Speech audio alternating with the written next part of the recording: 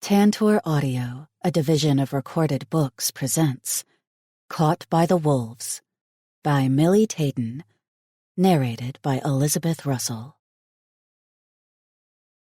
Chapter 1. Jade Candy glanced at her appletini and grimaced. This was so not her drink, but she felt bad telling her new co-worker, Adina, that she wasn't much of a drinker. Adina had been so sweet, getting her trained and teaching her about working for the company. Even though Jade had yet to meet the big bosses, she was ready to take on whatever type of work they gave her. After all, this job was paying for her nephew's after-school camps and possibly college. Not to mention food. And that little 13-year-old could eat her out of house and home. "Stop looking at it like it's made of poison," Adina grinned. "With a last name like Candy, you'd think you loved all things sweet." Jade scrunched up her nose. "I'm more of a mojito type of girl." "Oh, honey, aren't we all? I love me something smooth and Latin." Adina winked at the waiter passing by. "So, tell me more about the job. Should I be worried? Are they going to demand I stay crazy hours?" She thought about little Ben and how she'd work her schedule to pick him up from school camp. "Nah, they're very laid back. Just don't make mistakes. Mr. Nash and Mr. Felid hate that. They're picky about having to wait, too." Adina bobbed her head to the music. "I wish this place had a dance floor." She grinned and sipped her Cosmopolitan. "I could totally get jiggy with it." Jade laughed and shook her head. "I'm not much of a dancer, but I love music. All types.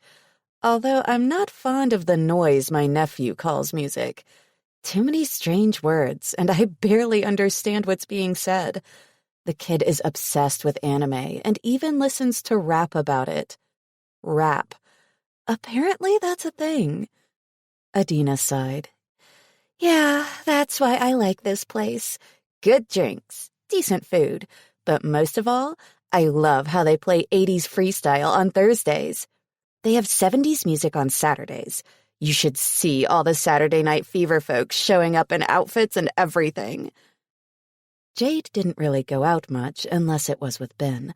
She'd stopped dating the moment her brother had shown up for a visit and left her nephew, court papers and all, in her care. Apparently, Ben's mom had passed away. He didn't go into detail. He'd disappeared after that. Jade still didn't know where Frank had gone or where he was. There was an open missing persons case on him. Thankfully, Ben had adapted pretty quickly to living with Jade. "I should be going," Jade said, taking a sip of her drink. She glanced at her cell phone and saw Ben had messaged. "Can I stay over at Elias's house tonight? I already did all my homework, and I studied for 1 whole hour. It was hell. We're playing games, and his dad is doing barbecue. His mom said she'll make sure I go to bed on time and drop me off tomorrow at school with Elias. Please say yes. Please? Double question mark? Aunt Jade, can I go?" Talk about spamming her. She grinned and sighed. "Yes, okay. Make sure you go to bed on time, and if I hear from one of your teachers that you didn't turn in or do your homework, you won't be allowed to hang out with Elias for 2 weeks. Got it?" "Yes, thanks so much, Aunt Jade. I'll make sure my teachers get my homework in the morning." Jade glanced up from her phone. "I guess I don't have to go just yet." "Awesome!" Adina ordered a second round of drinks, and Jade took a gulp of hers. Good thing she'd taken a taxi to the office on the first day. Her car was in the shop, and she didn't have the money to get it. Thankfully, her friend Carl owned the shop and didn't rush her to pay or charge her for keeping the car an extra few days.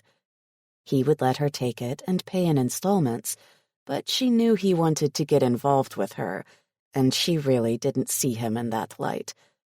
He was a nice guy, but there was just no chemistry there. "Drink up," Adina told her. "Our next round is coming soon." She sipped on her drink and frowned. Should you be drinking this much? I mean, I'm taking a taxi, but what about you? Adina waved her concern away with her hand. I'm good. My neighbor's coming to pick me up. He's pretty cool and has a shop nearby. Jade raised her brows. No boyfriend? Nah, too much work. The last guy I was in a relationship with wanted me to be his mother. I wasn't ready to have kids. She gulped on her drink and picked up the next. So I divorced him. Wow, that sucks. Not as much as thinking you could change a grown-ass man that thinks you should serve him hand and foot while he works from home and makes a mess of everything. Adina glanced at her drink, the bubbly smile dimming. I get tired of having an adult baby at home. Now all I have to worry about is me. Jade knew all about that. Her ex-boyfriend hadn't been that bad, but he'd walked out of their relationship the minute he realized Jade had become instant mother to Ben. According to Brian, he wasn't ready to raise someone else's kid. He clearly told her he wasn't interested in being a father at all, that he was too young and needed to enjoy his life before he had kids, and when he did, they would be his own. It was then Jade realized that not all men could be fathers, and she wasn't going to bring just any man into Ben's life. Chapter 2. Dean Felid marched into the club, exhausted. Why are we here? Gavin Nash, his best friend and business partner, asked, just as exhausted as him. I don't know.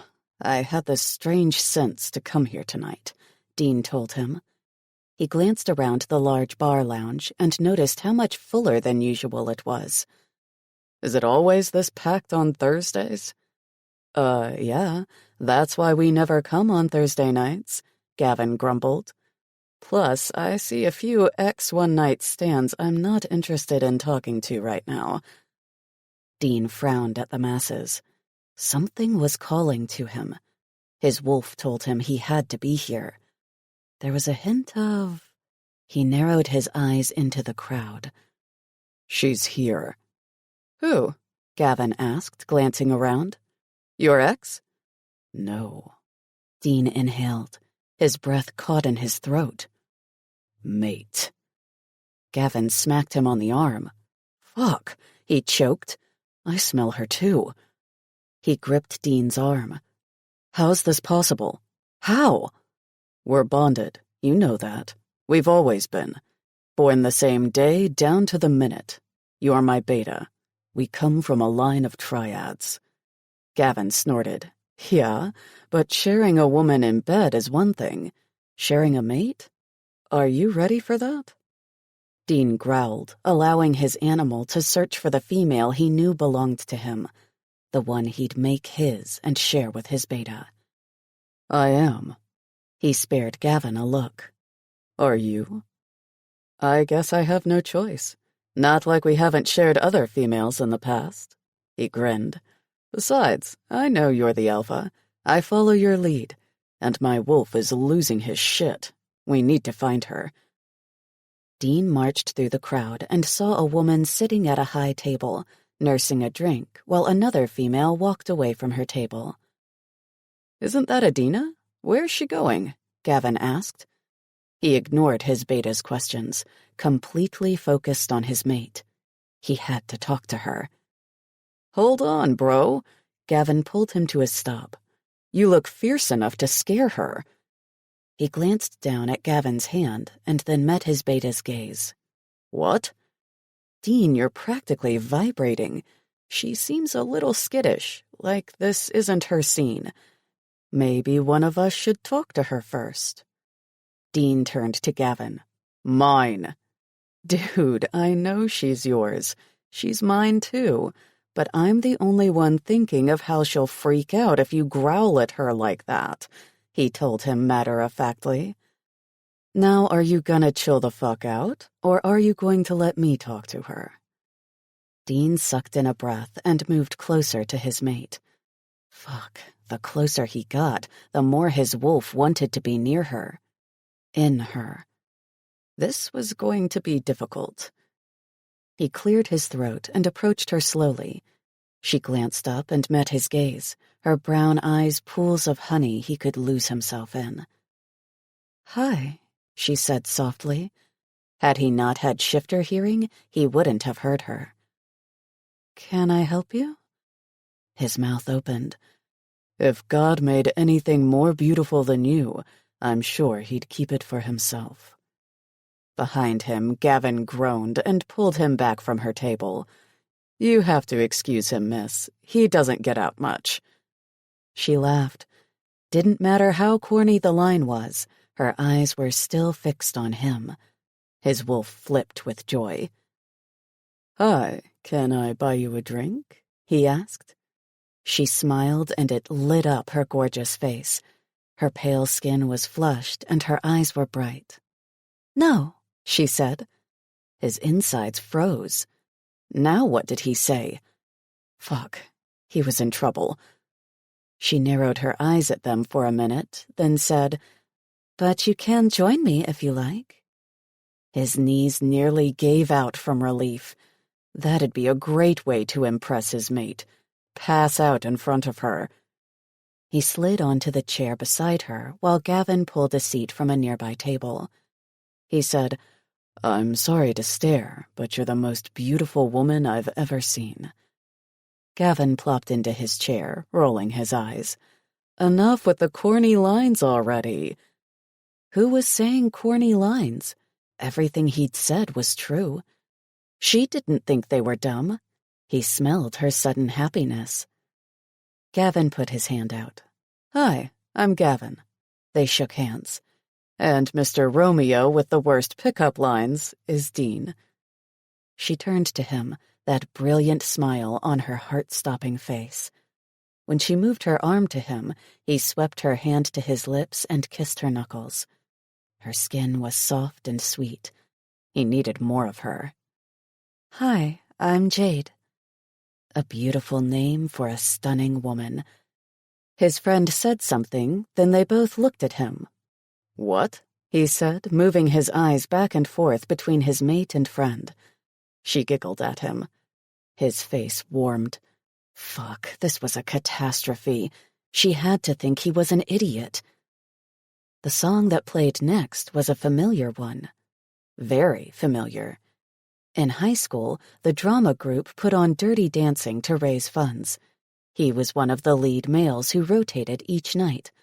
That meant he had to learn all the dance moves.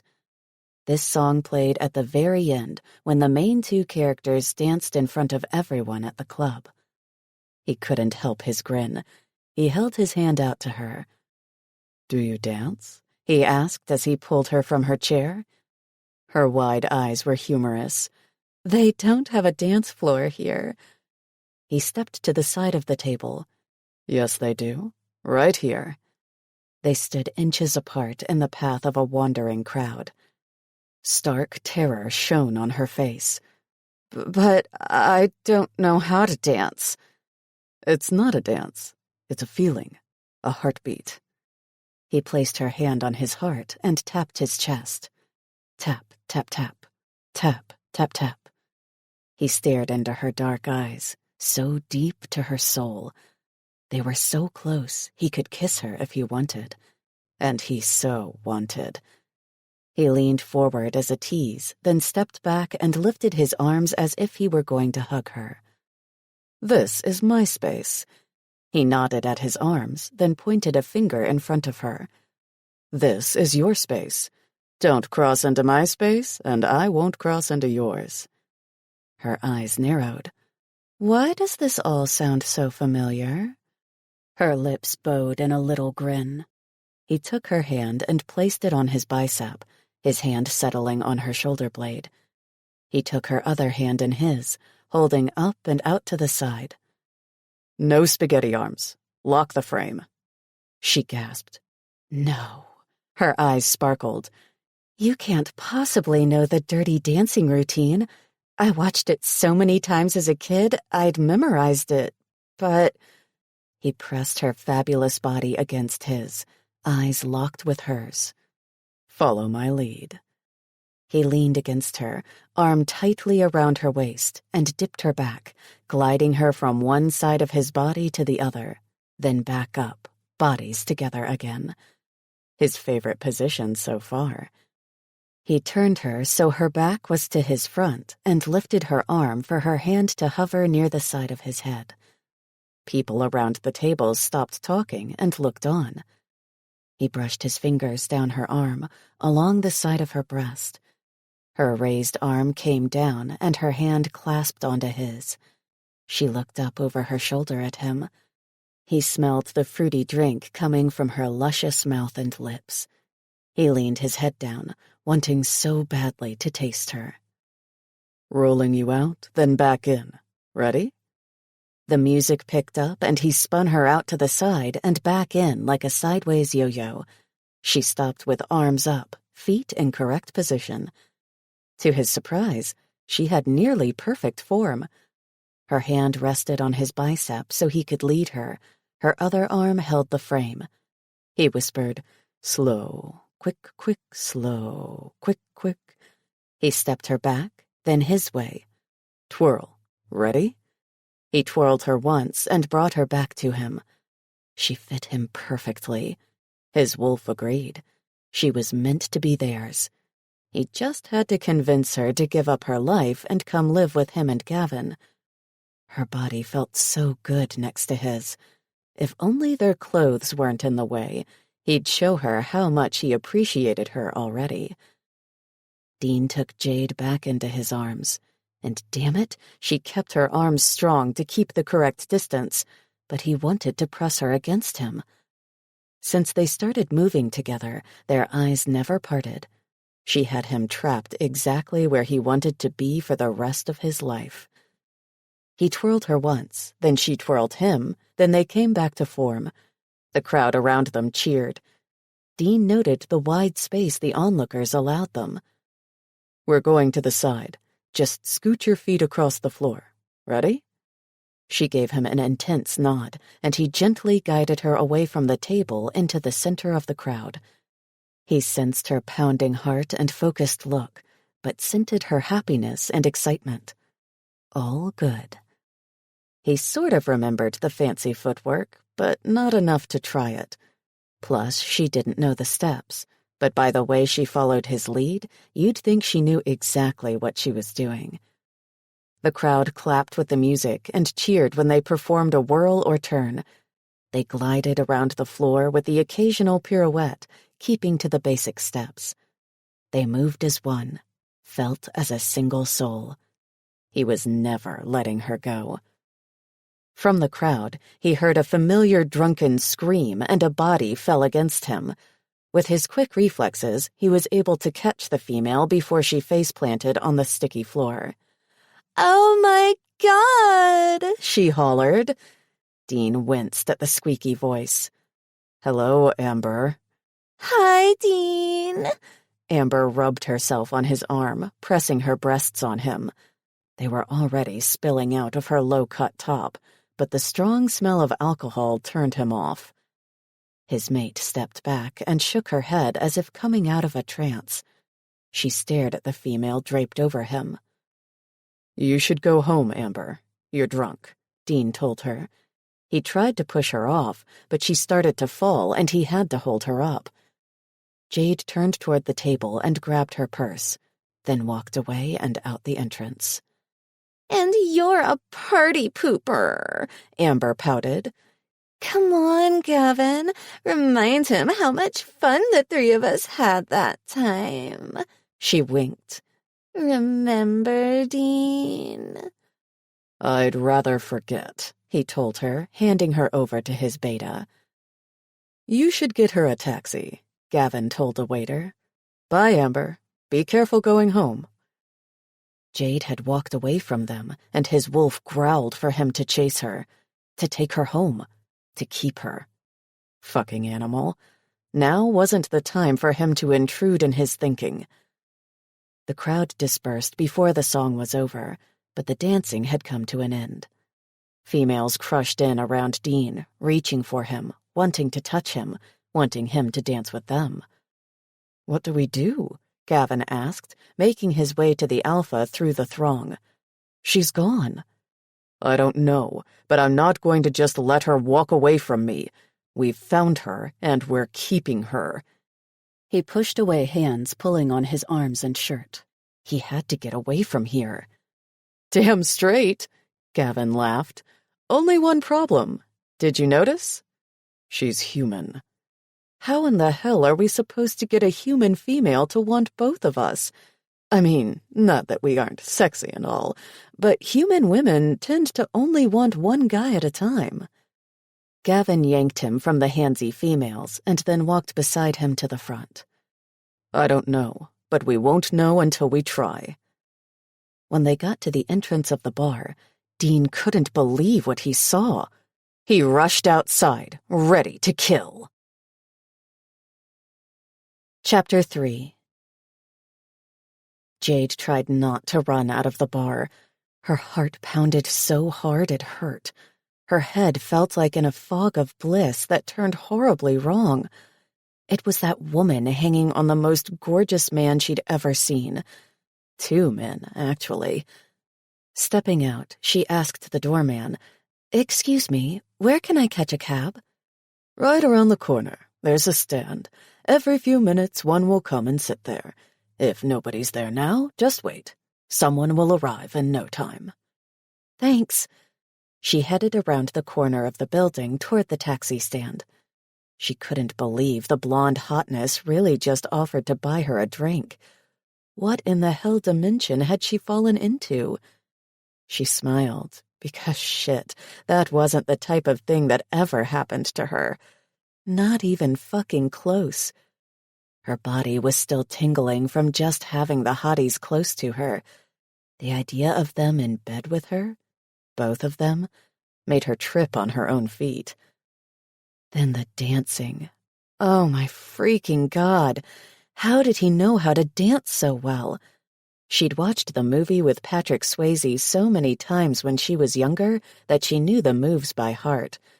When the dance routines came up, she actually got up and pretended that Johnny Castle was there in her bedroom. And hell, she'd just danced with someone better than Johnny. He was perfect.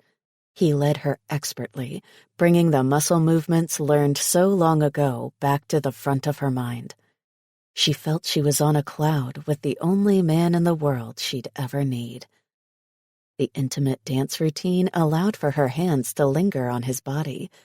His arms were so built, so strong, yet he held her gently, never hurting her, guiding her around the floor. Damn, he smelled so good. She hated keeping the open position while they danced, but that's what was called for. Maybe in a more private place they could practice the closed position. And many other positions. Her lower stomach burned with heat, something she hadn't felt in a long time. Actually, now she was kind of glad that woman interrupted their dance. She was under his trance, her eyes never leaving his. She felt at one with him, like a single unit. But how could that be when she just met them? That didn't make any sense. Shivers traveled through her. Not from the weather, either. The way they both looked at her like she was a snack. The good kind she always hid from Ben because she wanted them for herself. Given the chance, she'd spend time getting to know the 2 guys. But if they got in the way of her time with Ben, she'd stop any relationship in its tracks. He came first. Seeing the taxi stand, she noted there wasn't a car waiting. Damn, she hoped to leave before the guys made their way outside. She didn't know what to say to them after such a surreal experience. It was like a dream. A group of men were coming toward her as she approached the taxi stand. A big biker dude stepped in front of her. "Hey there, little lady." He grabbed her arm, holding her to him. "How are you doing tonight?" "Good, I'm good." She tried to pull out of his grasp, but he only held tighter. "Let go, please." "No way. I like my girls bigger in the hip area, and those eyes sure are pretty." "Thanks, but I'd appreciate it if you let go," she growled, pulling on her arm only to be hauled back into the big biker's body. "Why? Let's get to know each other. My name's Randy." He grinned, showing her yellowed teeth from within a long beard covering most of his face. "Randy, let me go." She yanked, but winced at how much it hurt and how tightly he held her. "What have you found yourself?" Another biker joined them. He and 3 others surrounded them. "She is a cute one. Tiny." Tiny? Did he just call her tiny? She was 5'6" and definitely loved her some pizza, so there was nothing tiny on her. "Gentlemen, I'd like to go home. Randy, if you'd please let me go, I would appreciate it." "I'm thinking I'm keeping you," Randy told her, squeezing her to his side. "Don't we make a cute couple?" he asked his friends. "You sure do," one of the men replied. "No doubt about it," said another. Meanwhile, she tried to reach for her phone in her pocket, but Randy had grabbed her other arm and looked ready to throw her over his shoulder. "Let me go." "No way," Randy told her. "I came to find me a woman tonight, and I've found her." She started screaming, but the men were louder than her, and their laughter and cheers made the people passing them think she was part of the biker group. She continued screaming, but Randy was dragging her off. Her fear ratcheted up as she realized she might not make it home alive. She started kicking and screaming at the top of her lungs until she kneed Randy in the balls. He let go of her, groping his manhood and calling her all kinds of bitch. His friends only laughed but caged her in, not letting her out of their circle. Then one of the guys went down. She gasped when a second was shoved half a block away. Randy pushed her to the side, making her fall and tear her skirt and scrape her leg on the concrete. She watched in amazement as the 2 men from the bar were kicking major biker ass. The dimly lit street didn't help, but the 2 guys were punching and slamming the bikers against each other. Then they crowded Randy. She worried for the 2 guys, but shouldn't have. Though Randy had size, these guys had speed and strength. One kicked Randy off his feet, and the other punched him in the face. Blondie grabbed him by the throat and said something in a growly voice that should have scared her, but instead made her feel protected. These 2 strangers, who she'd been afraid would hurt her, were actually saving her life. The bikers took off. Well, they dragged and stumbled away from the 2 men.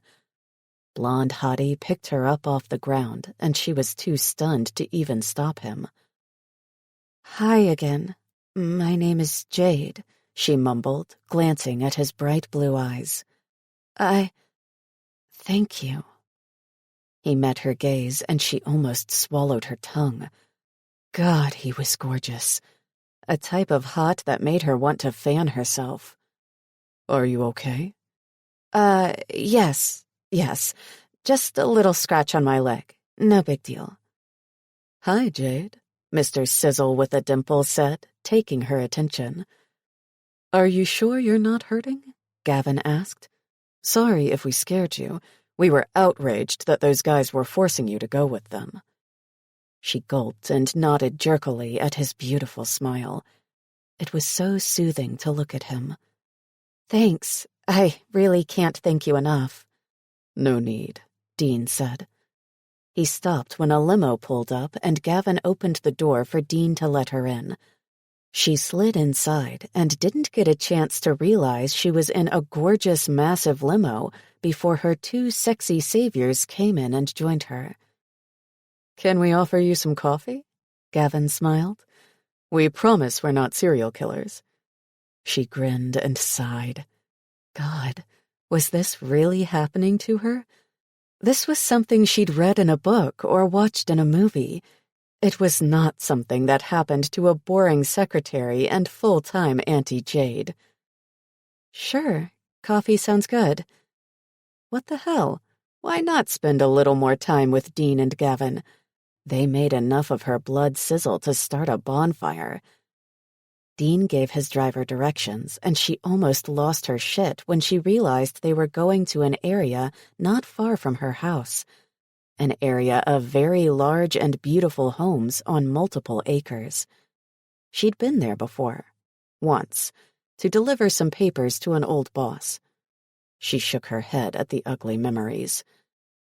Their driveway was far from the main road, and once they got to the front of the house, she couldn't believe these two men lived there.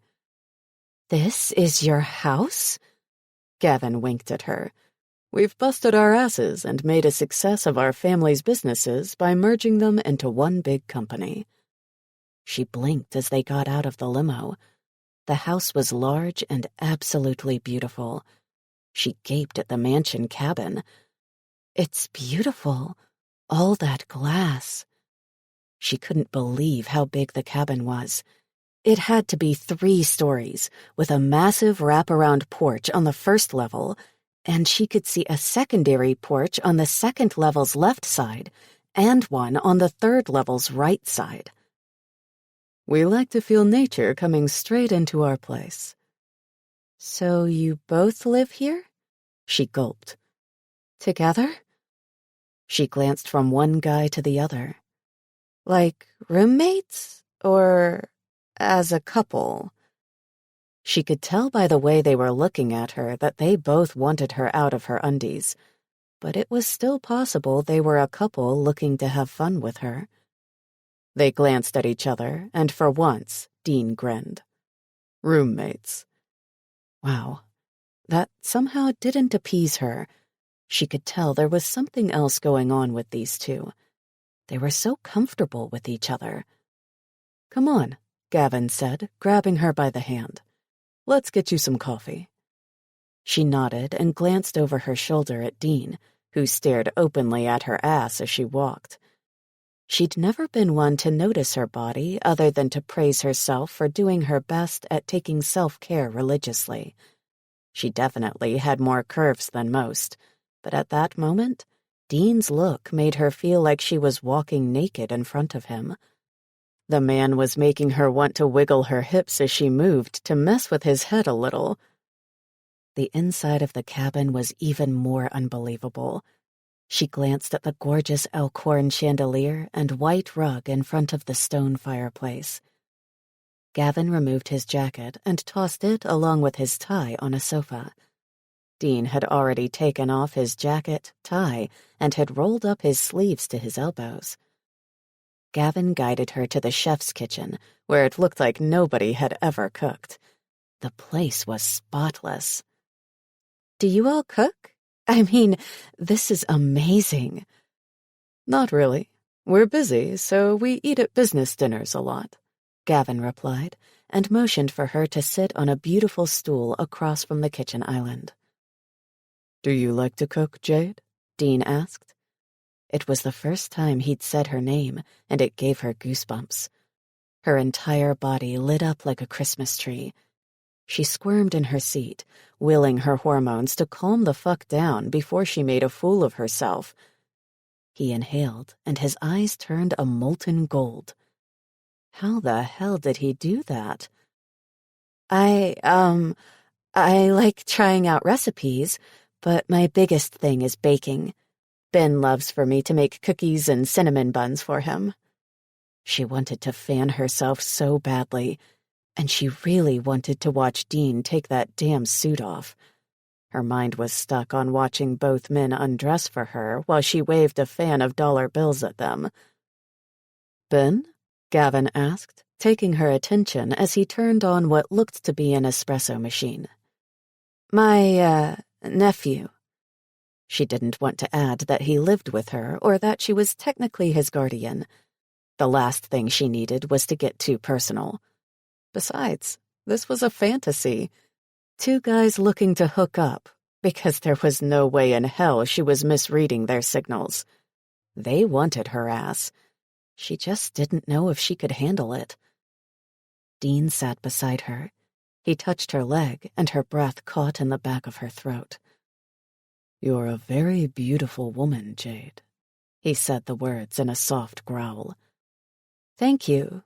You're very handsome, too." Really? That's the best she could do? The man was practically ready to eat her out right there, and that's what she said? "You smell fucking delicious," she heard Gavin's voice from behind her. "Fruity." Suddenly, his hands were pulling her hair to the side of her neck, and his lips were by her ear. "So sexy. I could eat you up." Holy fuck. Her heart thudded so hard she almost didn't hear them talking over the harsh beating. "I can tell you want us, Jade," Dean told her, his hand gliding up her leg, pushing her skirt up her thighs, spreading them open. She did. She so fucking did. Was this allowed? Was she a whore if she had a fling with two sexy guys? She couldn't remember any situation like this one, so she thought back to her grandmother and her cheeky advice all of Jade's life. There will be unique situations that present themselves in your life. Don't judge them based on what society deems as right. Follow your gut. Well, shit. Her gut and her whole damn body told her to let them do with her as they pleased. What was it her cousin Balgaire always said? You only live once, so make sure you enjoy every damn second of it. Taking a page out of Balgaire's book, she spread her legs wider and leaned back into Gavin. The men noticed her consent, and Dean tipped forward and cupped her jaw, brushing his lips over hers in a soft but dominant kiss. Her pussy ached, and she moaned into that light caress. Gavin kissed her ear and down to her neck. She gasped at the sensations coursing through her body. Both men were touching her like she was a precious work of art, and she loved it. Need and desire flared deep in her core and spread outward like lightning. She kissed Dean, their tongues dancing the age-old mating dance. Gavin's hands roamed her shoulders, removing her cardigan, and for a second, reality tried to make its way into her head. Fuck no. She ignored all common sense and whimpered when Dean moved his lips away from hers. His gaze dropped to her spread legs where her skirt bunched at the waist, and she had no idea how, but the front of her undies fell forward, both sides ripped open. He pulled her to the edge on the stool, her ass barely on it as he dropped down to his knees, his face right between her legs. She gasped at the view of this strong, sexy man kneeling between her thighs, his gaze focused on her pussy. It was the most erotic thing she'd ever seen. "Do you like that?" Gavin whispered softly by her ear. "Like seeing him ready to eat you out like a cupcake?" Mercy. Yes, she moaned, her body trembling from how badly she wanted them both. She focused on Dean, watching him for a reaction. He curled his arms under her legs, placing each of her thighs on his massive shoulders and leaning forward. He closed his eyes and inhaled deep, a soft rumble sounding from him. "Fuck, Jade. Sweet. Like honey." He took a single swipe of her sex and trembled. "Sweet. Like candy. Fucking delicious." She let her breath out in a rush and gripped Gavin's arm to hold herself steady. Gavin's hands went to unbuttoning her blouse. The material fell open and her breasts were bare for him. She gasped again when Dean took another lick and Gavin cupped her breasts. Was this real? It had to be a fantasy. One of the best of her life.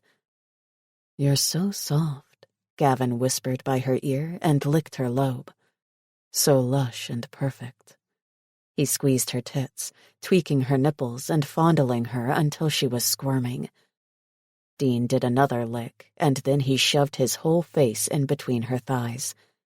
He licked and sucked her pussy like a starved man, like he was at his last meal and she was it. Every suck on her clit made her tremble with how close she was to orgasm. He flicked his tongue in quick motions over her tiny nerve bundle, the knot in her center tightening with each swipe of his tongue. She breathed hard, nails digging into Gavin's arms. His head came down, his lips crushing over hers as his tongue delved into the depths of her mouth, at the same time Dean's tongue flicked into her channel. The overwhelming sensations pushed her over the edge so fast she was caught totally off guard by the harsh orgasm that made her jerk and scream into Gavin's mouth. Her pussy throbbed as she continued to orgasm, even though Dean had moved from between her legs. Gavin pulled away, a wicked grin on his gorgeous lips. She blinked and was lying on the cushioned stool, her pussy still sucking on nothing and Gavin in front of her. She licked her lips, watching his erection under his trousers. "Let me," she murmured. Gavin's gaze met and held hers. "Are you sure? You don't have to." He let his pants fall and kicked them to the side. His long, thick cock made her pussy wetter. She glanced over her shoulder at Dean. His gaze was on her pussy as he did the same with his pants. Both men were hard, thick, and long. She may not be the most experienced person when it came to sex, but she knew one thing. She was never going to forget this. Dean jerked his cock, a bead of moisture forming at the tip of his beautiful dick and gliding down the side. She met his gaze, and his features were serious, almost animalistic. "Tell me to fuck you, Jade." God, yes. She glanced at Gavin, and he also jerked himself. "Tell him, love. I want to watch him fuck you, make you come." She gulped. Yes. She cleared her throat and glanced over her shoulder. "Yes, fuck me, Dean." Then she turned to Gavin. "Come here. I want to taste you." His grin widened. "I'm not going to argue with that." He stepped closer, his cock level with her face.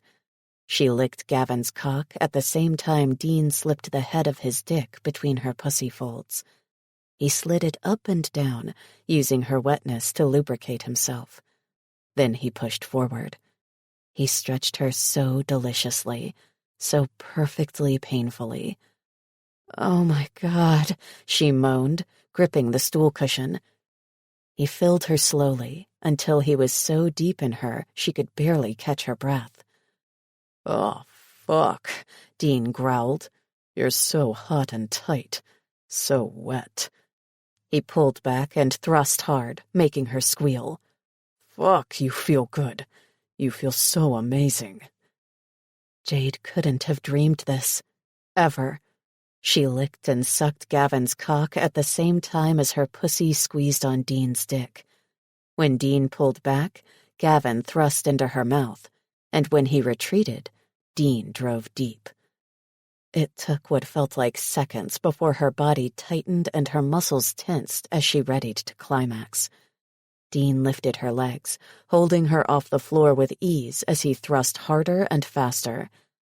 Gavin grunted, holding her hair away from her face and caressing her scalp as she sucked and tongued his cock. "You're so good at this, Jade. I may have to have you do this on a regular basis," he told her. Jade's pussy fluttered around Dean's driving cock. The tension in her core tightened to a painful knot, and her channel gripped Dean's shaft tightly. "That's what I want," Dean growled. "Suck my dick with your pussy, Jade. Suck me," he grunted. His fingers bit into her hips, and it felt as if she were being scratched. "Wow," Gavin gasped. "I'm going to come into your sweet lips, Jade," he told her. "If you don't want me to, let me go now." Instead of doing that, she sucked him harder, and he choked out a groan as he gripped her hair to the point of pain and thrust deep into her mouth, coming down her throat. She'd never thought of swallowing any man's cum, but it felt so right at that moment. As she did that, Dean drove hard and fast into her until she choked on a scream and her body snapped, the tension unraveling as a wave of heat overtook her. He thrust deep and stopped, his cock pulsing inside her as he filled her with his seed. She felt boneless. Dean slid out of her and picked her up. She wasn't even embarrassed. She was still too shocked over what had just taken place. He kissed her lips, and then Gavin did the same. And she'd be damned if she wasn't hot for both men all over again. What the hell had been in those appletinis? Slight buzzing from Jade's cell phone woke her up. She glanced around the bed and realized she was alone. What a night. She then shot up and realized she had to go to work in a few hours. At her new job. She was going to lose it before she even had a chance to show her boss she could do the work. Calling herself a taxi, she rushed to get dressed and wondered where the men were. It was probably for the best that they weren't there. What was she supposed to say? "Thanks for the hot sex. Catch you later. Call me for more dirty. I'm not really a whore." She flinched. Best to get out of there now. Chapter 4. Gavin slammed his office door. Normally, he was the one in the good mood. He was the one that handled shit smoothly and helped Dean let go of his own anger. With Dean, alpha of their pack, it was no wonder why he was so aggressive. But not Gavin. He was beta and used to protecting the alpha as well as sharing the pack responsibility. And while his personality was usually chill and laid back, it wasn't that day. He wanted to rip someone's head off. He growled when someone knocked at his door. "What?" Heaven Reed, his director of human resources, popped her head in. "Are you okay?" "Yeah." He took a deep breath and let it out slowly. "Yes. What's up?" She raised her brows and walked in slowly. "Are you sure? This is more Dean than you. You've got half the floor worried about even emailing you. Want to talk about it?" "Not really. What's going on?" She shrugged. "I'm taking Adina's new trainee to my floor for the day to meet my staff. I know you're not in the mood to give directions and instructions to a new employee, so I'm going to hang with her and teach her some of our programs for when the new contracts come in." "Fine, go." "Don't sound so excited," she grinned and blew him a kiss. "Whatever's got your panties in a bunch. Remember, you're the nice one." Fuck. Was he really this miserable? Yes. Yes, he was. When he and Dean had returned from their run, they'd found their mate gone. Gone! She'd taken her luscious ass home, and neither of them knew where home was or what her full name was. His door opened once again, and it was Dean. His features said it all. He was angry and frustrated. Join the crowd. "Where's Adina?" Dean growled. "Homesick. She called in early this morning." He glanced at the papers on his desk. The new contract he should be reviewing stared at him. He shoved them aside with disgust. Work was the last thing on his mind. "Have you gone by the bar?" Dean was even more stressed than Gavin. He'd marked Jade. His wolf knew it was only a matter of time before she was his. But with marking came the need to be near her. He couldn't imagine how desperate the animal felt. "It's closed until this afternoon." Fuck! Yeah, he knew exactly how Dean felt. Dean's phone buzzed, and he pressed the speaker button. "Hello, Mom." "Dean, is that really the way to answer your phone? I can practically hear you growling," his mom chastised. "Sorry, Mom. How are you?" Dean sighed and sat down. "I'm good, love. I'm looking forward to coming to see you boys. How's Gavin?" Dean raised his brows at him. "I'm good, Lana. How's everything?" He loved Lana, but he knew if she got wind that they'd found the third of their triad and lost her, she'd do something crazy, like go on national television and look for her. The last thing they needed was for her to butt into their mate business. "Good, darling. Listen, can you boys arrange for me to get a personal assistant while I'm there? I need help with a few things." "Yeah, sure." Gavin sighed. "We just hired a new admin, so we'll be happy to loan her out to you for a few days." "Wonderful. Okay, I'll see you boys on Monday." She blew kisses and hung up. Chapter 5. Jade might have to quit her job. The art director was a total bitch, and though Jade was used to working with difficult women, this one had a stick up her ass. She grumbled her way 2 houses down the street and knocked on the Aguiar family's door. Elias's mom, Becky, opened the door with a smile. "Hi, Jade. The boys were just doing homework. Do you want to come in, or shall I call Ben?" Becky asked, holding her toddler on her hip. "I'm good, Becky. I'm exhausted, so I'd just like to go home if you don't mind." Becky shook her head. "Nope, that's totally understandable." She turned and yelled up the stairs, "Ben, Jade's here." Then she smiled at Jade again. "Do you want me to pack you guys some dinner? Ben didn't want to eat, but I wasn't sure if you'd have time to make anything for him." "I've got it. I promised him I'd make pasta tonight. He's been looking forward to it all week." Becky put her toddler on her other hip. "I've heard about your famous pasta. I'll have to try it one of these days." Jade laughed. "It's just elbow pasta, meat sauce, and cheese. The cheese is the secret ingredient. Ben loves cheese." "Ah, then I'll definitely have to try it," she said as Ben slipped past her. "Good night, Ben." "Good night, Mrs. Aguiar," Ben said, and hugged Jade, his gaze full of excitement. "Pasta?" Jade chuckled at his enthusiasm. "Pasta." "Yes!" "All right, Becky, you have a good night. I should have my car next Friday, so if you don't mind taking him 1 more week for me, I'd appreciate it." She hated depending on someone else to take Ben to school, but had learned the Aguiars were actually nice people willing to help out. She tried not to ask for favors, but if it was for Ben's well-being, she'd beg if she had to. "Sure thing. Just send him over at the usual time. No worries. If I don't take them, Mike will. Either way, they're going to school," Becky sing-songed to Ben.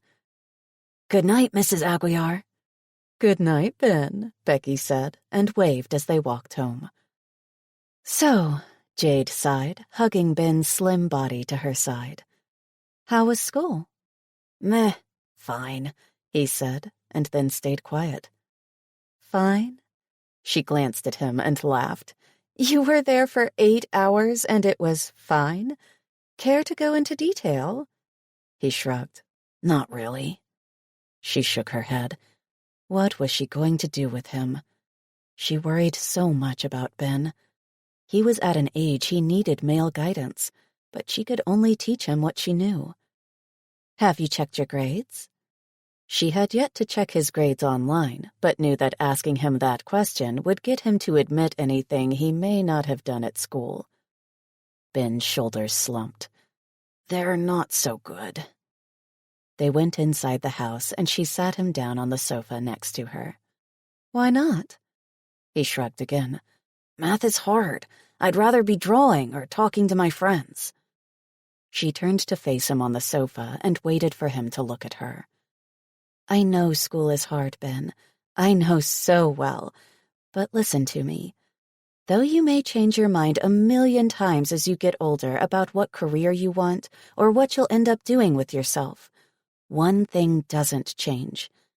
People with an education have more doors open to them. I want you to have all the doors open to you.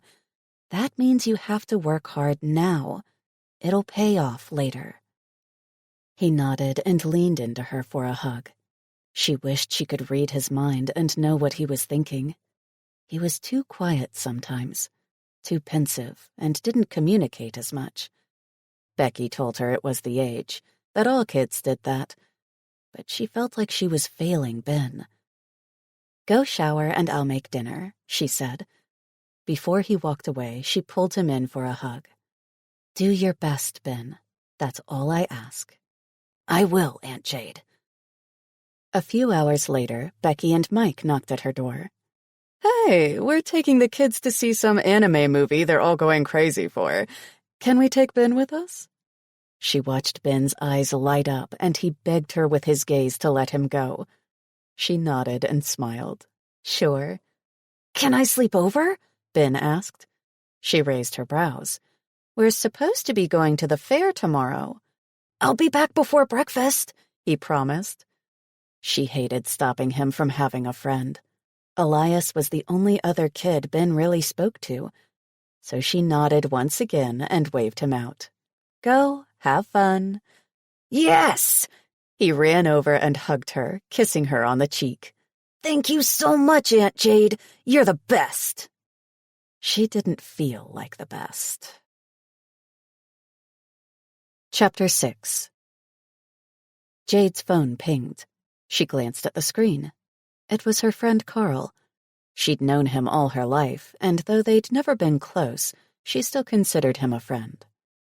Want to get them dinner? Dinner? It was like midnight. She scrunched her nose. Already ate, but thanks. How about a movie? Ugh. Sorry, hanging with Ben. No problem. Maybe tomorrow? Sorry, we have plans. I'll come by next week to get the car. Thanks. Have a great night. Good night. She felt horrible for lying, but she didn't want to hurt his feelings. And she definitely didn't want him to get any ideas about them. There was no way in hell she'd get involved with anybody after the night she'd had with Dean and Gavin. Her doorbell chimed, and she knew the only person who'd show up at that time was her cousin Balgair. I've got pizza, wine, and a list of reasons why men are the creators of the world's problems, he said with a grin. Jade chuckled and moved to the side to let him in. You know it's too late for pizza. It is never too late for pizza. Are you out of your ever-loving mind, child? Balgair gasped. His flowy pants and cute top looked better than anything in Jade's closet. Balgair had the best sense of style. Tonight he wore a pink wig with his all-pink outfit. You look really cute in that, she told him. I love the hair. It's got a whole 1950s flair. I know. Hubby says he loves it when I play 1950s pinup for him. Jade giggled. You guys are the cutest couple. I'm so glad his family loves you so much, because if they didn't, I'd kick all their asses. Balgair raised his perfectly arched brows. Who, you? We both know I'm the ass-kicker in this family. Hand over the pizza, she grumbled. He laughed and placed the box on the coffee table and the wine next to it. The wine is for me, unless you're finally going to have a drink with me. She thought of how much she'd drunk the previous night. Oh, hell no. I'm not drinking again. Balgair blinked, his jaw hanging open. Again? She flushed and took a slice of the cheesy goodness. I went out with a new coworker last night. She wouldn't take no for an answer. He barked a laugh and kept going for a full minute. I know you, Miss Priss, aren't telling me that someone managed to peer pressure you into drinking, and that person wasn't me? Balgair! She smacked him on the shoulder while giggling. You're so bad. You and I both know you had a few drinks because you wanted to, and don't tell me it was because you were pressured, because that shit don't fly with me. He took a bite of his pizza. So what finally did it? She sighed. I was thinking of Ben and his need for a male role model and got depressed. Oh, love. Balgair hugged her to his side. Don't worry about Ben. He knows you love him and you're doing your best by him. How often do you see someone you barely know just drop everything to take care of their nephew? He bit his pizza. That after your jerk of a brother didn't even tell you about him until his mother died, and he was left as his guardian, so he immediately dropped him at your door. He shook his head and took the wine bottle to the kitchen. After a moment, he returned with it open and a diet soda for Jade. I was heartbroken to find out Ben existed, and I could have had a relationship with him all those years. But Frank had been so selfish. I hate that I don't know how Ben lived before he came here. He won't talk about it. Balgair filled his wine glass and handed her the soda.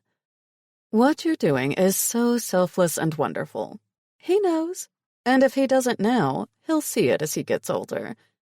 He needs therapy, or someone to talk to. Has he made any friends? Yeah, she smiled.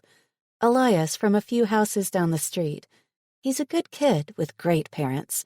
They treat him with lots of kindness. Balgair smiled. He's got a lot of people that care about him now. He'll open up with time. He sipped his wine. Now tell me about last night and what got that hickey by your ear. Her eyes popped wide. What? You have a hickey by your ear, doll. Looks to me like you chased your liquor with some penis. He fluttered his lashes at her. I have all night. I met these guys, she sighed. Damn, her body still shivered at the memory. They'd ruined her for any other man. How in the hell would she be able to not think of that moment when both men were screwing her brains out the next time another guy tried to pick her up? Balgair choked on his wine. You say guys? Yeah, 2. Hottest men on the planet. I can die now. This is never happening again. 2 good-looking men, amazing at sex. All about me, made me their center of attention and gave me enough orgasms to make up for all the shitty sex I've had my whole life. Balgair stared at her wide-eyed. Well, fuck. Yeah, that. Then she laughed at his face. He looked dumbstruck. You look how I feel. It's been 24 hours and I still feel like I lived a dream. Forget a dream. Why aren't you out there getting fucked into next week by these men? She bit her lip and glanced down at her half-eaten slice. I left and didn't get their full names or numbers. What? He screeched. Are you out of your mind? We cannot be related. If that happened to me, they'd be chained in the basement, being hand-fed grapes and kept naked for my personal pleasure. Trust me, I thought about it. She frowned. But I'm supposed to be a role model for Ben. How's it gonna look for me to have 2 guys I'm sleeping with? He's gonna think I'm a hoe. Balgair pursed his lips. Well, he doesn't need to know right away. I mean, sex is sex. And if it turns into more than sex, then what? Then he finds out there are all kinds of families on this planet, with 2 moms and 2 dads, or 2 dads and 1 very lucky mom. Whatever, but he'll understand because he'll see that they make you happy, and he'll be happy if you're happy. It's as simple as that. She shook her head. No, it's not. He barely talks now. Imagine if I start dating 2 guys at once. I have no idea how he'll react. I need to take him into consideration. He's my priority. Balgair nodded. I understand, but just because he's your priority doesn't mean you can't find love and live your life. He can adapt. You both can. She needed Ben to feel secure with her before she did something like start a relationship. The last thing she wanted was for him to question where he stood in her life. If it meant she'd stay single forever, then she would. Chapter 7. Jade had just walked into the building when she saw Heaven Reed in the lobby. She smiled and waved at the other woman, who immediately motioned her to come over. Jade, I was just about to send someone to find you. Jade's heart sank a little. Had she done something wrong already? She was still trying to learn so many of their programs and didn't know if she'd made mistakes. Is everything okay? She asked, her stomach instantly in knots. Don't worry, Heaven smiled. You've done nothing wrong, but Mrs. Felid is in the city and needs someone to assist her for a few days. Mr. Felid volunteered you into the role." She gaped at Heaven wide-eyed. "He did? I haven't even met him yet." She shuffled from one foot to the other. "What if she needs something that only one of the regular assistants knows how to do?" Heaven shook her head and started walking to the front of the building next to Jade. "It's not like that at all. Mrs. Felid is super sweet and very easy. She just needs someone to organize her home files and to organize her mail. She travels a lot, so when she gets back, she wants to catch up. It's really the easiest job anyone could get." Jade bit her lip and frowned. They walked outside and stopped where a limo was parked in front of the entrance. "Are you sure I haven't done something wrong?" Her gut told her Nellie, the art director, had probably complained about her. Heaven met her gaze with a sympathetic one. "Look, Nellie is probably one of the most difficult people to work with. She is incredibly demanding of everyone, including herself. She's a perfectionist. It's why nobody wants to work with her and why she does mostly everything herself. With that said, she has incredible talent. But that doesn't mean I'm going to allow her to mistreat you. Understand?" She nodded. "I am usually very fast in understanding software, but that particular one she uses is not one I've used before, and it confused me. I apologize, but I could have sworn everything looked good when I was done." Heaven patted her arm. "No need to be sorry. I saw how hard you tried. And to be honest, you did better than some of the employees we've had here for years. It really is a difficult program, so no need to stress about it. You're rarely going to work with Nellie. Go meet Mrs. Felid and help her get caught up for the next few days. It'll help your confidence to be doing the stuff you are used to doing." She waved at the limo driver. "That's Albert. He's going to take you to Mrs. Felid's house. He'll take you to run any errands she needs and then home afterward." She met her gaze and squeezed her arm.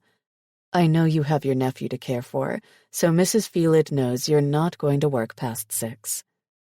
"Thank you so much, Heaven." The knot in her chest loosened and she slipped into the limo with a sigh. She glanced down at her pantsuit and hoped Mrs. Felid found it appropriate for work.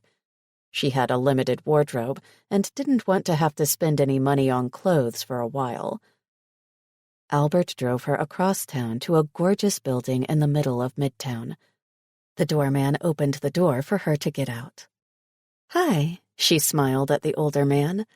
"I'm here to see Mrs. Felid. My name is Jade Candy from F&N Corp." He nodded. "We got a call a few minutes ago letting us know to expect you." He held the building's glass door open for her and followed behind. Then he slipped ahead of her and guided her to a secondary elevator separate from the main ones. "This elevator here will take you to the penthouse directly. Those 2 floors are hers." She wasn't sure what to expect, but the elevator wasn't such a beautiful thing. The elevator doors opened into a living space. The entire floor was open. From living area to kitchen to dining. She couldn't see past that due to a corner and some stairs leading to the 2nd level, but the decor was out of this world. "Wow," she whispered. "Amazing." "Do you like it?" She heard a woman's soft voice ask and almost jumped out of her skin. She glanced around and realized the woman was sitting on a sofa to her left, staring at her intently.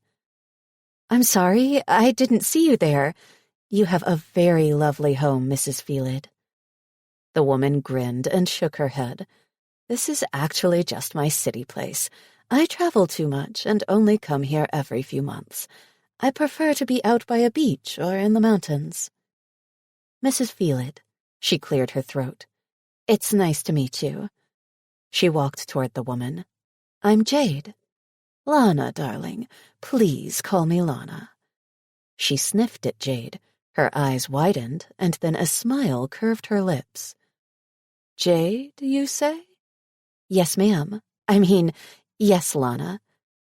She wasn't sure what to do and started wringing her hands, then stopped when she realized she must look like a lost puppy. "Please sit." Lana stared at her intently. Jade wondered if there was something wrong with her. "Would you like some tea? Coffee? I can't seem to stop drinking it, even though I don't need the caffeine. Makes me bounce off the walls." Jade laughed at the idea of the elderly woman bouncing off the walls. Her beautiful blonde hair was cut into a stylish bob, and she wore a yellow pantsuit that made her sun-kissed skin appear darker. "Coffee would be great. If it wasn't for coffee, I'd have a real hard time getting out of bed in the morning." Lana pressed a button on the table next to her.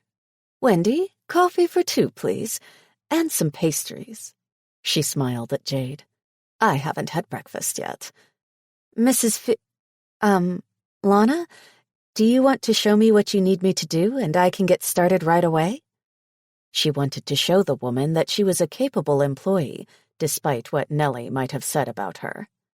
"Relax, we'll get started shortly, but let's get to know each other first." At that moment, a woman in a royal blue uniform, much like the ones flight attendants wore, rolled a tray out. She placed the coffee and cream along with cups and saucers on the glass coffee table. Then she put down a bakery basket that made Jade's jaw drop. There was enough there for at least 6 people. "This is Wendy," Lana said. "Wendy, this is Jade. She's going to help me catch up on business stuff for a few days." She grinned at Jade. "I hope you enjoy Wendy's pastries.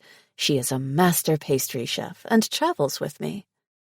"It's nice to meet you," Jade said. She almost swallowed her tongue when she saw Wendy place a second tray of smaller sweets on the coffee table for them to eat. "This all looks amazing." "Thank you." Wendy smiled and curtsied before leaving them. "Don't be shy, darling. Serve yourself some coffee and grab whatever looks good." Jade groaned. "It all looks good. This can't be good for my hips." Lana laughed. "You have a great body, child. Don't you dare say anything negative about yourself. That would be wrong. We women must appreciate what we have been given and embrace it all. Curves are beautiful." Geez, where had she been all of Jade's life? Had it not been for her school counselor constantly telling Jade to love herself and gifting her books on how to appreciate her own body, she didn't know how she would have seen herself in a household where perfection was expected by both her parents. Jade was so far from perfect. "Thank you." She filled a cup with coffee, cream, sugar, and mixed it all with a cute little spoon. Then she grabbed what looked like a cream cheese pastry and took a bite. Her stomach rumbled, and she swore she'd died and gone to heaven. Lana smiled wide as she prepared her own coffee. "Don't feel bad. She's truly amazing in the kitchen." "So, Jade, are you married?" Jade choked on her pastry and took a gulp of her coffee, all the while shaking her head. She cleared her throat a few times before answering. "No, I'm not." "Any children?" She raised her brows, but since Lana asked so nicely, she didn't see why she couldn't answer her honestly. "I am my nephew's guardian. Ben's 13 and very quiet. He just came to live with me 6 months ago."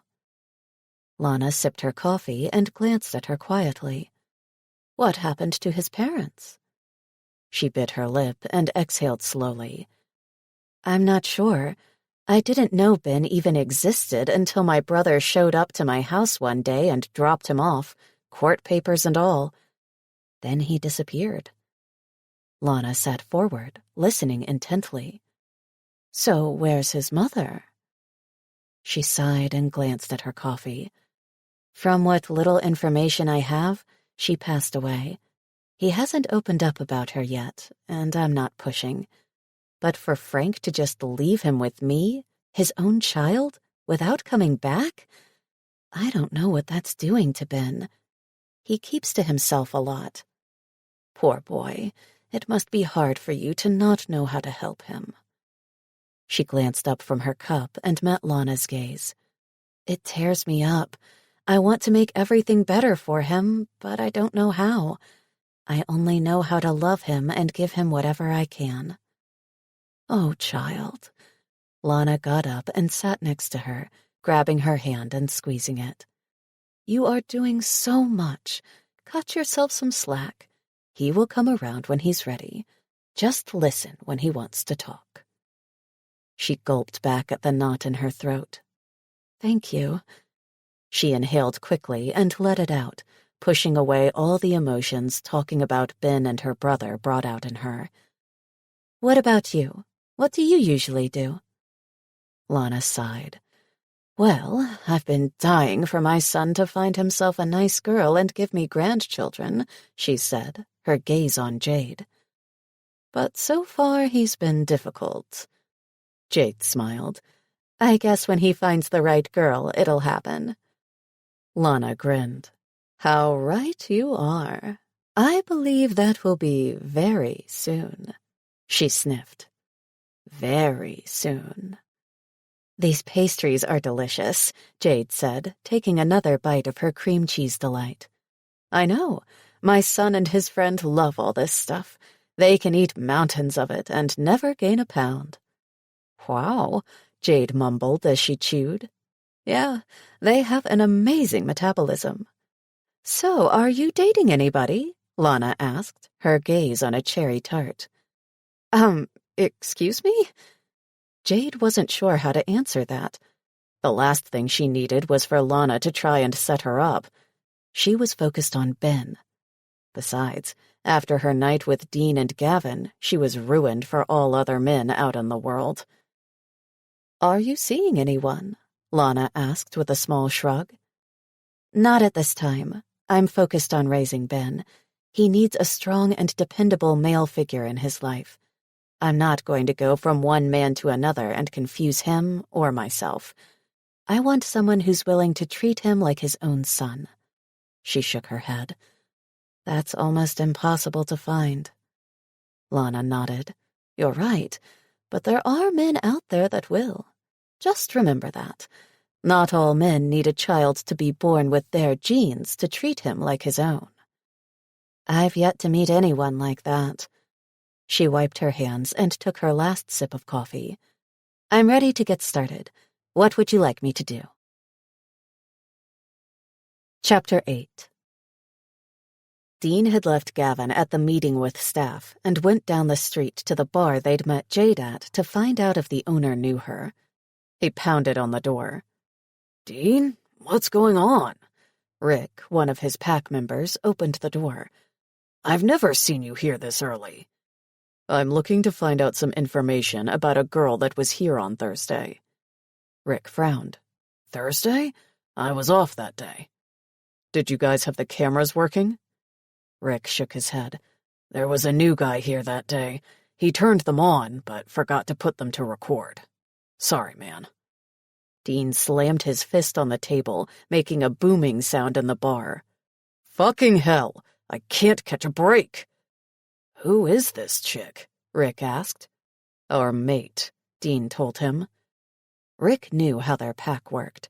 Alpha and Beta created a triad with their mate and led their pack until they retired and a new triad took over, usually one of their children as Alpha and whatever Beta bonded with him. Well, shit, we need to find her. Dean growled and ran his fingers through his hair. I know. My wolf is growing impatient.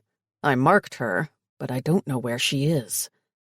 Look, let me ask the staff that were here to see if any of them remember her or have seen her before, he said. I'll let you know if anyone remembers anything. We're going to find her, Alpha. Believe it. He gave a nod and then walked out of the bar. He walked back to his building slowly, remembering the scent of Jade's hair when she'd been in bed with him. The taste of her lips and how fucking delicious rubbing his entire face in her pussy had been. Fuck, he needed her. His animal was losing control by the minute, and if he didn't find her soon, he wasn't sure what he'd do. He stopped at the flower shop next to their building. He wanted to buy all the flowers for his mate, to watch her smile as she inhaled their scent. Then he'd lay her in bed and devour her from head to toe. He'd lick every dip and curve and worship her beautiful body. Another growl rolled up his throat. He marched into his building and headed back to his office, where he'd not scare the shit out of people without meaning to. His cell phone rang, and he sighed. Hi, Mom. Oh, honey, you sound exhausted. Are you okay? Yes, I'm good. I just haven't slept well, he told her. That was partly true. Ever since Jade had disappeared without a trace, he'd forgotten all about sleep. All he did was think about her, needing her. Well, I met this lovely young lady, and I think you and her would get along. No, he cut her off. I'm not interested, Mom. She chuckled. I rather think you are, sweetheart. Why don't you meet her? I said no, he growled. Taking a deep breath, he let it out slowly. I don't need to meet anyone, Mother. I'm perfectly fine as I am. If you say so, she told him, laughter in her voice. Suit yourself, but you're the one missing out. I'm not interested. I have to go. He stomped into his office and found Gavin in there. Gavin's anger had appeased, and only soothing energy came through their bond. Relax, Dean. This anger isn't helping us find her any faster, Gavin told him. Plus, we have a problem. Oh? The site for the new construction down by Pine Crossing is no longer secure. Dean growled. What? Why? We sent the contracts to Eaton at the Pine Pride, and they were going to sign. What happened? Apparently, Eaton's a mess. His daughter's body was finally recovered. Until now, he had hoped she was alive, but she's not. Fuck. We can't ask him to sign a contract when he's going through this. Gavin sighed. Exactly. So it's a matter of being respectful and waiting until his grieving period is over. This isn't going to end well. Other people want that site. You know that. I do. Gavin shrugged. But what else do you want me to do? The man is in mourning. We can't talk business with him. His daughter had been missing all those years. He'd suspected foul play, but to finally have a body, that makes it all too real. I wonder what happened. Didn't she disappear like 15 years ago? He asked and sat at his desk, leaning back on his chair. Gavin nodded. Yeah, I don't even want to know if they got her remains or what, and how they even knew it was her. With the way police can ID a body from 30 years ago, I'm not surprised they found her. That's some horrible stuff to go through. I know. Gavin pressed his lips into a straight line. So it seems we will just have to wait before that moves forward. You know this is going to put our entire schedule behind. The construction of that site is now going to be delayed by God knows how many months. He leaned forward and steepled his fingers on his desk. This is not how this was supposed to go. It's not, but you know the deal. This was unexpected. We have to be respectful of Eaton and his people. He was right. Mother called me. Yeah, me too. She's obsessed with us meeting a girl. Dean shook his head. I think she got the picture when I told her it wasn't going to happen. I tried to tell her to forget the idea and not even say anything to you, but she was too excited. Gavin tugged on his tie. I hope you weren't rude to her. No. Firm. She should know better by now. His mother was the biggest matchmaker he'd ever known. She needs to find herself a man or two and stop trying to find us a mate. When your dad and his beta died in that boating accident, I didn't think she'd survive it, but she is a lot stronger than we give her credit for. Gavin met his gaze, his eyes full of sympathy. Be nice to her. She only has our best interest at heart. Fuck. Why do you do that? You always manage to make me feel guilty for standing up for myself. You suck, he grumbled. Gavin laughed. She's your mother and raised me as if I were her child, too. She loves us. Fine. He moved his mouse and sent a message to one of the temps while Adina was out. What did you just do? Asked one of the temps to send her some flowers. She doesn't deserve to deal with my growly ass just because I'm missing our mate. Gavin stood and headed for the door. You're a good man. Yeah, right. Chapter 9. Jade was so glad the week was at an end. She'd enjoyed spending time with Mrs. Felid, but she was feeling exhausted. Her body felt feverish, as if she were getting sick. She got home and was happy to see Ben already inside, doing homework. "Hey, kiddo," she smiled at him. He frowned and rushed to hug her. "Are you okay, Aunt Jade? You look sick." She hugged him back and heard him sniffle. "Honey, I'm fine. I think I'm coming down with a cold. No big deal." She pulled back and met his worried gaze. "I'm going to be okay. No need to worry." His big brown eyes filled with fear. "Are you sure? You look like you're going to puke." Actually, she felt like she might, too. "I'm fine. I just need to lie down. I think I'm getting the flu. How was school?" He followed her into her bedroom where she lay on the bed. He took her shoes off and covered her with a throw blanket from the end of Jade's bed. "School was okay. I did all my work." He held her hand and squeezed it. "I'm sorry if I'm a handful, Aunt Jade." She swallowed at the tears clogging her throat. "Baby, no, you're not a handful at all. I love every minute I spend with you. I just want you to do good in school because it's for you to have a better future." He nodded and continued to squeeze her hand. "I'll do whatever you say, Aunt Jade. Just please get better. Don't die." She pulled him into her arms and hugged him hard. "I'm not going to die, Ben. I'm just a little sick. Do me a favor and get my cell phone."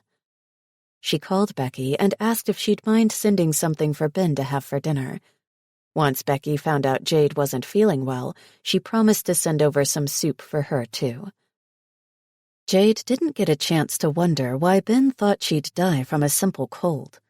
Before she knew it, she was falling into a deep sleep.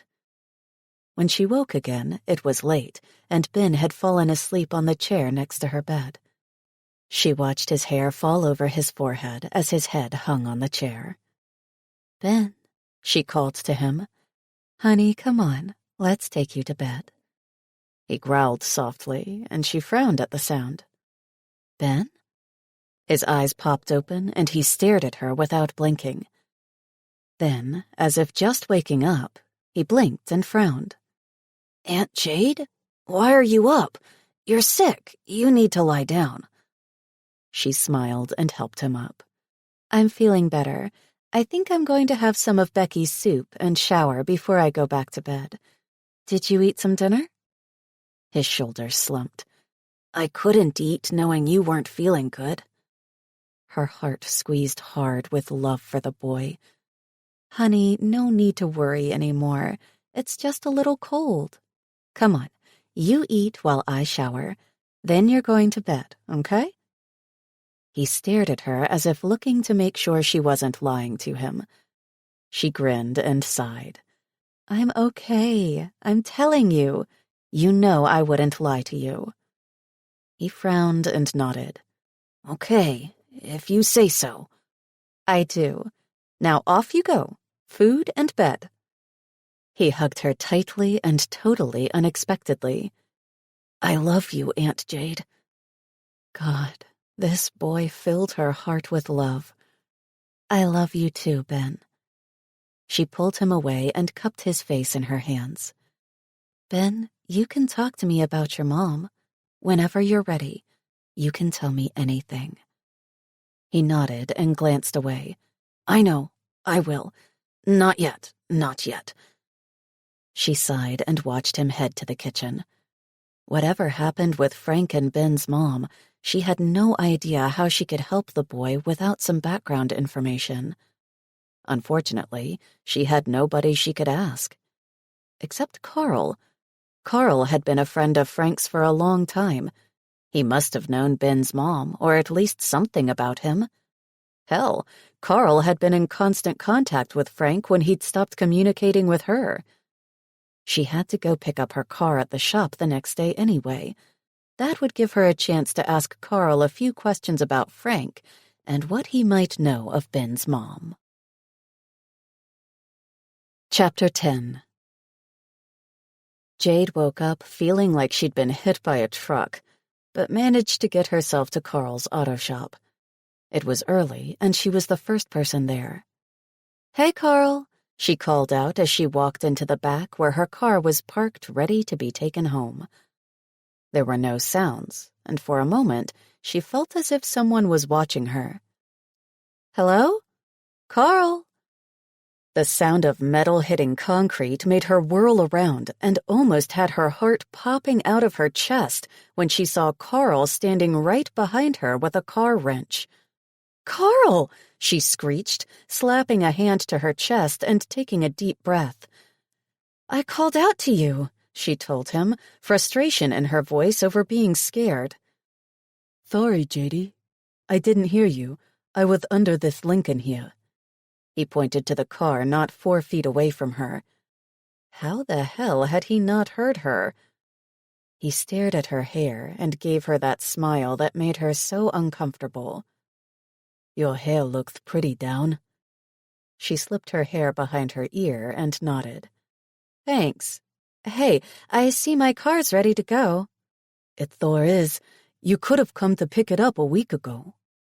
His lisp was more pronounced when he spoke to her. "I would have waited, no problem. I know you'll pay. Besides, I like you, JD." She pulled out a check for the price he'd quoted her, plus the daily hold fee. Even though he'd told her she didn't have to pay for that, she didn't want to owe him anything. She didn't want to owe anyone anything. "Thanks, Carl, but I told you I couldn't take the car without paying you for your service, and I added the fee for holding it in your shop." She handed him the check and watched his smile fade. "You didn't have to do that. I told you I don't mind doing it for you. I like you. Maybe you want to—" He struggled to find the words. "To go out sometime?" She smiled and shook her head. "I'm sorry, Carl. You're a sweet guy, but I need to focus on Ben." She gave him an apologetic look. "He needs me. I can't really focus on anyone else but him right now." He pulled back and nodded, his gaze on the floor. "Oh, okay." "Carl, I have a question. Did you meet Ben's mom?" Carl's gaze shot up to her face, and his warmth disappeared. "She was a bad woman. Don't mention her. Evil." He walked away and closed himself in his office. She frowned and wondered what the hell that meant. Her car keys were inside her car, so she got in and left. She stopped for Boss Donuts. They were Ben's favorites. She got a dozen, and then got a second dozen for Becky and her family. She was so grateful for the food the previous night. It was nice to have her nearby and know she could count on her. She loved the smell of fresh donuts. Her mouth watered when she saw the glazed Bavarian cream. Apparently, she had a thing for cream. Her face heated at the realization of her dirty thoughts and ordered herself half a dozen of the cream-filled. When she got home, Ben was up and Balgair was reviewing homework with him. "Well, look who's finally home," Balgair said. "And she brought donuts. You are forgiven for leaving this child alone." She gasped. "Hey, I had to grab my car. I've been gone for less than an hour." Ben grinned at their banter. "It's true, Uncle Balgair. She was fast." "Shush, boy. If I keep making her feel bad, we might talk her into going downtown with us." She raised her brows and handed them the donuts. "Why would I want to go downtown when I need to do laundry, go food shopping, and clean?" Because you need a break, Balgair told her, and openly winked at Ben. Right, B? He smiled wide. It was an amazing thing to see him enjoying the conversation. Yes, you work too hard. We need a break. She chuckled. Excuse me? Who's going to do all these chores, then? Balgair and Ben glanced at each other and then whispered into each other's ears. Okay, Ben took the lead. I will help with all the chores tomorrow. Today we have fun. She tapped her chin as if considering his proposal. Oh, what the hell? Let's go downtown. She made a face at Balgair. You drive, since this was your idea. Where's your hubby today? He's working out of town, he pouted. So you're stuck with me until he gets home later. They piled into Balgair's BMW and headed downtown where the fair was still going. She watched Ben go on rides with Balgair and laughed when they played the duck ring toss. Ben won a little plush tiger, which he gave Jade as a gift. Jade went up against both of them playing hoops and won. Apparently, she had skills other than being organized. She picked out a plush heart and gave it to Ben. The rest of their day went by, uneventful and filled with laughter and fun. She enjoyed seeing Ben relax and have a good time. Balgair dropped them off at the front of their house, and they waved him away before going inside. When they walked in, Ben shoved her behind him and pushed her out the door. Don't go in there, Aunt Jade. What's going on, Ben? She tried to go around him, but he continued to push her back out the front door. Someone was in here. You should call the police. Jade gasped and glanced around him to see her living room turned upside down. She pulled her phone out of her pocket and dialed 911. 10 minutes later, a police unit stopped in front of her house and searched for any intruders before coming back outside to speak to her. Are you both okay? The female officer, whose name tag read Martinez, asked. Yes, Jade gulped. We were gone all day, at the fair. She glanced at Ben. How about you, buddy? How are you doing? Ben hugged Jade. I'm okay. What happened? Looks like a robbery, the male officer, Grant, said. We're going to need you to come inside and tell me if anything's missing. Jade nodded as if in a dream. She held Ben's hand as they walked in, and she got a good look at the mess her house had been left in. She frowned. Every drawer in sight hung open. Looks like they were looking for something. Martinez nodded. They tend to look for money and jewelry, electronics, anything expensive. Jade rushed to Ben's bedroom where his video game system would normally be. It was gone. She ran to her bedroom, and her laptop was gone. Her jewelry box was open. All her mother's pieces were gone. She fell on her bed and covered her face with her hands before glancing up at them. It's all gone. My mom's jewelry, Ben's video games, my laptop. Those were the only things of value here. Martinez squatted in front of her and shook her head. No, dear. The real value is in you and this boy. Nobody hurt either of you. That's the biggest gain. She nodded, realizing the truth to those words. If anything happened to Ben, she'd lose her mind. Chapter 11. Jade sat at Lana's desk with her mail open, staring at nothing. Jade? Jade? She blinked and glanced at Lana, who stood staring at her with a worried frown. Yes? Are you okay? She pulled a chair and sat next to her. You don't look so good. I'm okay. My house got robbed this weekend, she told her. It's hard to understand how someone could do that to you. Oh, dear, that's horrible. But are you and Ben okay? She nodded. The thief took Ben's games, which I only let him play on weekends after he'd done his homework. My laptop, and the one that hurt the most, my mother's jewelry. She met Lana's sad gaze.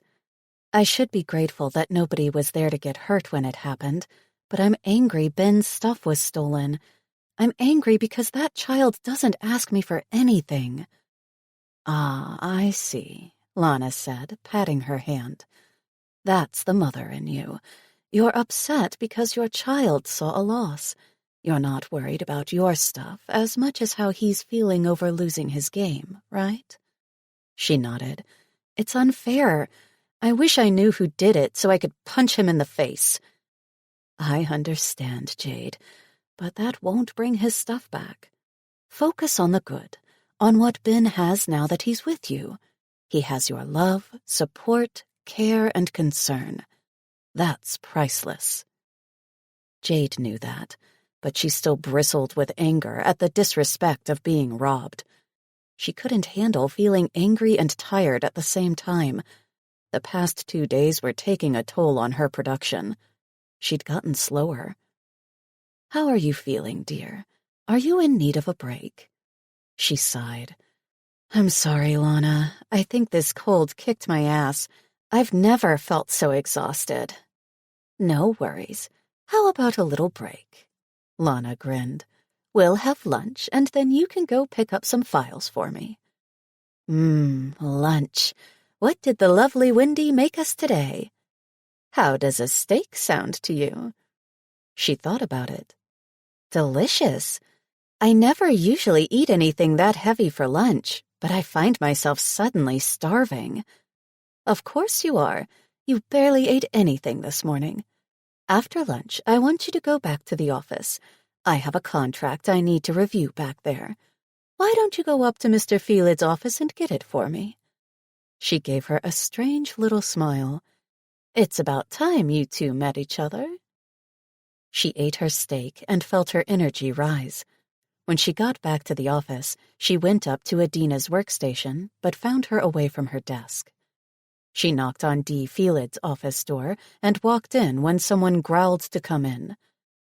"Excuse me, I'm here for the—" She gasped when the office chair whirled around and she saw Dean sitting in it. He jumped to his feet and grabbed her before she face-planted on his carpet. He held her tightly, kissing her all over her face and gliding his hands over her as if to verify she was really there. "Jade, how? What are you doing here?" A wave of dizziness took hold of her, and she almost passed out then and there. He must have noticed because he helped her to a sofa not far from them. He sat down and draped her on his lap, cuddling her like a baby. She stared at him, full of confusion. "Who are you?" "Dean Felid." She gasped, slapping a hand on her mouth. Horror filled her.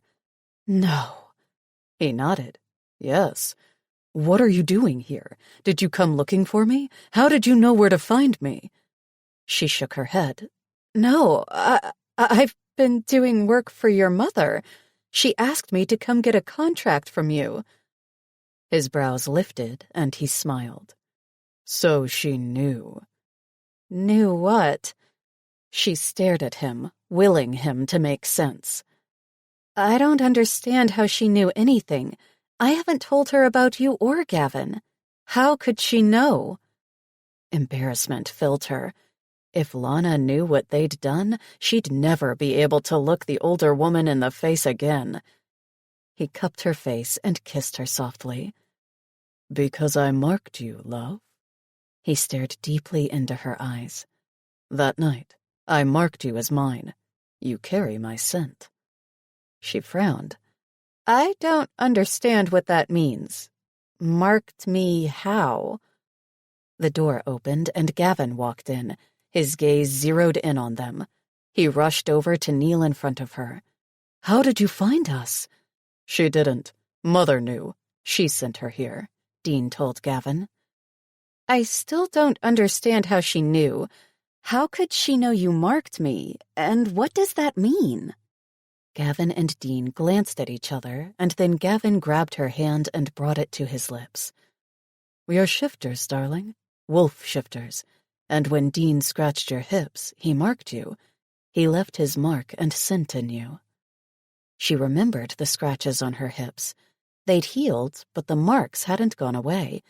She'd wondered how long it would take for them to disappear. But even 2 weeks later, they were still there. "This is crazy," she mumbled, glancing from one gorgeous face to the other. The men were staring at her as if she were their found treasure. "You're shifters? And I'm what? Your girlfriend?" They glanced at each other again. Dean caressed her cheek. "You're our mate, love. Our third.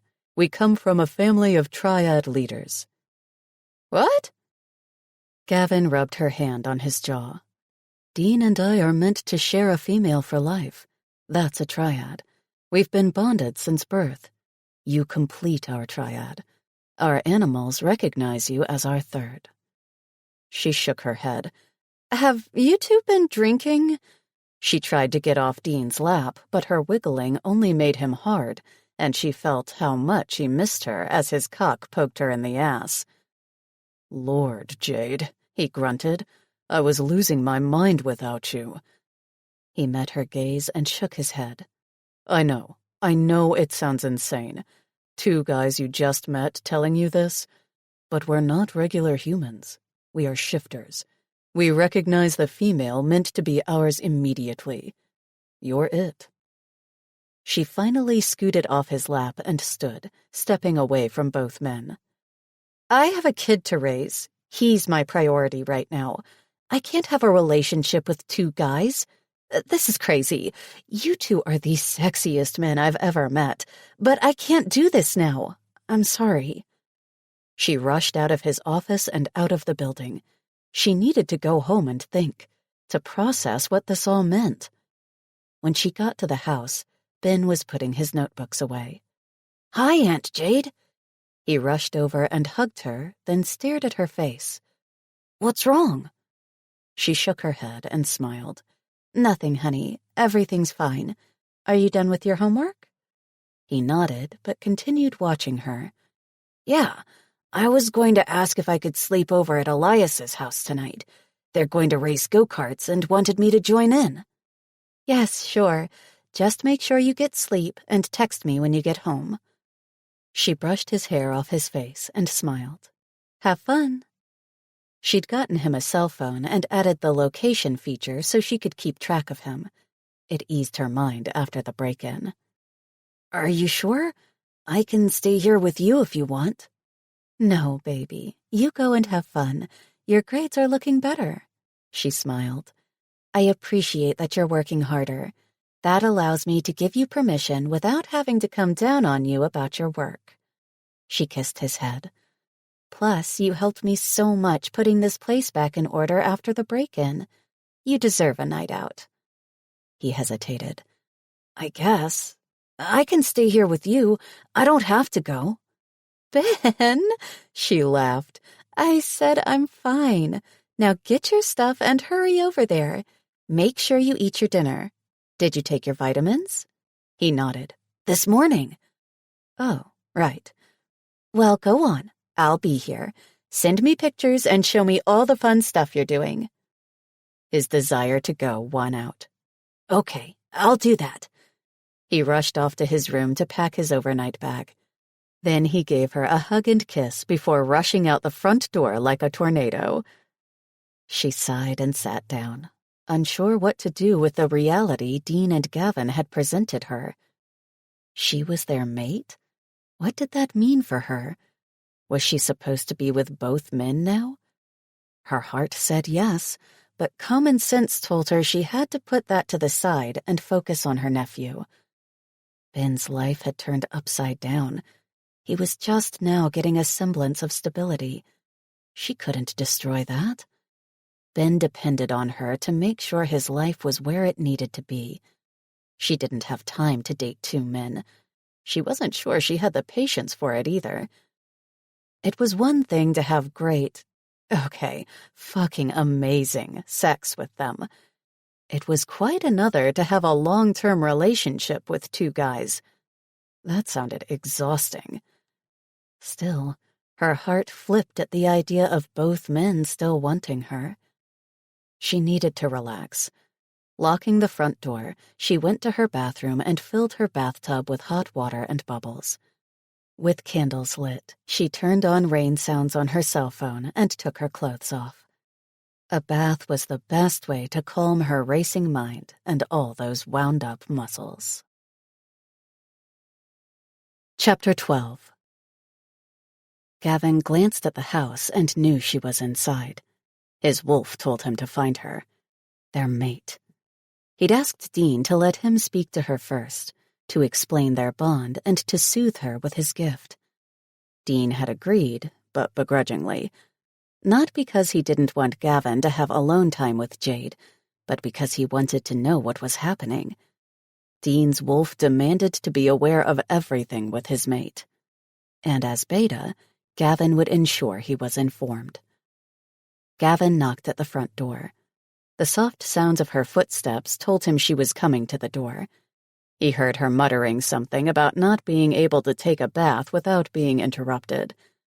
His dick hardened at the image of her naked in a bath. Fuck. Not what he needed at that moment.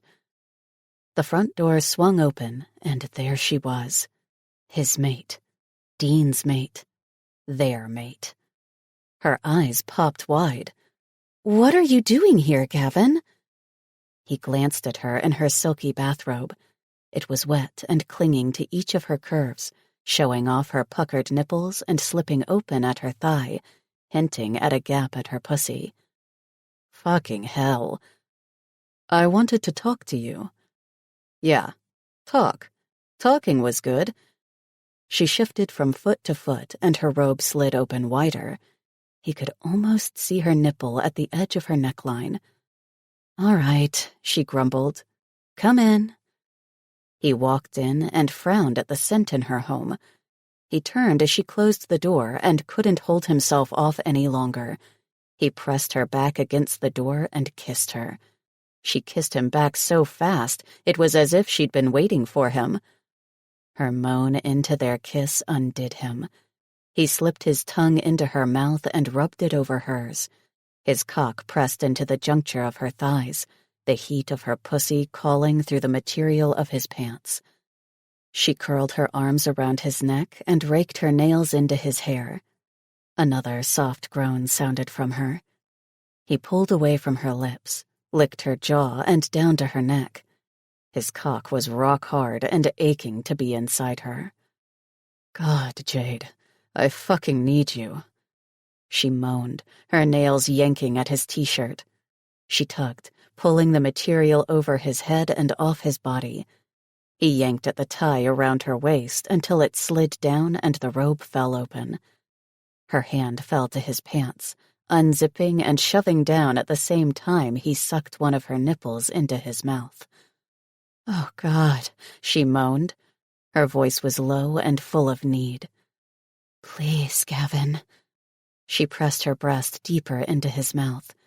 He bit down on her nipple and she squealed, rocking her pussy on his cock.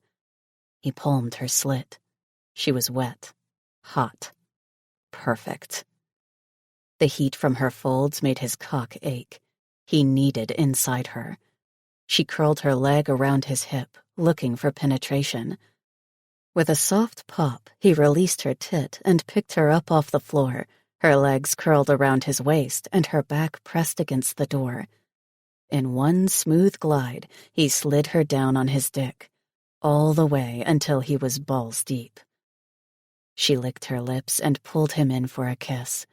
A quick retreat, and he drove deep. They both groaned at the tight fit of her pussy around his cock. It was perfect. "I don't know what's wrong with me," she mumbled between kisses, licking and sucking on his face and neck. "I want you so badly, both of you. Alone, together, I just want you." He loved hearing her words. A quick glance over his shoulder, and he caught sight of the sofa. He kicked his pants off his feet and marched to sit on the cushions. Still deep inside her, he sat with her straddling him, and she gripped his arms as she rocked on his dick. "Jade, fuck. That's perfect. So perfect." She moaned and leaned forward, her nipples rubbing on his chest as she rocked on his cock. He grabbed her ass and helped her lift and drop on his dick. The movements were faster, harder, and her pussy sucked and sucked until he knew he couldn't take it much longer. He took her breast into his mouth again, nibbling on her nipple and watching her tremble with each suck he did. Her pussy gripped his cock harder. Every glide of her channel on his cock left him ready to explode. He squeezed her ass, pressing her on his cock and helping her rock faster and faster. A gentle bite on her nipple, and she squirmed, her pussy tightening on his shaft. He bit again, and she unraveled. Her body shook, her pussy gripping so hard he came faster than he ever had in his life. He felt like a teenager having sex for the first time. With a total loss of control, he pushed her down hard on his dick and filled her with his seed. Her pussy clamped hard on him, sucking and drinking in his cum. Her body did another spasm, and her channel rippled around him as another orgasm overtook her. Fuck, Jade. He didn't know what to do. He didn't know how, but he came again. Her continued mini orgasms were making it impossible for him to get control of himself. She met his gaze. Lust filled her eyes, and her skin was flushed, coated in sweat and his suck marks. He wanted her again. He'd always want her. You were taking a bath, love? She nodded. She blinked at him, but the lust was still there, controlling her body and mind. Tell me the way. I want you again, Jade. I want to be inside you all night. She went to move, but he had a better idea. Dean got a taste of her last time. It was his turn. He laid her on her back on the sofa, his face between her legs. He glanced up and saw her staring at him. I need to taste you, love. I need it. She nodded and bit her bottom lip, waiting for him to kiss away the need she showed in her gaze. He licked her from ass to front and watched a tremor overtake her. She was beautiful, a goddess. Her pale skin glowed in the dim lighting. He flicked his tongue over her clit, and her body shook. One of her hands glided into his hair, gripping the strands, while the other hand moved to her breast, pinching and tugging on her nipple. It was the sexiest fucking thing he'd ever seen. He lapped at her pussy, loving her scent, loving the taste of her and him together. Lick after lick, she moaned and wiggled on his face, rocking and riding, pressing her pussy closer to his mouth. Yes, Gavin, I need that. I need you to make me come. Her voice was soft and barely audible, but he caught the desperation in her tone. He felt the same way. He flicked his tongue faster and faster on her clit. He slid his pinky and then his fore and middle fingers over her wet slit. Then he slipped the 2 fingers into her sex and the pinky slowly into her ass. She gasped, her body tensing and then relaxing, wanting his fingers to enter her. With 2 digits in her pussy and 1 in her asshole, he started finger-fucking her at the same time he sucked on her clit. He flicked his tongue over her clit faster and faster, fucking her with his fingers with increased speed. And then he nibbled on the little nerve bundle, and she almost flew off the sofa. She screamed his name, her body contorting and pressing into his hand as a gush of wetness coated his hand and mouth. He watched her suck in deep breaths and let them out in a rush, over and over again, until she glanced down to see him pull his fingers out of her pussy and licked each one clean. You're my biggest addiction, Jade Candy. That's exactly what you taste like. Candy. She sat up and leaned into him, cupping his face in her hands and kissing him. She licked his lips and sucked on his tongue, moaning as he pressed his hand over her still sensitive clit. He hugged her to him. Her legs went around his waist again, and she looked him deeply in his eyes and sighed. The bathroom's that way, she said, motioning to the left with her head. Her voice was hoarse, low and needy. "Fuck me in there too, Gavin. Fuck me everywhere." He planned to. Every day for the rest of his life. Chapter 13. Jade woke up sick. She rushed out of bed and straight to the bathroom. She knew her anxiety was completely out of control. Her heart was rushing and her breathing was at panic level. "Jade?" She heard the bathroom door open, but couldn't stop Gavin from walking in and watching her curl over the toilet and vomit. "Let me help you." Instead of leaving, he pushed her hair away from her face and held her as she emptied her stomach. Afterwards, he wet a washcloth and put it over her face. Then he helped her up so she could rinse her mouth.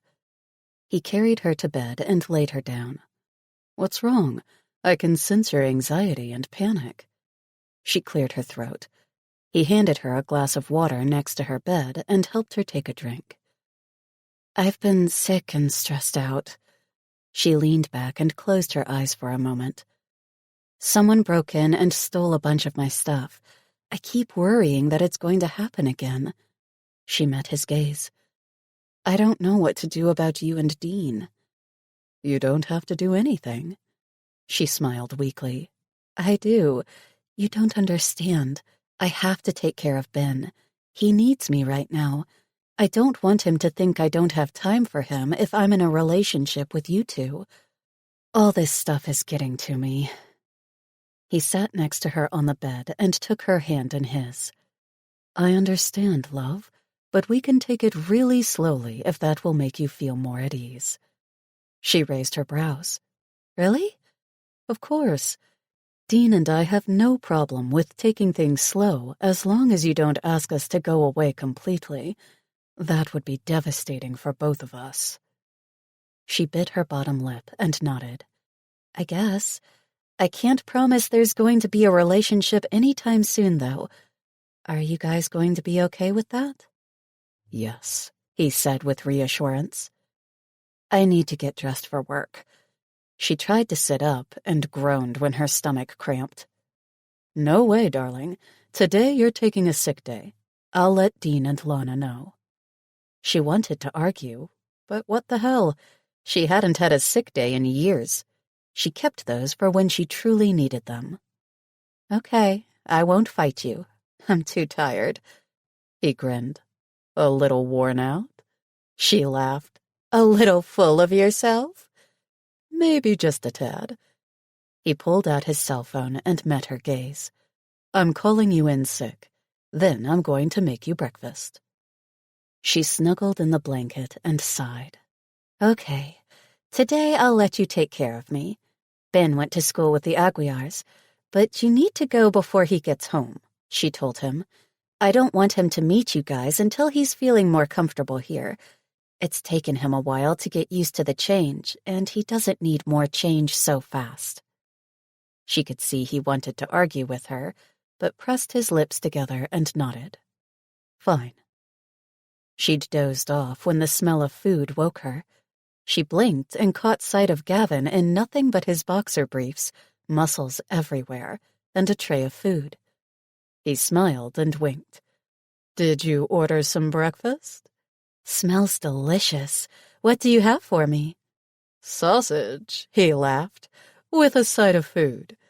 She rolled her eyes, but chuckled at his dirty mind. "I'll take the food now," she said. "Save the sausage for later." "You got it, babe." He placed the tray on her lap, and she had to admit she was impressed. "You went out and got pastries," she accused. "I'm not complaining, but I thought you were making stuff." He shrugged. "Lana sent these for you this morning, with her hopes that you feel better. I made the eggs, bacon, and, of course, the coffee." She glanced at her cup of coffee and raised her brows. "Who told you how I like my coffee?" He raised his shoulders innocently. "Lana," she laughed. "I should have known." She sipped on her coffee and sighed. "I forgive her. This is heaven." She picked up a piece of bacon and bit down. Her stomach had calmed, and the food didn't bother her. She went to work on the pastries and eggs. "Come on, let's watch these judge shows I have on my DVR," she told him, patting her bed. "Are you serious?" He shook his head with a laugh. "You watch that stuff?" She pouted.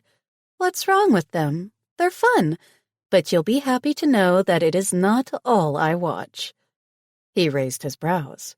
"Please, impress me." She stuck her tongue out and wiggled herself more comfortable on the bed. "I like to go to the theater." "I heard you like to see musicals." She frowned. "Who told you?" "You have signed playbills framed in your home office," he told her. "I wasn't snooping or anything." "Okay, I was snooping." Laughing at his honesty, she grabbed a pastry. "Yep, I do. I love them all, especially the Disney ones. I'm dying to see The Lion King on Broadway, but I haven't gotten to New York City in forever." "We'll have to make sure you get a chance to see it." "Did you know that Mamma Mia is playing downtown? I also haven't had a chance to see it. That one I have to make sure I see.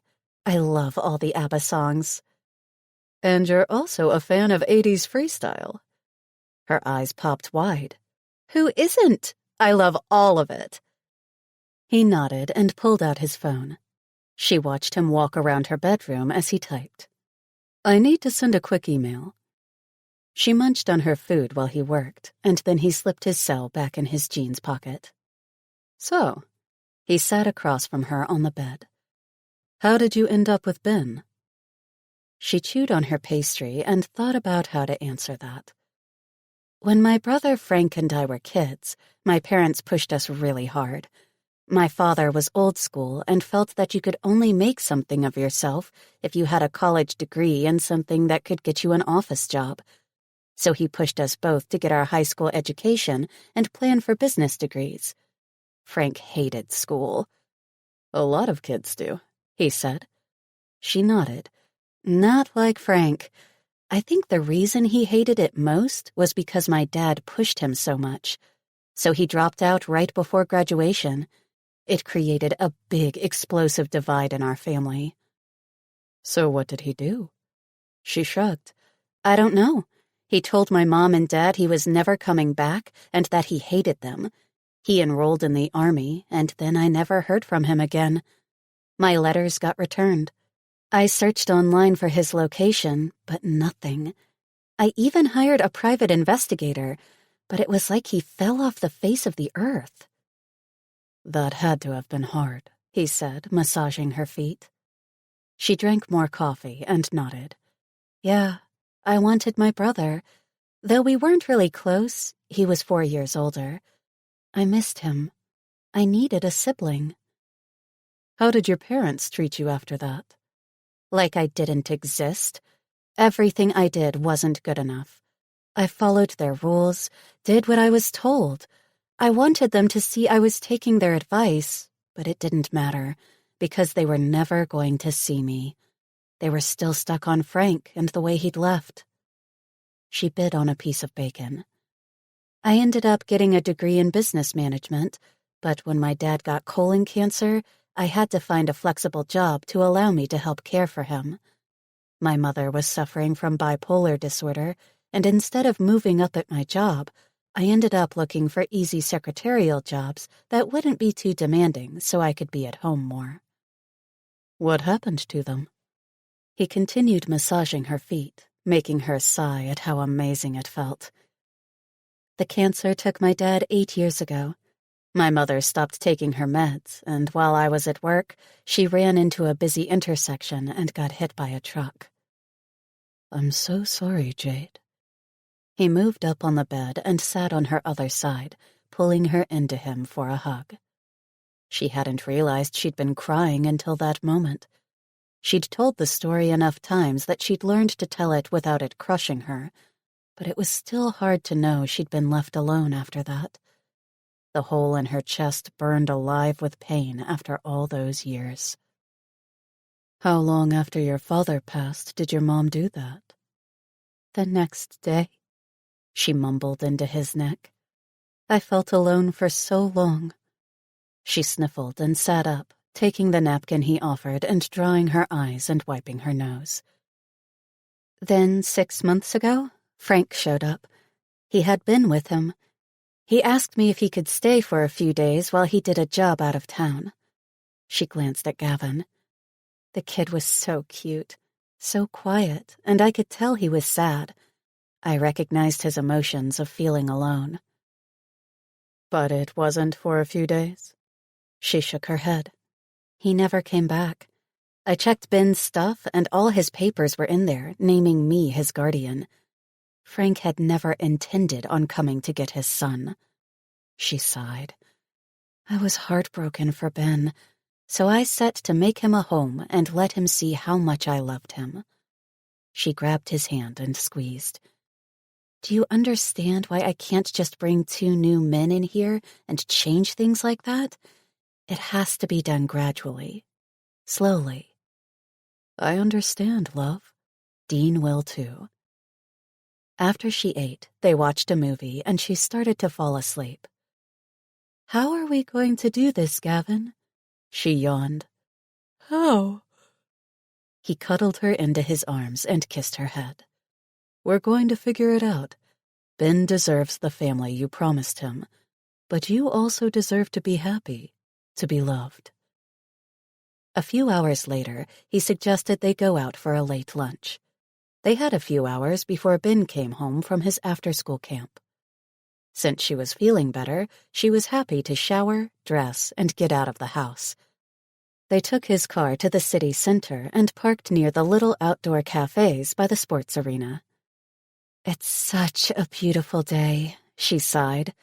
She loved holding Gavin's hand and feeling a wave of reassurance and calm from him. He always managed to ease her mind and pacify her anxiety with a simple touch. He took her past the cafes and around a side street where someone opened a door for them. Once inside, there was a flurry of people, and everyone greeted them as they walked. She frowned when she noticed costumes on racks and makeup artists doing people's faces. Where are we? She leaned in and whispered. Relax and enjoy. Past all the commotion of people, they went down a small set of stairs, through a door, and were in an empty auditorium. She stared at Gavin wide-eyed. Seriously, what? Where are we? I pulled some strings, and they're going to do the show for you to watch. There were seats with their names on it. She laughed, thinking how strange when the whole place was empty, but they sat there anyway. You're crazy, she told him, but cupped his face and kissed him. I don't know what to say. He held her hand to his chest. I love you, Jade. I want to do whatever I can to make you happy. She sat back and watched the show, her heart full with love for both of these men. How in the world could she ever think this was going to be temporary? Thoughts of Ben popped into her head, and how badly she wanted to make sure he felt included and loved.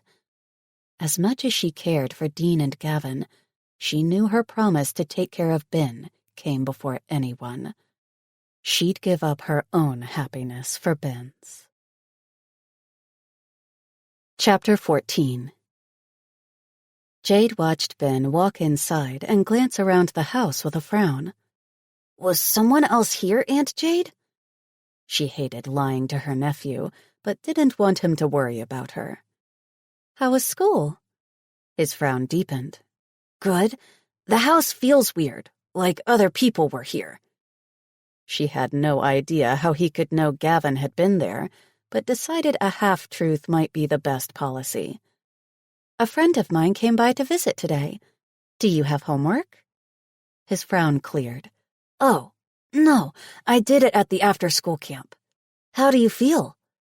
He went to where she sat on the sofa and hugged her, resting his hand on her stomach. Does it still bug you? I'm feeling better.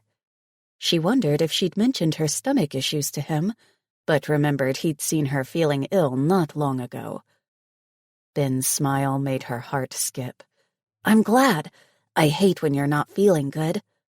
He leaned his head into her shoulder. I love you, Aunt Jade. God, she loved that kid so much. I love you too, Ben. He kissed her cheek and her heart melted. Ben, she cleared her throat and slid her fingers into his thick brown hair. Tell me about your mom. She was pretty. He raised his face to look at her in the eyes. Like you, she was nice. What happened to your mom? She asked and held her breath. Ben sat quietly before finally shoving his face into her neck and mumbling, She's dead. Her heart pounded hard and a knot formed in her throat. She hugged him, letting him cry, and decided not to ask any other questions for now. The boy was really raw when it came to his mom, and she didn't want to see him suffering the memory of her death because of her own curiosity. It's okay, Ben. I'm here. You're not alone. You're never going to be alone again, she whispered into his hair. He hugged her tightly, his tears wetting her neck and breaking her heart for the kid. Chapter 15. After talking to Gavin, they'd agreed Jade needed a few days off. She was sick, and the stress of work wasn't going to help her feel better faster. Dean had called his longtime friend, Ryan Wade, at TriStar Security and scheduled a meeting. When he showed up at Dean's office, he hugged his friend. "It's good to see you, Ryan," Dean said and offered him a seat. "Good to see you too, man. It's been a while." "Have you heard about the Pine Prime finding his daughter's body?" Dean asked. "I know you left the Pride a long time ago, but you must have heard of her leaving the Pride, no?" Ryan walked to the big glass window that overlooked the park. "Yeah, Orlena was my cousin. We spent a lot of time together as kids. It's sad to hear she's gone." Dean watched Ryan's features. There was anger and hurt there. "The reason I asked you to come in is because I know you can do some digging for me," Dean said. "I'm looking for someone." Ryan raised his brows. "Okay, who am I hunting down?" "Frank Candy. He was in the military, and that's about all I know." "And who is this Frank Candy?" Ryan typed on his phone. "Does he owe you or something?" "No. I'd like to find him because he's my mate's brother, and I want her to know where he is. She's got guardianship of Frank's son, and she's worried for the boy. Maybe if she knows where her brother is, she can let that rest. There's a missing persons case on him." "Really?" Ryan made notes. "I'll look into it, but with the holiday, it's going to be hard to get anyone to talk to me. I probably won't have anything for you for a few days, maybe even a week." "I understand. See what you can dig up. I only want to give her peace of mind." Dean also wanted to find out why Frank had left his son and never returned for him. What kind of father left his kid like that? "All right, I'll get on it." Ryan left after their short meeting, and Dean drove to Jade's home. He'd agreed with Gavin that they'd take it slow, spend time with Jade alone first, and when she felt comfortable, she'd let them meet Ben, so the boy could get used to the idea of them being in her life. She came out of the house with a wide smile and looked beautiful. He jumped out of his car and rushed around to meet her. Pulling her into his arms, he hugged her and kissed her hard. Fuck, she felt good. So good. She kissed him back, hard and hungry, like she'd missed him as much as he had her. Their tongues twined and she moaned into their kiss, making him hard as a rock. "Fuck, Jade," he groaned, kissing her all over her face. "We can't do this here. I don't think your neighbors would approve of us fucking in my car in the middle of the day." She breathed as hard as him and licked her lips. "They wouldn't. Little kids live around here. But we can go somewhere else." "You're terrible for my self-control," he groaned and kissed her again. Then he opened the passenger side door to let her in his car. "Love, we've got plans. No fucking in the car." She pouted. "You're no fun." He bit his lip and loved the taste of her on his tongue. For now. What's the plan? She turned to smile at him when he got in the car. I'm supposed to surprise you, remember? She nodded. Yes, you asked me if I liked surprises, and I said I do. Okay then, let yourself be surprised. He chuckled, and they took off. How's Ben? She widened her eyes at his question, and then grinned. He's good. He'd been struggling in school when he first came to live with me. I think the change and all the stuff were hard on him, but he's been adjusting, and his grades are slowly getting better. What type of stuff does he like? Dean asked. He wanted to get to know the kid now, but since that was not possible, he could find out a few things from her so he could communicate with the boy when he finally did meet him. He's obsessed with videos and loves to draw. He's always doing drawings of characters in his mind and action figures in his stories. He's a very creative kid. I wish I could put him in a summer camp that teaches them how to do more of that drawing, but on a special computer program. We've discussed it. If he finishes the school year strong, I promised him I'll do whatever necessary to make sure he gets to do the camp this summer. You must really believe in him to do that. She shrugged. I do. He can be and do whatever he sets his mind to. I tell him that all the time. What type of parent would I be if I didn't encourage him to believe in himself? He picked up her hand and brought it to his lips. You're an amazing mom, Jade.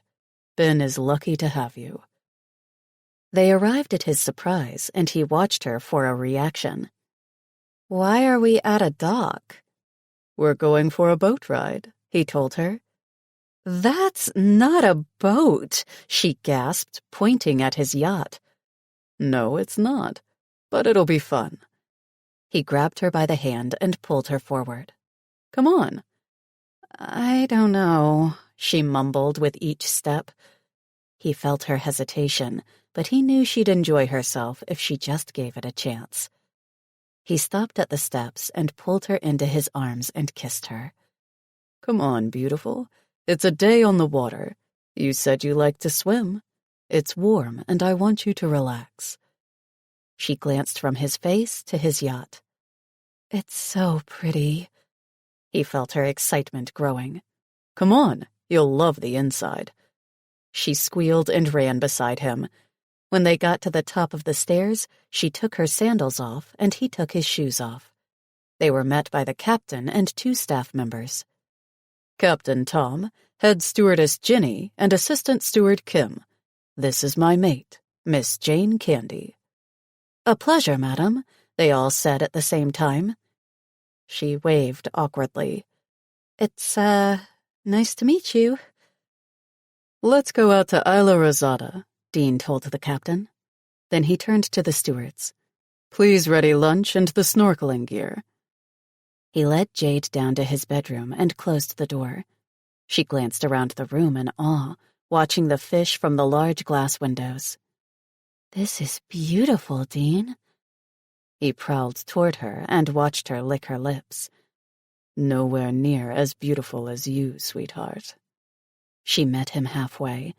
Her hand went straight for his t-shirt, tugging the material over his head and off his body, then to his shorts.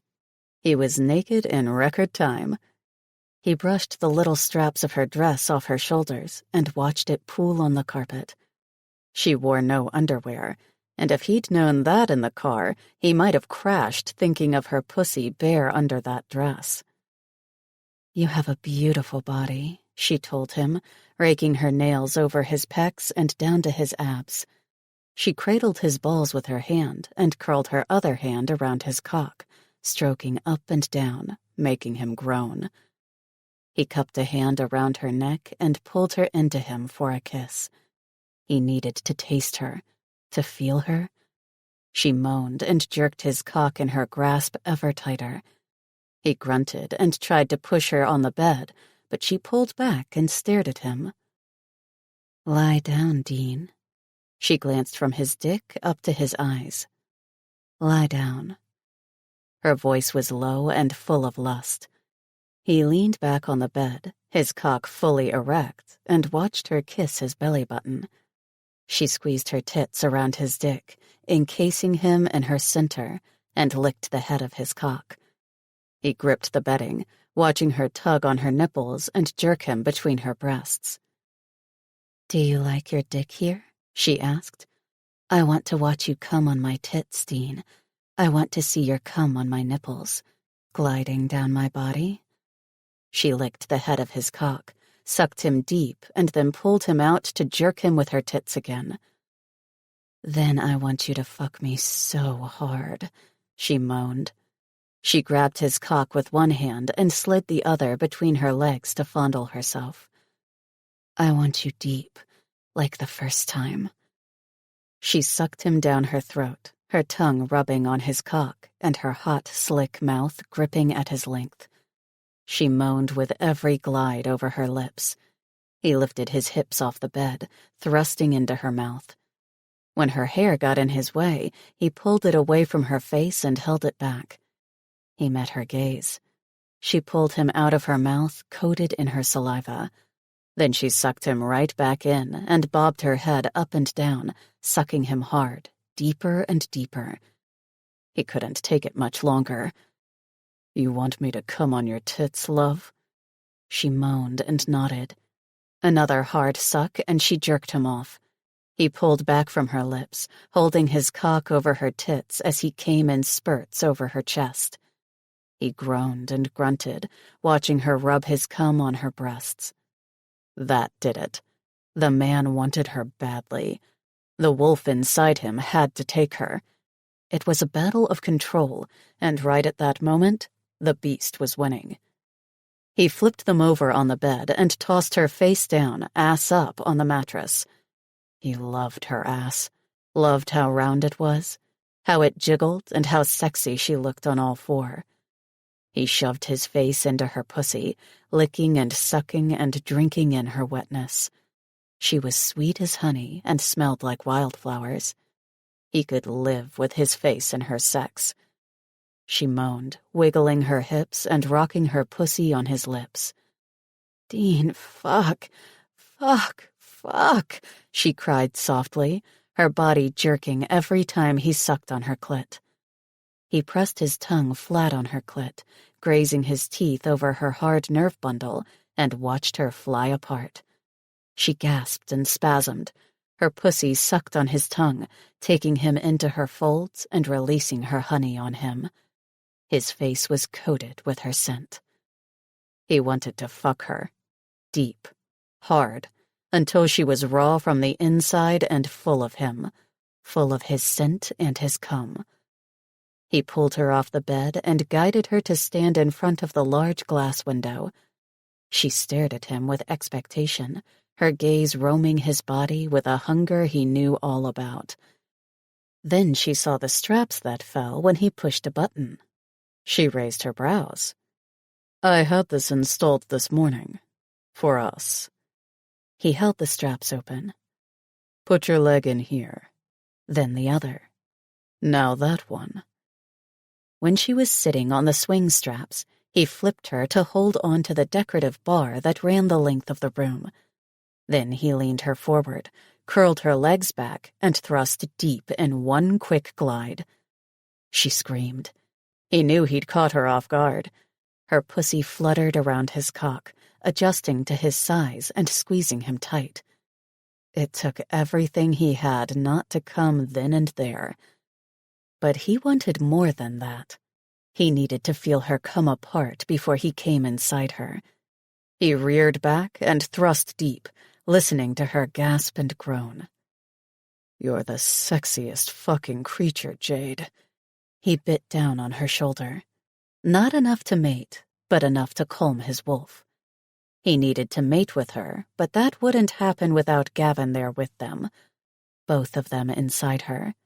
Dean in her ass, filling her with his seed, and Gavin in her pussy. Both of them biting her at the same time. Then she'd be theirs. He bit her again and felt her pussy tighten around his dick. "You like it when I bite you, love?" She whimpered. He gripped her hips and thrust faster and harder into her. His claws dug into the same spot he'd marked her at and held on to his mate. With every thrust of his cock, he lost a little more control. A growl slipped past his lips, and he smelled how much that turned her on. She liked him animalistic, losing control of the human side because of how badly he wanted her. He bit her again and thrust harder, his cock hitting her at an angle. She gasped, tensing and letting out a soft cry. Her pussy sucked him so hard he could no longer hold on. With another bite, he came deep inside her, filling her with his cum. He jerked repeatedly in her until he was spent and her body was one shudder after another. She lay on the bar, holding herself there. He helped her get out of the straps and lay her on the bed. She kissed him, straddling him and placing his once again erect cock in her center. "I don't know what it is," she said softly, seating herself on his dick and moaning at their joined bodies. "I can't get enough of you. I've become a nymphomaniac." She rode him slowly at first. He cupped her breasts, watching them fill his hands and loving the soft fullness of them. She bit her lip and rocked her pussy on his dick. He tweaked her nipples, noticing how puckered they were and how each pinch made her pussy grip tighter at his dick. "God, Dean, I love that," she whimpered. "Keep doing that." He flicked his thumb on her tight buds and squeezed her full breasts. Her pussy sucked his length with each rock of her hips. She rocked back and forth, faster and faster, whimpering as if she couldn't do it fast enough. He let go of her breasts and grabbed her hips, lifting and dropping her on his cock. "Yes, yes, yes," she cried. "More, please, more." He lifted and dropped her faster and faster, until all they could hear was the lift and slam of her pussy on his dick. She moaned unintelligible words and called out his name. Then she tensed, and he brought her down harder and harder, and then stopped. She screeched, hips doing a full wave as she came. Her shudder was so hard he felt it to his lower back. Her channels sucked him and then released a wave of heat that pulled him into his own orgasm. He growled low, digging his nails into her hips, and came hard inside her. So hard it left him sucking on air. She landed on his chest, her hair over his shoulder and her body slick with sweat. He caressed her spine, loving that she didn't bother denying her body wanted him as much as he wanted her. He needed to find a way to make him and Gavin part of her life without disrupting her parenting. They weren't going anywhere. Besides, from the sounds of it, Ben might need a male figure in his life. Why not two? Chapter 16. Jade loved the beautiful man-made reef he'd taken her to. Someone had built unique structures out of coral, and it had made the area alive with fish and aquatic creatures. They swam around and played underwater. She almost felt like a kid again. How unreal to be living in that moment with Dean. After their snorkeling session, they went back to the yacht. "Now come on," he said, and guided her to the side of the yacht. "I have a surprise for you." There was a speedboat there which seemed to have come from the island. They jumped on the speedboat, and the two men on it strapped them and their vests into what looked like two hammock seats, and they sat there, holding on to the straps at their sides. The speedboat took off, and she swore they were going to fall into the water, but they didn't. Jade glanced over her shoulder and caught sight of a massive balloon inflating over the water as they went. The faster the boat went, the bigger the balloon got. Then the balloon was lifting off the water, higher, and they got pulled back and off the boat. She screeched, but Dean squeezed her hand and she took a deep breath. Soon they were floating higher and higher off the water, the balloon holding them up while a long rope held them tied to the speedboat. Her heart thundered in her chest. "Oh my God!" she screamed. "This is beautiful!" She glanced at Dean and caught him staring at her, his smile full of love and his eyes filled with passion. She had never wanted someone like she wanted him at that moment. She wanted Dean and Gavin in such different but similar ways. Dean was rougher around the edges. Sex with him was always going to leave bruises, bite marks, and hickeys. Dean was a true alpha, and she saw it. She felt it. Fuck, she loved it. Meanwhile, Gavin was more careful with her, sweeter, with a more laid-back attitude. And though sex with him was always explosive, it was different. Different good. Different wonderful. How was it possible that both these men had come into her life and decided she was the right woman for them? And did she even care? She wanted to keep them both. Glancing out at the sun that had started to drop, she realized she loved them both. Once back, they showered. He left her boneless in the water, fucking her until she could barely move, licking all over. Then he carried her to the bed and helped her slip into a robe he'd brought for her. How could she be this lucky to have two men this focused on her? When they sat for lunch on the deck, she gasped at the delicious plate of lobster, fish, and seafood grilled to perfection. "This looks amazing," she said, picking up a grilled shrimp and popping it into her mouth. So good." He smiled and drank from his beer glass. "I'm glad you like it. I wanted to make sure you relaxed today." "Are you kidding? I don't think I want to leave." She sighed and dipped a sweet potato fry into some ranch. "How did you even know I like sweet potato fries with ranch?" He chuckled and took a bite of his fish. "I have my sources." "You're scary with the ability to find out stuff. What else do you know?" She raised her brows and stared at him intently. "I'd rather not find out things about you from someone else. For this meal, I needed to. But when it comes to your personal life, I want you to tell me yourself." She swallowed her food and nodded. "Did Gavin tell you about Frank?" "He did. I'm sorry for Ben and the mess it's created in his life." "Yeah, I'm going to make sure he has stability. Children need that." She drank from her diet soda and watched him eat. God, the man even chewed sexy. He had a bit of a beard going, and it was doing some crazy things to her hormones. "I'm sorry about your parents," he said, bringing her back to the present. "Their deaths must have been difficult for you." She picked up another fry. "It was. I felt really alone after. But the crazy thing is that I felt alone before. When Frank left home, my parents treated me like it was my fault, like I was messing up their lives by staying behind. Even though I did everything they wanted, it didn't seem like enough." "Sometimes parents have expectations for their kids, and when they don't see one of them reach their full potential, it messes with them." He cut up his lobster and took a bite. "This is really good." She licked her lips and stared at his mouth. "It looks it."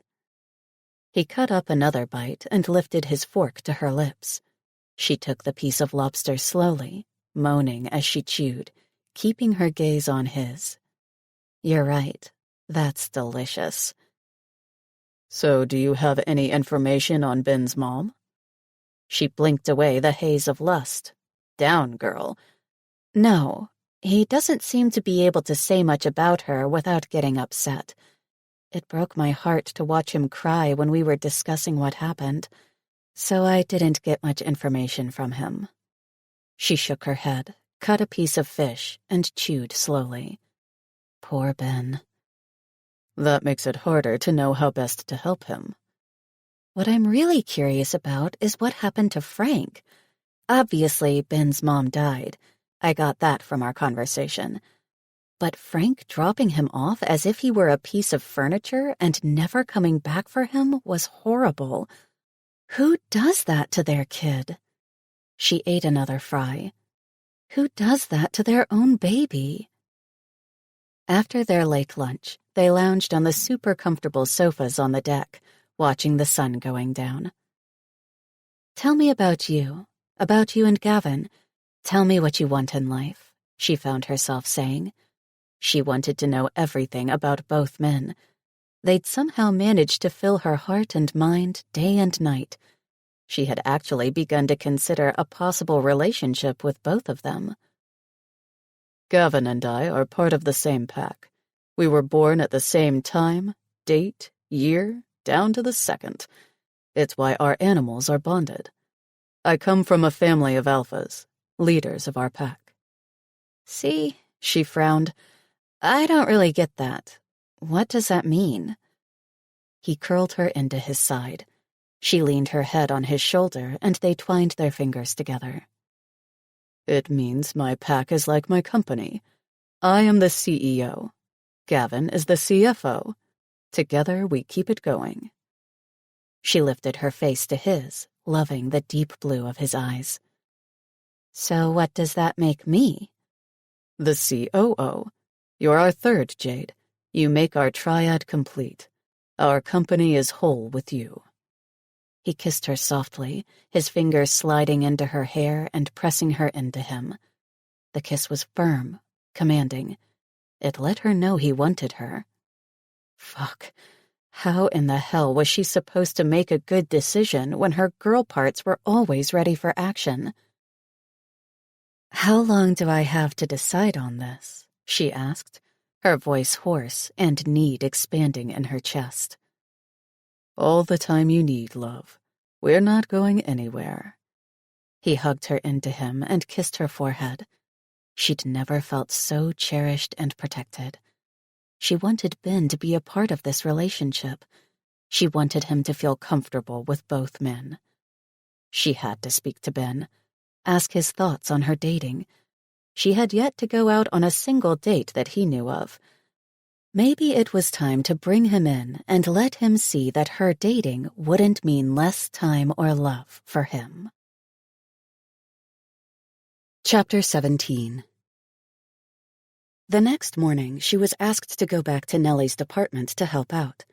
Jade did her best to follow Nellie's instructions, but realized after a while that there was an easier way to do what was being asked of her.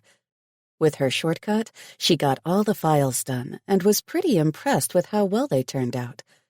She might not be too familiar with the program Nellie used, but she'd asked for it to be added to her computer several days ago and had been playing around with it. Since she'd made herself familiar with where everything was, it had been easier for her to be able to get the work Nellie needed done. And she'd been able to do a better job, creating accurate files and formatting what was needed. She was impressed with herself and was happy to send the files to Nellie's computer way before they were due. Nellie was in an art meeting with her seniors, so she didn't get a chance to see her reaction, but she hoped she liked the work. Jade had just gotten back to her desk when she got a call from Lana. "Jade, darling, how are you feeling?" Jade grinned at the other woman's sweet tone. "I'm much better. I think it was just a bug. Or stress. Lord knows I've had enough of that on my plate." "Well, I'm so glad you're doing better. And how are things with you and Dean and Gavin?" She blushed, even though she knew the other woman couldn't see her. Damn embarrassment. Pretty good. We're getting to know each other." No way in hell was she going to tell her that her gorgeous son Dean, with a cock that should win awards and a tongue that could make a woman orgasm to death, was making her fall in love with him every second that passed. Nor was she going to admit that Gavin, with his serious dick game, sweet and thoughtful nature, and unbelievable romantic sense, really had her ready to marry both men. Nope, Lana did not need to know that. "I'm so glad. I'm really happy you're giving my boys a chance. I'm actually calling because I was hoping you'd want to join me for dinner Friday." It's my cousin Balgair's birthday, and he's having a girls' bash. Would you mind joining me and hanging out? Knowing him, it's going to be catered by Martha Stewart herself. He's the sweetest guy with the best taste.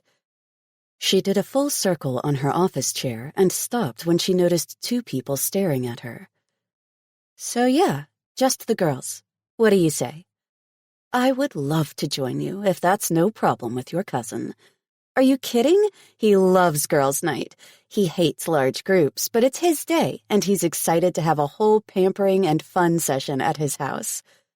Wonderful. Email me the details. Can't wait to see you again, darling. Same, Lana. Thanks for calling. She'd just pressed the end call button when she noticed someone standing at her desk. Hi, Nellie. How can I help you? Nellie glared at her. So you're on friendly terms with the owner, huh? What, are you sleeping with one of them? She blinked and shot up from her seat, anger and embarrassment heating her face. Nellie had been loud, and others had stopped to listen. Has anyone ever told you that you're a bitch? She snapped. Anger burned in her blood. She wanted to deck the other woman for putting her personal life out there. Not that Nellie knew what she was doing with Dean and Gavin, but to even say that at the workplace. Talk about inappropriate. I think Miss Reed from HR will hear about you calling me names, Nellie sneered. That's very unprofessional of you. You just started. You must not like your job.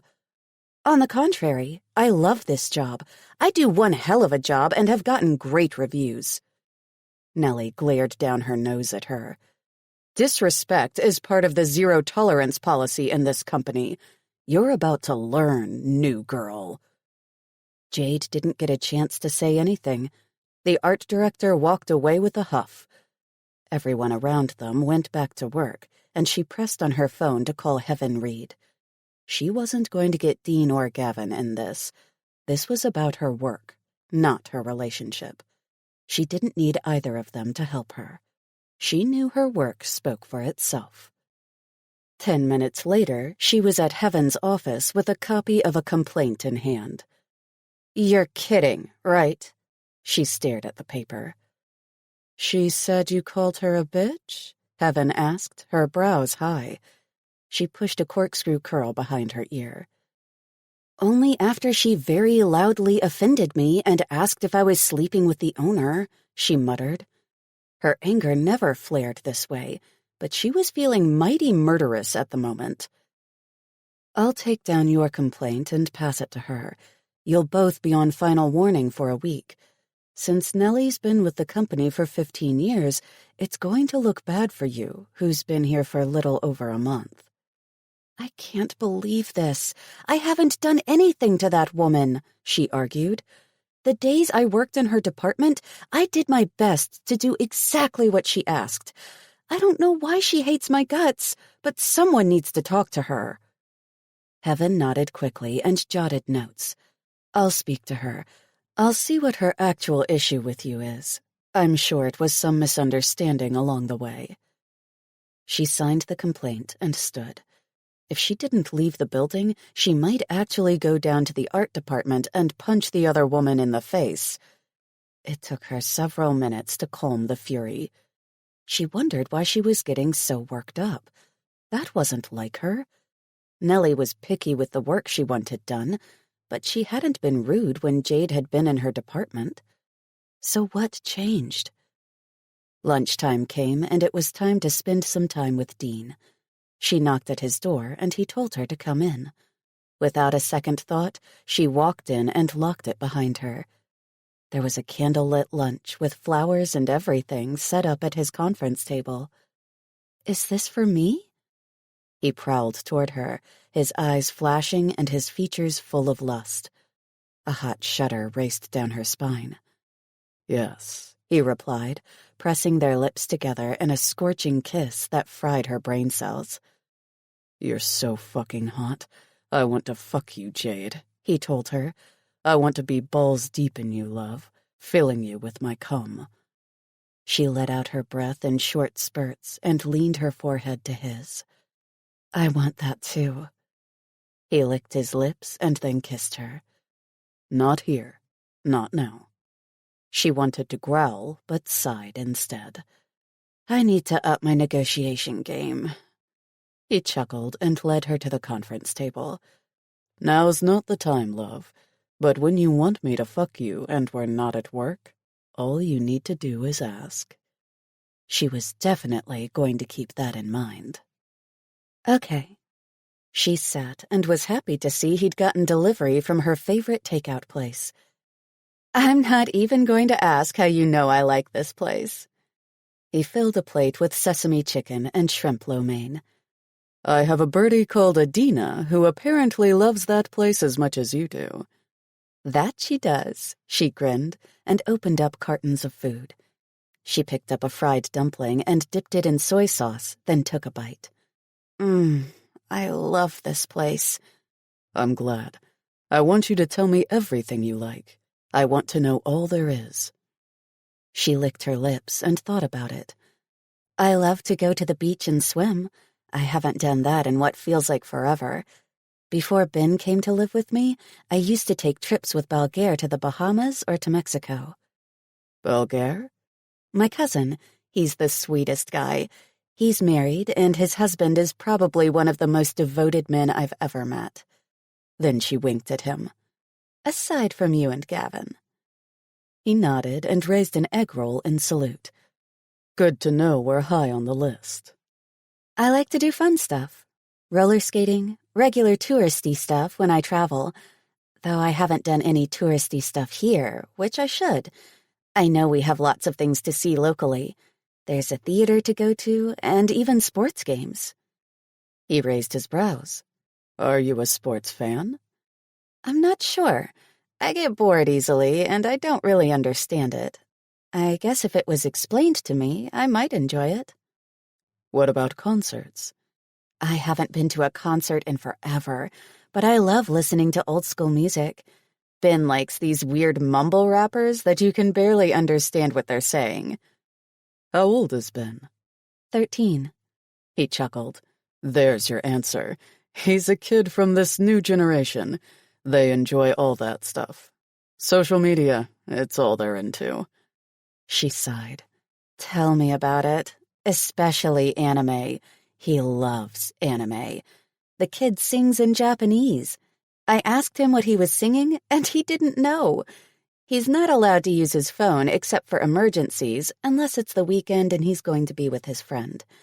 And he has to make sure it stays charged in case I call or he's in deep trouble. You're a good mom. She put her fork down. I don't know. I've never had to become an instant mother. I don't even know if I'm doing right by this boy. You're following your instinct. He can see that, and he loves you, he told her, squeezing her leg. I hope so. I love him. I loved him instantly. He won me over with a single look. Dean cupped her jaw and nodded. He loves you. You're lovable.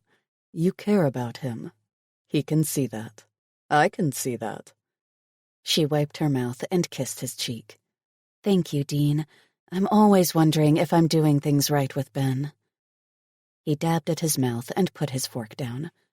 You're doing things right in general, Jade. Her anxiety had her question everything. Every decision she made in regards to Ben was done with 100 others behind it. She sat on his lap and put her arms around his neck. Thank you for listening. She kissed him, her heart filled with every wonderful emotion it could conjure for him. I love you, Jade, he told her. Her heart squeezed with joy. She believed him. She loved him, too. He grinned. May I have the honor of another dance with you? She leaned her head back and laughed. Oh my God, Dean. If I hadn't been so swept away by you, I'd have killed you for that. I still can't believe it. How did you know the routine? Normal men don't know those kinds of things. He nibbled her earlobe. I'm no normal man, baby. He lifted his hips under her and rubbed his hard-on against her ass. She moaned, wanting him even more, but not in the office. In school, my senior class did a fundraiser for our big trip. We put on a show based on the Dirty Dancing movie. She gasped. You did all those hip-thrusting moves and grinding while all the parents looked on? Oh my God, I'd be so embarrassed. He swatted her ass. No, my dirty-minded girl. We acted a love story, he said, all breathless and dramatic. She laughed at his silliness. I guess you were the star of the show? All the women fawning over you? She could only imagine what his school years were like. And prom king, football quarterback, honor roll, all that jazz. Well, I was the quarterback for the football team, but that was because I was the only one tall enough to see over the huge linemen we had to see the receivers. A laugh bubbled out of her again. She loved talking with him. He made her forget her troubles and enjoy herself. Would it be like this all the time with him? Then add Gavin, and they could be a nut house. Now, he said, what about that dance? Her smile flipped down. Dean, I don't know any dances. I just happen to remember that one from seeing the movie so many times. I'm not really good on my feet. His teeth gently bit down on her neck as he growled. I beg to differ, my love. You are incredible on your feet. On your back. On my lap. Another laugh burst from her. She pulled away and stood. Okay, Patrick Swayze. Show me a dance. He jumped up and dragged her by the hand to an open space between his desk and conference table. She lifted her arms, ready for him to place them where they needed to be. Oh, he started. This doesn't require me to keep my distance. His grin was devilish. She rolled her eyes. How did I not guess that? He swatted her ass again. Hush, this is serious. She couldn't stop the giggle as he whirled her around and pressed her back against his front. She moaned. I'm liking this already. She wiggled her hips against his groin. His chest vibrated. Woman, you are killing me. His hand splayed over her stomach, pulling her tightly to him. His other hand cupped her breast, pinching at her erected nipple. Fuck. He buried his nose in her hair. She felt his heart pounding against her back. Knowing she was the cause of this alpha losing control was heady. If they didn't stop, she'd make sure the no sex in the office rule was broken. The man was so sensual and rough at the same time. It sparked more than lust in her. He intrigued her. What made this man tick? He knew what made her tick. That was for damn sure. A buzz from his desk phone startled them both. One of his assistants' voices rang out. Mr. Felid, Nellie wants to speak to you. He groaned. Tell her to wait. She said it's urgent, sir. She's on her way to your office. Fuck, he groaned. Her thought exactly. Okay, thank you. She pulled out of his hold. Guess the lesson will have to wait. She looked up through her lashes at him. Her face was on fire, as if they'd been caught by her parents making out in the back seat of a car. He sighed.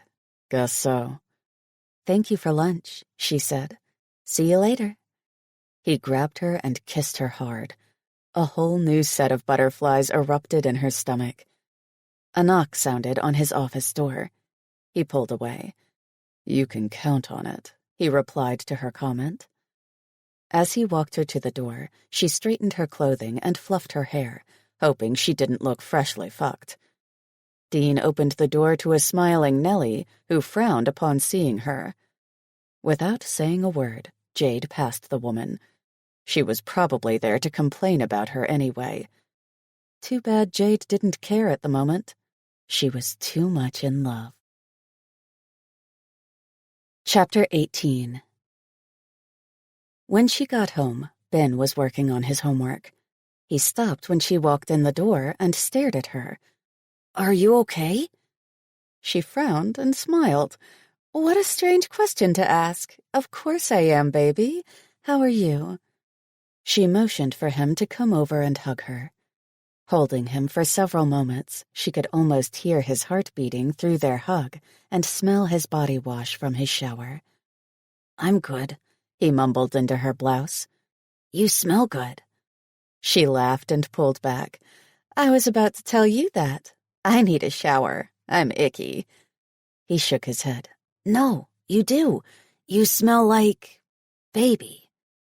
"Baby? I haven't seen any babies in forever. What do you mean, baby? Like a baby?" He shrugged and went back to his homework. "I don't know. You just do." "Silly boy." She put her handbag on the table and sat next to him. "So what's the plan for tonight?" "Pasta?" He gave her that sad puppy smile that melted her heart. "I guess," she grumbled and then laughed. She got up to shower before making dinner. "Anything my baby wants." "Aunt Jade?" Ben stopped her. She turned to look at him. "Yes?" "Why aren't you married?" She stared at him, trying to figure out why he was asking that. "There's a lot of people who aren't married out there." He nodded and put his pencil down. "Yes, but you're pretty. You make good pasta. You're nice. Why aren't you married?" She smiled at his words and shrugged. "I don't know. I guess I hadn't found the right man." "And what about now?" Her heart stopped. "What?" "You said you hadn't found the right man. That was in the past. So does that mean you found him now?" She didn't want to lie to Ben. "Maybe. I'm talking to someone. We'll see how that goes." "Good." He picked up his pencil and went back to work. She wasn't sure what to say. Good? She headed for the shower, confused. Had she handled that well? It appeared Ben had understood something she hadn't. Had she found the right man? Yes. Yes, she had. 2 of them. Chapter 19. Lunch the next day was an outing. Jade wasn't sure what to expect, but she met both Dean and Gavin at the front of the hotel, ready to go into their limo. Oh boy. She slipped inside, and Dean immediately pulled her onto his lap. The first thing she noticed was the partition between them and the driver was closed, which calmed her fears of being watched. Dean kissed her first, sucking her tongue and squeezing her breasts over her dress. Pulling back to get air, she turned to face Gavin and kissed him too. Her body wanted both her men. She kissed Gavin while Dean's hand caressed her body, sliding under her skirt and fingering her pussy. A soft moan escaped into her kiss, and she spread her legs wide for Dean to touch. But he didn't deepen the penetration. He barely caressed her clit, gliding his digits over her folds, and then using her wetness to rub her clit again. "You're so wet," Dean growled. She pulled away from Gavin's kiss and kneeled on the floor of the limo, unzipping Dean's pants while Gavin pulled her skirt over her ass and yanked her underwear off. She gripped Dean's cock and snaked her tongue over his length. He groaned, leaned back, and curled his hand on the seat leather. She loved how tight his features got and how his eyes glowed with the power of his animal. His jaw was clenched, and every time she sucked him to her mouth, a soft rumble sounded in his chest. Gavin spread her legs wide, planting the head of his cock at her entrance, and drove deep. She whimpered, allowing Dean's cock to glide down her throat at the same time Gavin filled her. Gavin retreated and thrust hard, making her squirm. Her pussy fluttered around his hot shaft. She bobbed her head on Dean's length, sucking and licking and loving having both men inside her body. Gavin increased his speed. Each thrust was harder, harsher. Her nipples ached and her pussy felt on fire with each punishing drive. He grabbed her by the hair, pulling it away from her face so she could look into Dean's eyes while she sucked him off. Her saliva slid down his length to his balls. She licked her way down, taking them into her mouth and rolling them over her tongue. Another thrust, and she moaned. Yes, she whispered. Then she took Dean's cock back into her mouth and sucked harder, and jerked him with her hand, adding pressure along with her sucks. He grunted a curse word. Her eyes closed. Raging lust and need overpowered her senses. She rushed closer to her orgasm. Gavin's drives increased in speed. He went deeper. So deep. She felt branded by him. His cock was hot and hard as steel. Fire burned at her hips. He was scratching her the same way Dean had done. Dean cupped her jaw and she opened her eyes to meet his gaze. I'm going to come in your beautiful mouth, love, and you're going to take it. All of it. She moaned in understanding and sucked him harder, jerking him tighter. Gavin drove hard and fast, sliding a hand around her hip and flicking a finger on her clit. Her body jolted. Her orgasm rocked her to the core. Her entire body trembled. Both men growled, each one filling her with his seed. She remembered to swallow when Dean's cum slid down her throat. Gavin gripped her ass so hard she knew she'd have finger marks when he slammed into her a final time and his cock sputtered his semen into her pussy. Afterwards, they all fixed their clothing and she lay on Dean's lap, leaning her head into his shoulder. You two are going to kill me. They chuckled. Dean squeezed her breast over her dress, flicking a thumb over her hardened nipple. Gavin lifted her feet to his lips. He kissed her ankle and then continued massaging her calves and back down to her toes. We only want you to feel loved, Gavin told her. She snorted. If I feel any more loved, I'm going to have walking issues soon. Dean sucked on her neck, licking up to her jaw and kissed the corner of her mouth. I'll carry you around. You won't have to worry about that, darling.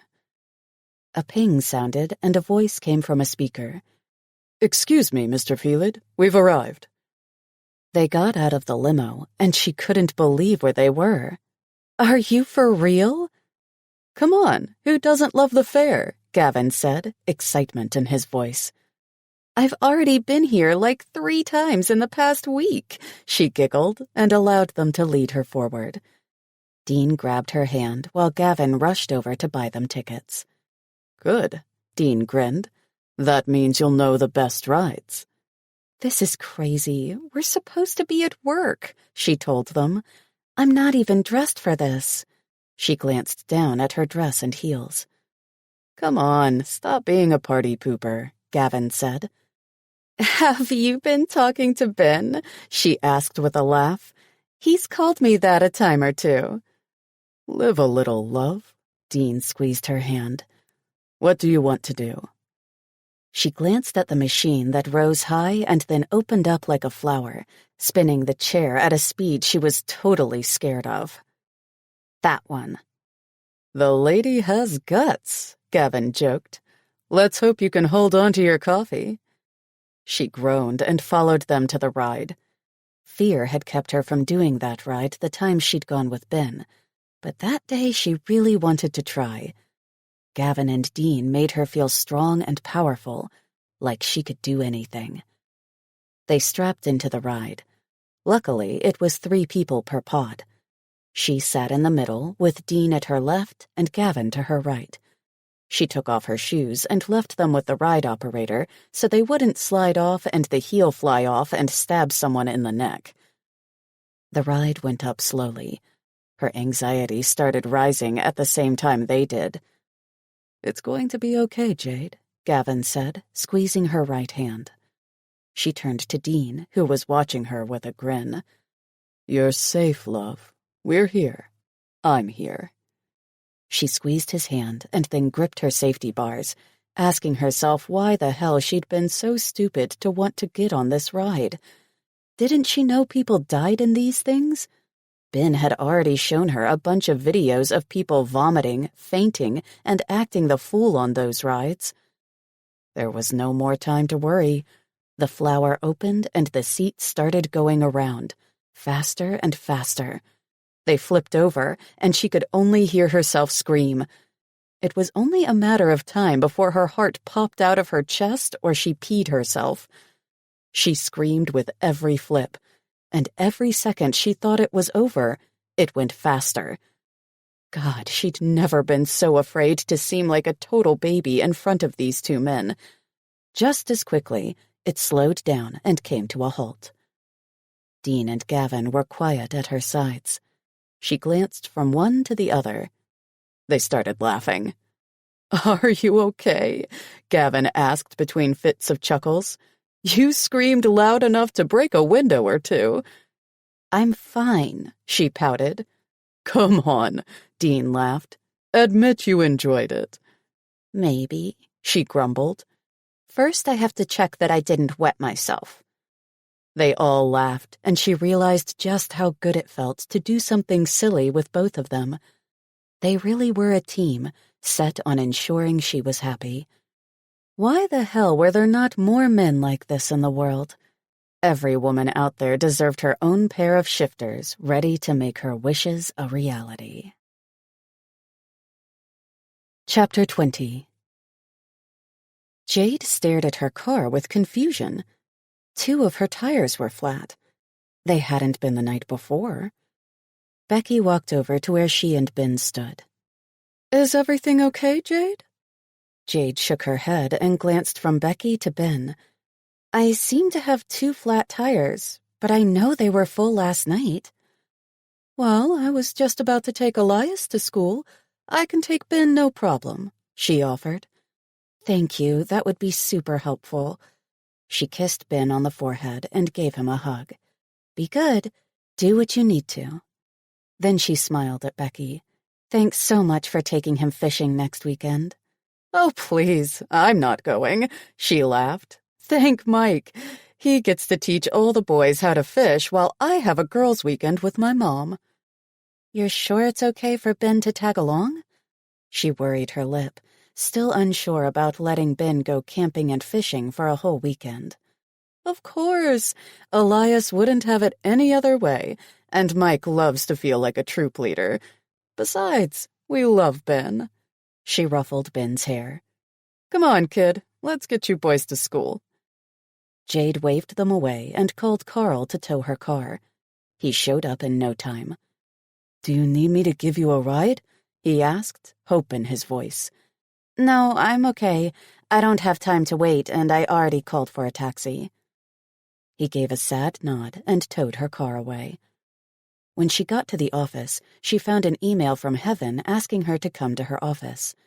She wasn't sure if something else had developed, but she hated that she had been late to begin with. "Hey, Jade, come in," Heaven greeted from her desk. "Hi." She walked in and shut the door. "Is everything okay?" Heaven nodded. "I think I know what's going on with Nellie." Oh, good, because she had no fucking clue. "What's that?" "Before you started working here, she was very close to Gavin and Dean, doing various projects and things that were more assistant work, which should have gone to Adina, but she always offered to help. I think she feels forgotten now that you're here." Jade frowned. "I'm not just working for them. I work for a whole team. Adina is still their assistant. I assist her in what she needs." She shrugged. "I don't know what else it could be. That's all I could think of. She might be a little jealous of you getting to do things for them. Maybe spending time with them?" Jade curled one leg over the other and felt her tension rise. "I really don't think that's right. She seemed angry at me." "Well, I'll keep digging. See if anyone else knows what's wrong." Heaven sighed. "In the meantime, keep your communication with her to emails." Great. Now she had to stay away from a senior manager. She worked on various reports all day and got a call from Carl right before lunch. Rubbing her forehead and willing the headache she had to go away, she answered his call. "Hey, Carl, how's my car?" "Hi, JD," he greeted in that kid voice she'd come to know her whole life. "I thought have it ready Monday." "Monday?" she exclaimed in disbelief. I need it tonight. I have stuff to do. Sorry, Daddy, it won't be ready. I had to get new tires for you. Oh, new tires. Great. She let out a growl and then sighed. All right, Carl, thanks for calling me. I'll figure it out. See you Monday. She hung up before he had the chance to ask her out. Again. Her usual patience was disappearing faster than ever. An email came from Gavin. He wanted to have lunch with her in his office. So far, she'd managed to have lunch with one or the other every day. When Ben begged to have a few hours playing with Elias, she went out with one of her men and spent one-on-one time with them. It was weird, but she really loved that they worked together to make her happy. She walked into Gavin's office and gasped at the setup. Are you for real? He led her inside and shut the door, then pressed her against it and kissed her. Most definitely for real. He ground his erection into her, and they both groaned. I know something else I'd like to have for lunch. He tugged her to the picnic blanket laid out facing the window overlooking the park. Her dress had come in handy that day. She'd learned that when it came to being with Dean and Gavin, easy access meant she didn't get clothes torn off. On the blanket, he pushed her thighs open, pulling her skirt at her hips. Then he tugged at her itty-bitty thong and licked his lips. She leaned back on the cushions he'd placed behind her and watched him lower his head between her legs. You smell divine, he whispered in a soft rumble. Then he licked her, and she bit on her lower lip to keep from making noise. Still, she whimpered at the feel of his tongue flicking up and down her sex, licking and curling over her clit, driving her crazy. God, she gasped. No, love. Goddess. You. He rubbed his whole face on her pussy, eating her out as if he couldn't get enough of her.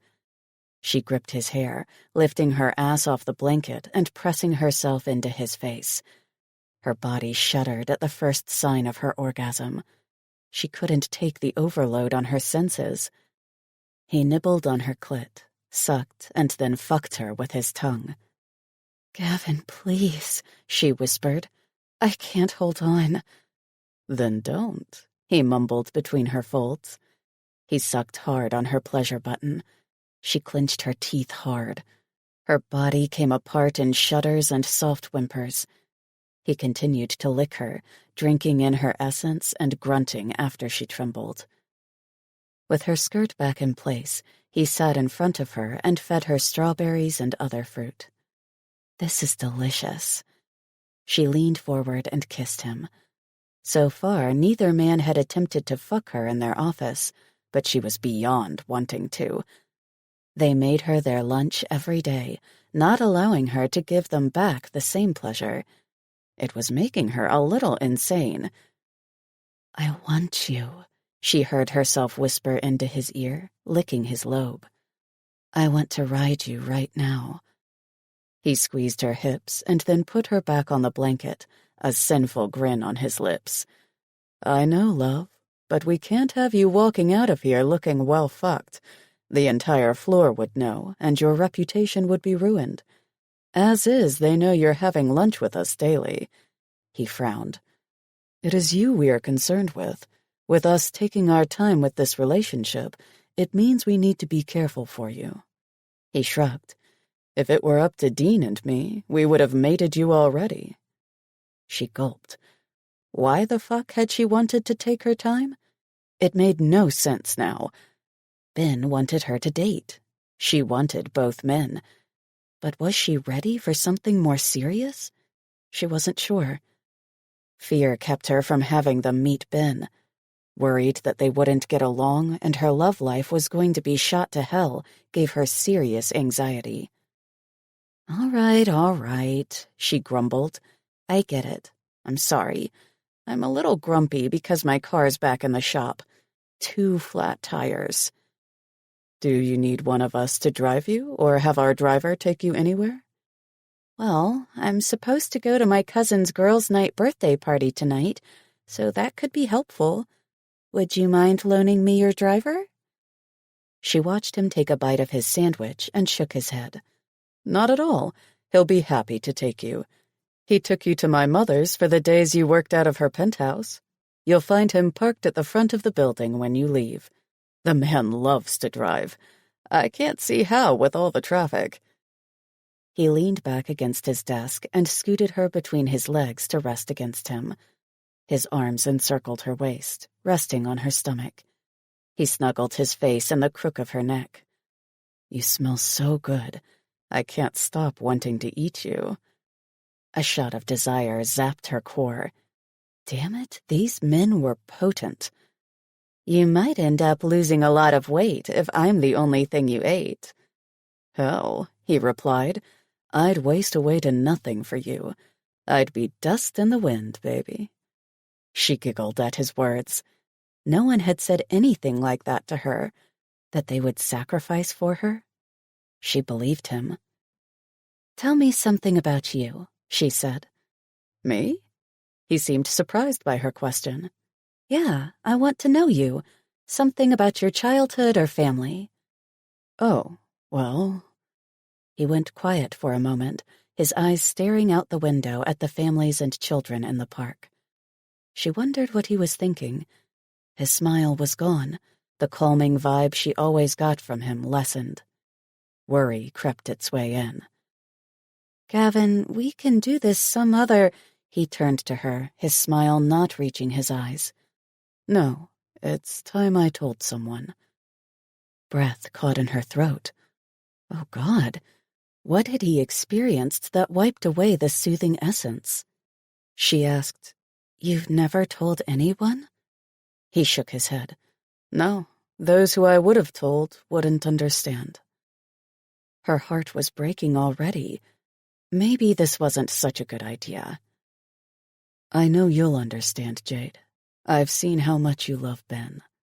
She gasped. Really, we can do this later. He gently turned her head to look at him. She saw the pain in his eyes, the sadness he never let show in public. I love you, Jade. I want you to know who I am, why I am the way I am. He wanted to share a piece of his heart with her. She would gladly take it and join it with hers. She loved him, too. He began.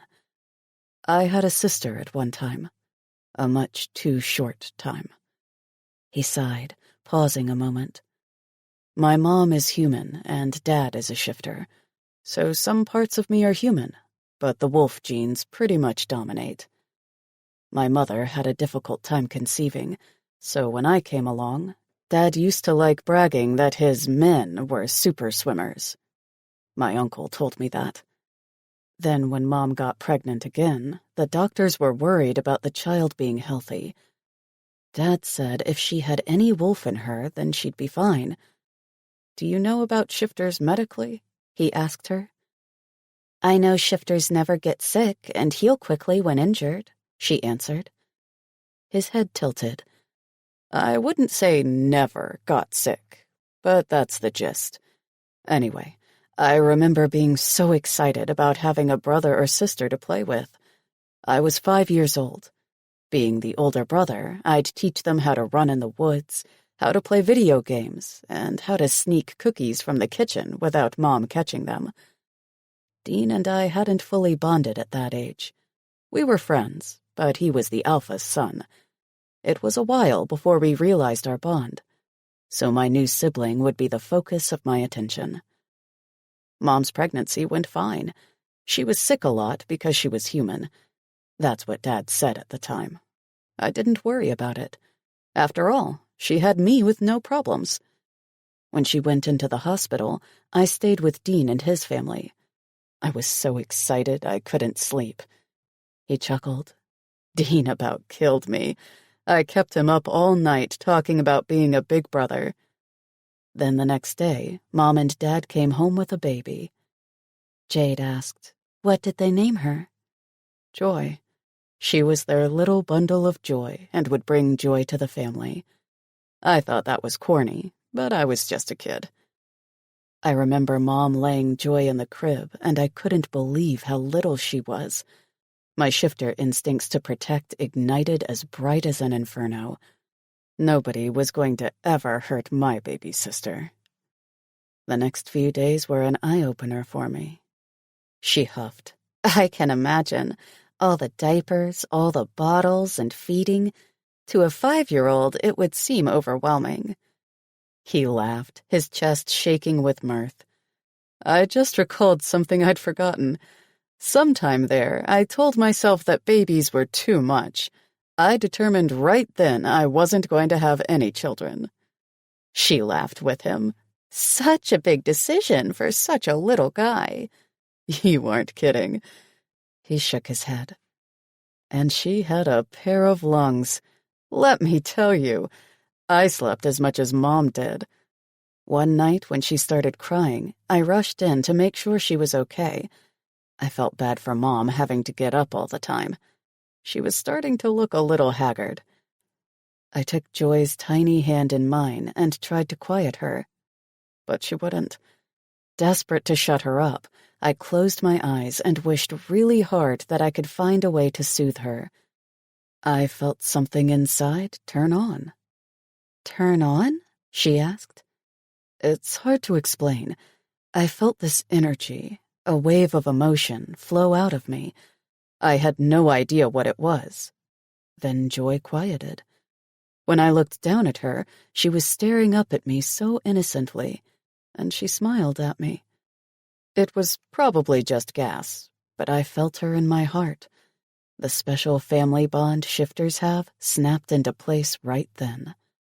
He sniffled. What happened? Jade squeezed his hand in hers. She knew the rough part was coming next, the part that would rip her heart out.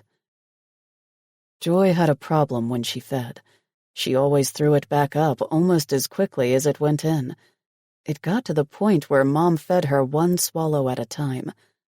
Everything was fine when eating that way, except Joy kept falling asleep after a few swallows. Babies sleep a lot. Yes, they do. It's a blessing so the mother won't pull her hair out. I believe that. He kissed the crown of her head. Anyway, looking back after all these years, I'm not sure if my young self noticed the change in my sister and just didn't know that it meant anything, or if I was oblivious of it all. She was a shifter, after all, and shifters were never sick or anything. But my sister's body seemed to shrink. Over a couple days, her crying wasn't all that loud anymore before I got to her and calmed her with my magical baby pacifying powers. She grinned at his humor during such a sad time of his life. A few days in, my parents took me to Dean's while they took the baby to the doctor. I had no worries. I got to stay the night even. Everything was fine until Dad picked me up to take me home. He was quiet all the way home. He looked angry, and I was afraid I'd done something wrong, so I kept my mouth shut too. When we got home, he told me not to bother my mother for a while, that she was sleeping. I told Dad, then we have to take care of the baby, don't we?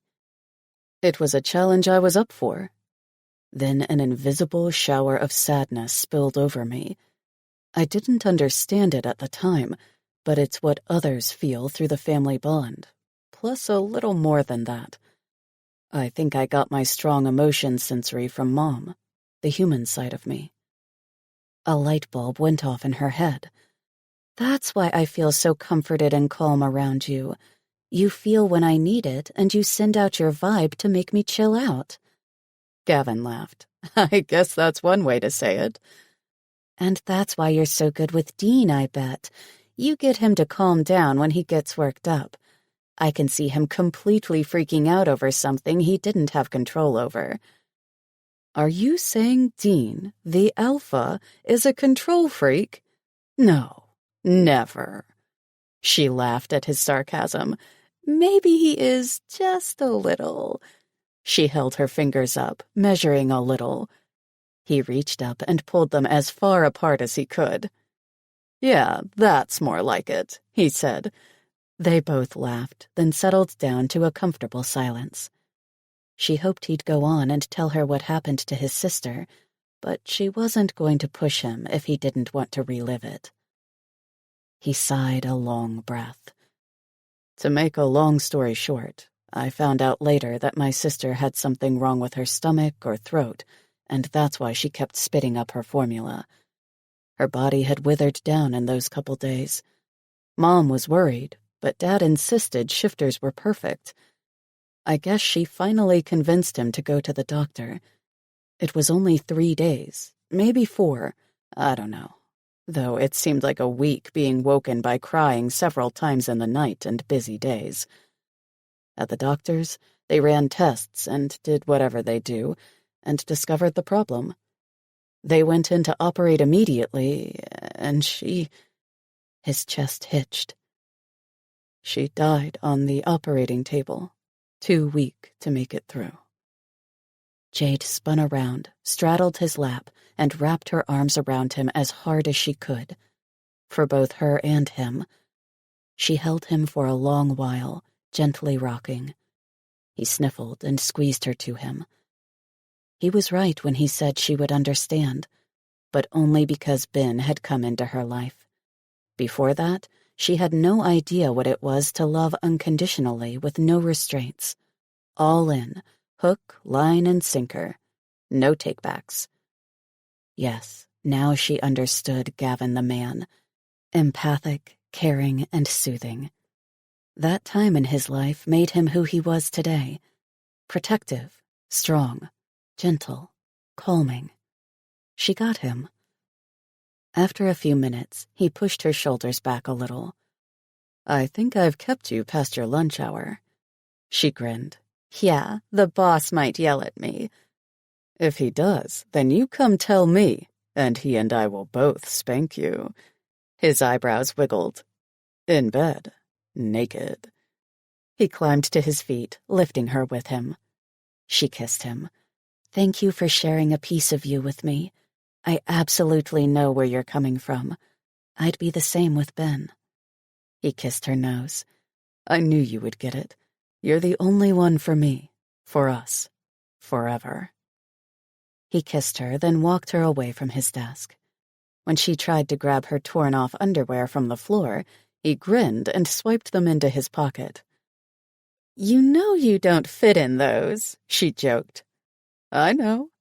He stood up and walked her to the door, kissing the back of her neck. I'm going to jerk off while sniffing them after you leave. Sizzling heat traveled down her spine, giving her goosebumps. Do it now. I want to watch. No. He kissed her lips. But maybe this weekend we can finally spend the day together. The 3 of us. You don't have to always feel divided, love. We're happy to share you at the same time. Lord have mercy.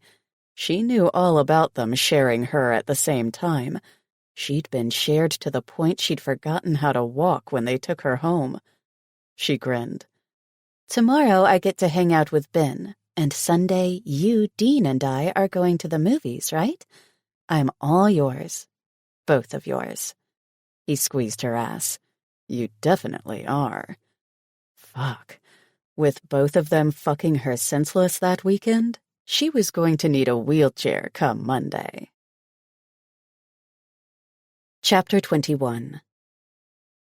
Jade watched Balgair, in his beautiful blue dress and matching wig, walk around and play hostess. All right, ladies, Balgair began. First item tonight is a toy demonstration by a lovely friend of mine. Gina, come on up here and let's show these chicks the right way to suck a dick. Lana choked on her drink. Did he just say... Yes, Jade winced. Yes, he did. When Jade caught sight of Gina, she was even more confused. Gina had to be in her early 60s, with a long dress to her ankles and a black cardigan covering her arms. She had orthopedic shoes on, and her hair pulled up into a silver bun. She walked slowly and didn't make eye contact. In fact, she pushed up her eyeglasses every few seconds. Of all the people at the party, She wasn't who Jade had expected to teach a class on how to give oral sex. Gina came up to the center of the room, where a small table and a display with a large black dildo had been set up to stand erect. "Good evening, everyone," Gina said in a soft voice. "Tonight I'm going to show you the proper way to give your man pleasure." "Suck a dick," Balgare hollered, "in case y'all don't know what that is." The group of women giggled, and some screamed for her to get it on. Gina took off her glasses, removed her cardigan, and then sat down in front of the dildo. "Now, you will find men come in different sizes," she told them, looking around the room. "And the larger they are, the harder they are to fit into your mouth. So you have to be able to work your hands, tongue, and mouth as if they were all one." Jade gulped her drink and grabbed a refill from the tray next to her. "This is flavored lubricant," Gina told them. "The same stuff guys like to use on us, but this is going to give them a little extra tingle while giving your guys a pleasant flavor." "Does it come in clean balls and ass flavor?" one girl yelled. Another round of laughter, and Gina was coating the dildo in the flavored lube. "A lot of women like to hold a guy's penis lightly. That's the first mistake," she said. "Grip it, but not like he owes you rent money," she advised. Jade couldn't help to laugh at that. "Grip it like you want him to know you're going to make this good for him. Show him you know what you're doing. Another mistake women do is use both hands. If you're going to use both hands, grip with one and fondle his balls with the other." She demonstrated on the dildo. "Then start down at the root. You see this vein?" She pointed to the realistic vein on the plastic cock. "Lick that all the way to the head and then suck." She did just that, and Jade chugged down half her drink. That was not the most comfortable thing to see. "Go, Gina, you freak!" one of the women hollered. Gina sat up and fondled the dildo. "When you suck him down your throat, you are to keep your teeth as far away from his dick as possible, or that rent is definitely going to go unpaid." "She's right. I found that out the hard way," one girl sniggered. Gina nodded. "Suction your cheeks and use that tongue. Flick it around, curl it over and under, and rub him with it. But make sure you don't use teeth." She pointed to the ridge of the cock's head. "This area here is super sensitive. Make sure you lick it and rub your tongue on it." "What if I can't deep throat?" a woman asked. "I always feel like I'm going to choke." "First things first. Is this a large penis or a smaller penis that you didn't enjoy the sensation of it down your throat?" "It's happened with both," the woman replied. "Surely, you whore!" Balgare laughed. "If it's a large penis, focus on taking him as far as you can and using your saliva to coat your throat. Don't think about throwing up or gagging. But I will tell you, men enjoy that gagging sound. Makes them feel like their dicks are massive." Gina went on to suck the dildo into her mouth and take it to the root. Jade and the others gasped at the scene. Fuck that fruity shit she was drinking. She was going to need to erase her memory of that entire night.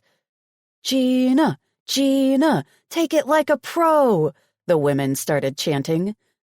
Then Gina pulled back and glanced around the room. "If you can't take it down your throat, then suck as far as you can. Fondle him and make noises to let him know you're enjoying what you're doing. Also, jerk him off as you suck. They enjoy that. And not a sad, pathetic jerk he's barely going to feel. Grip him and stroke that penis." "Hot damn," Balgare said, fanning his face. "What about his asshole?" one girl asked. Gina raised her brows.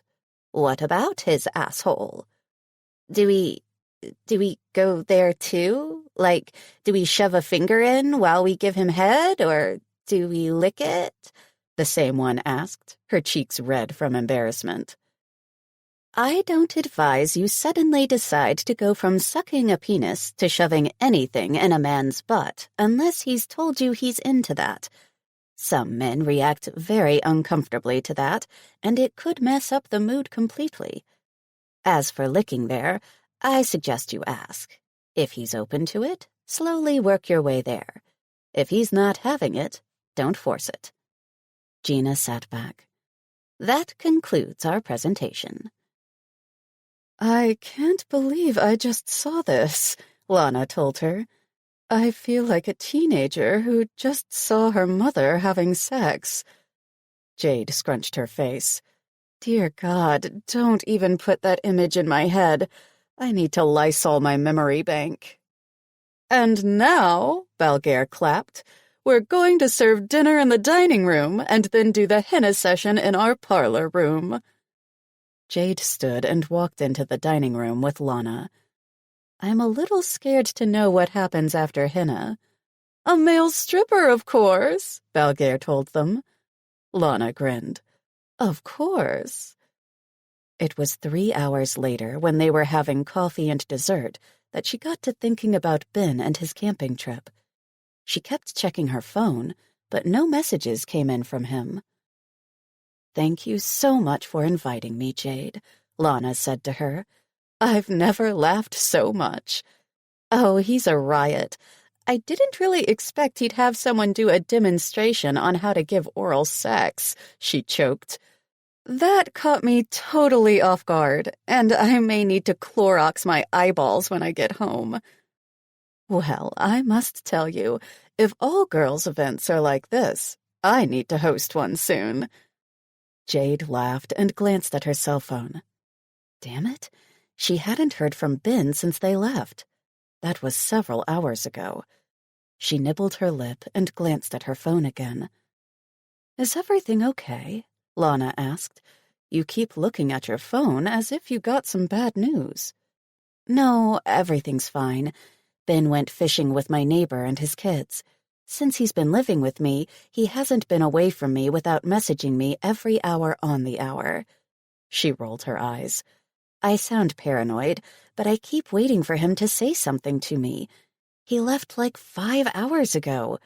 He's probably making s'mores and telling campfire stories, but I want to hear from him, damn it. I understand, Lana said and hugged her to her side. When Gavin and Dean were kids, they were always off doing something or other with Josh and Leo, my mates. But my maternal instinct was always on high alert, worried something happened to them. Jade nodded and smiled back. I guess you do get it. Her phone rang, and she almost fainted when she saw Mike's name on the caller ID. Hello, Mike? Jade, you have to come out here. It's Ben. Jade didn't need to hear any more. She jumped out of her seat and rushed for the door. Chapter 22. Dean had chosen to work late, knowing Jade was having a girls' night with his mother and her cousin. His office door opened, and Gavin walked in, his shirt rolled up to his forearms. His tie was missing, and the top 3 buttons were undone. Bro, I say we grab some food and call it a night. Dean didn't get a chance to reply. His cell phone started going off, his mother's name on the screen. Hi, Mom. Get your asses to the address I'm sending you right this minute, she ordered in a voice he knew all too well. It was her boss mom mode. What's going on? Ben, she told him. Something's happened. Jade's losing her mind with worry. I'm driving her there now. We're not sure what's wrong with him, but you have to get over there ASAP. We're on our way, he told her. He shoved his chair back, and they rushed out. Dean drove, and Gavin sat in the passenger seat. The campground was only half an hour away at a state park they had gone to a bunch of times as kids. I don't understand, Gavin said. I don't either, but if something happened to Ben, you know Jade's panicking, and she needs us. Whatever the situation, we can help her deal with it. When they arrived, Jade had her face in her hands, sobbing uncontrollably. Dean and Gavin marched up to the sheriff and nodded. He knew them. They were part of a local bear clan not far from them. Hey, Kenji, what's going on? He pulled Jade into his arms, holding her close and absorbing all her pain. He hated that she was hurting so much. It seems they were followed up here. The father... He pointed at a man who was hugging his kids and running his fingers through his hair. He said 2 men showed up with guns and tied them up. Then they took the boy and promised him if he went willingly, they wouldn't hurt anyone. Fuck. Jade sobbed harder, and his heart hurt for her. He wanted to make her pain disappear. Do you have any leads on this? Just a description of the men. One of the kids said when they stopped to get gas, he saw one of them getting gas at the same station. We're about to drive there and check out the video. Dean motioned for Gavin to stay with the sheriff while he pulled Jade to the side, taking in her puffy eyes and trembling lip. Are you okay? I should have listened to my instinct, but I didn't want to be that parent that said no to her kid having fun. He hugged her again. You're an amazing mother, Jade. The best mom Ben could have wished for. You couldn't have known this was going to happen. She shook her head. I had a feeling. Do you know who could have taken him? No, the only person who knew he was with me was Frank, and he's been gone for months. She sucked in a shaky breath and met his gaze. Then she gripped his shirt. Oh my God, Dean, she gasped. The location share. What? She pulled her phone out of her pocket and clicked on Ben's name. After another button, a GPS locator with a red dot and his current location popped open. I can find him. No, we'll find him. He rushed over to his mother and kissed her. Mom, can you make sure the man and his children get home safely? He shouldn't be driving after what just happened, he told her. Of course, darling. I already called 2 of our drivers, one to take his camper and the other to take them home. She met his gaze. Is everything okay? He nodded. I'll call you later. Then he motioned for Gavin to join them. We need to go. They sped onto the highway, following the dot as it moved up the freeway. They stopped, Jade screamed. Oh God, I hope they're not hurting him. Gavin rubbed her shoulders from the back seat. Dean squeezed her thigh. We'll be there in no time. Nothing will happen to him. He'd make sure that boy was safe, even if he had to give his own life for him. Chapter 23. Jade's stomach rolled. Dean's Bugatti hit over 100 miles per hour, and she still felt they were taking too long. Why in the world had someone taken her Ben? She growled at the injustice. That boy had just started to enjoy his life, to trust her. Fury at the injustice of it filled her chest. Whoever took her son was going to pay. They got closer to the red dot. After a few tense moments, they were getting off the highway to a deserted exit. Then they were on a dirt road. When they saw a trailer tucked back in the trees, they stopped and shut off the car. We're going to check it out, Dean told her. You stay here. She stared at him as if he'd lost his mind. No, Ben's my responsibility. No way in hell am I staying behind. Besides, he's never met either of you. She slipped out of the car and took her shoes off to keep from making too much noise. Plus, she hated walking on rock in heels. Dean and Gavin walked ahead, each one taking one side of the trailer and motioning for her to stay back. She glanced around for a weapon. Something, anything she could use to help save her son. There were pieces of broken-down cars all over the place. Picking up a piece of metal, she wasn't sure what part of a car it was, but she knew she could hit someone with it if need be. Quietly, she padded to a window and saw Ben sitting in the middle of a room. 2 men gave her their backs. Ben turned his face to glance at the window, as if he could see her in the darkness. When one of the men turned around, she almost dropped her metal pipe. It was Carl. Fury fired bright, and she almost lost her shit then and there. He was rambling. She tried to listen to what he was saying. It's your fault JD doesn't want to do anything with me, he grumbled at Ben. She's always doing things with you, always taking care of you. Ben stared at the window, his entire body stiff, and she wondered if he could see her. I'm going to get you out of the way, and then thee's gonna be mine. Carl stomped his feet and waved his gun at Ben. I want JD.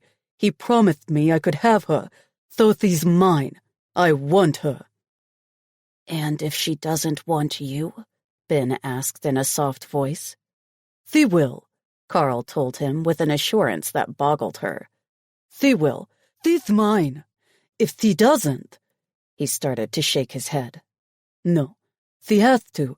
I'll kill her. She has to. Ben's head snapped toward Carl at the same time the front and back doors were broken down and two massive wolves rushed at the men. The other guy shifted into a tiger, and Carl grabbed Ben by the throat and used him as a human shield. She rushed around the side of the trailer and inside with her pipe in hand.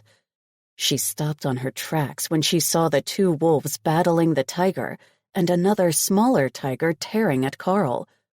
Her heart thudded hard as she searched for Ben, her throat in knots and her stomach rolling. One of the wolves bit down on the large tiger's hind leg, while the other scratched at his side, leaving slashes and blood dripping on the floor. The tiger fought back, pushing one wolf off and then the other. He tried to go at the smaller tiger, but one of the wolves shoved him into a wall, breaking a hole into the flimsy material. They snarled and bit and scratched each other, but she still didn't see signs of Ben. Her stomach flip-flopped, and she swore she would throw up if she didn't find him soon. The large tiger growled and went for one of the wolves, but the other caught him mid-jump. They rolled until the wolf had the tiger by the throat. The other wolf chewed on one of his legs. She watched the bone break through the skin and blood pool under the tiger. The wolf that had him by the throat didn't let go. The tiger tried to shake him off, but he was strong. If she had to guess, she knew that was Dean, and Gavin was now slicing ribbons of the tiger's belly. Turning to where Carl had stood, she saw his lifeless body on the ground, multiple large slashes on his face, neck, and chest. The smaller tiger stared at her. She wasn't sure what to do. She wanted to move to the other side of the trailer to search for Ben, but he was in her way. Once the larger tiger stopped moving, she watched Dean and Gavin change back into their human bodies. Their naked human bodies. Full of blood. Dean pulled her behind him and walked toward the small tiger. "Where's Ben?" He grabbed her hand and squeezed. Then he marched up to the tiger and stared into his eyes. "You're in control, Ben. Tell the tiger it's time to go back." She sucked in a hard breath and felt the world do a quick 360. Her heart stopped. Ben? The little tiger came closer. She had no idea how this happened. How could he be a shifter? He'd never said or done anything to let her know. Gavin crouched down next to Dean. "Talk to your animal, Ben. Tell him you're safe now. He can go back." Ben's tiger continued to stare at her. She took a tentative step closer and reached a shaky hand to touch his bloody face. "Ben, I'm here. It's going to be okay." Bones crackled, and she had to look away as he shifted back into his body. Then he was back. Ben was human again. He covered his privates with his hands. She rushed to a sofa and took a throw from it and wrapped it around his waist. "Oh, God, Ben," she cried, pulling him into her arms and hugging him tightly.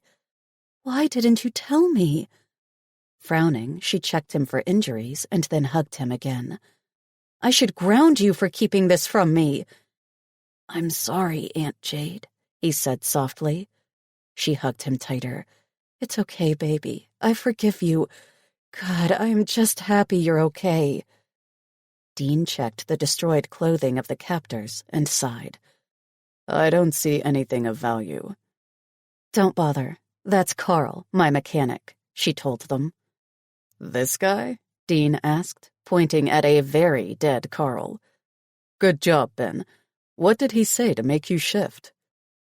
Ben glanced at Jade. He said he'd kill her. Oh, God. She hugged him again and couldn't seem to let go of him. How could Frank not have told her his son was a shifter? Did he even know? Was he even Frank's kid? Let's get out of here, Dean said. Gavin can call the sheriff from the car. You two need to go home. Dean met Ben's gaze. You need to talk to your aunt.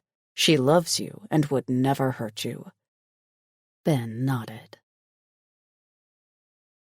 Chapter 24. Jade watched Ben eat his pasta like he'd never have another meal. There's a whole pot just for you, honey. You don't need to rush. You'll choke. He nodded and slowed down. He finally glanced at her, fear in his eyes. Do you hate me? Her heart broke for him. How long had he been holding on to that, wanting to open up to her but not doing it for fear of her reaction? Never. I love you, Ben. She pulled his chair to face her and looked him straight in the eyes. I don't know why you didn't tell me you could shift, but that doesn't change how I feel. You're mine, Ben. My kid. Okay. He picked up his glass of iced tea and drank. Are you dating one of those guys? She nodded. She'd made it easy for him to lie to her by lying to him herself. It was time to stop all the lies. Yes, both of them, actually. His brows flew up on his slim face. Is that normal? She shrugged. They come from a pack that leads with triads. It's normal for the alpha and beta to have bonded at birth and then together mate with one woman. She rubbed her hands on her knees, uncomfortable to speak of this, but knowing she'd promised not to hold things back from him any longer. I don't know if this means the three of us will get married. She frowned. I don't even know if that's possible, but it means we're seeing each other, okay? Okay. He grabbed one of her hands and stopped her from shaking. It's okay to love two people, Aunt Jade. My mom said that. She let out her breath slowly and for the first time in hours felt herself calm. Thank you, Ben. He turned back to his plate. You must like kids, huh? What? Why do you say that? Ben stopped his fork midway to his mouth. Because Mrs. Aguiar is always complaining how having a husband is like having another child. You just got 2 more kids. She burst into laughter and got up, ruffled his hair, and kissed his forehead. You're a little smartass. I'm not, he chuckled. Ben, she refilled his glass and cleared her throat. I want to know if you'd be okay with getting you a DNA test. He chewed his food and then glanced at her. Why do you need a DNA test? She tried to find the words to not scare the boy. You're a shifter. I'm not. I know your father wasn't. So either your mom was a shifter or something's not adding up. He put his fork down on his empty plate and wiped his mouth. Okay, if you think that will give you the answers you need. He picked up his cup and took a drink. But I'm pretty sure I'm my dad's son. How sure, honey? She sat in front of him again. I just want to be sure you don't have family out there looking for you, wondering where you are. Do you understand? He nodded. I don't know if my mother was a shifter. She never said. And that's why she was even more confused. So this is okay with you? Yeah, it's okay. We can do it. Is it going to hurt? No, baby. It's a lock of your hair or a swab of your saliva, and we'll test it against my blood, since Frank and I are brother and sister from the same parents. Sure, we can do that. Her anxiety shot through the roof once again. She didn't want to test Ben. He was hers. But something wasn't adding up. And she couldn't, in all good conscience, keep Ben away from any possible family he might have out there. She called Balgair for help. Hey, sweetie, what's up? Everything okay? Hi, Balgair. I'm hoping you can help me out. I want to get Ben tested to see if he's my nephew by blood. With your husband in the medical field, I hoped you could help. Sure thing.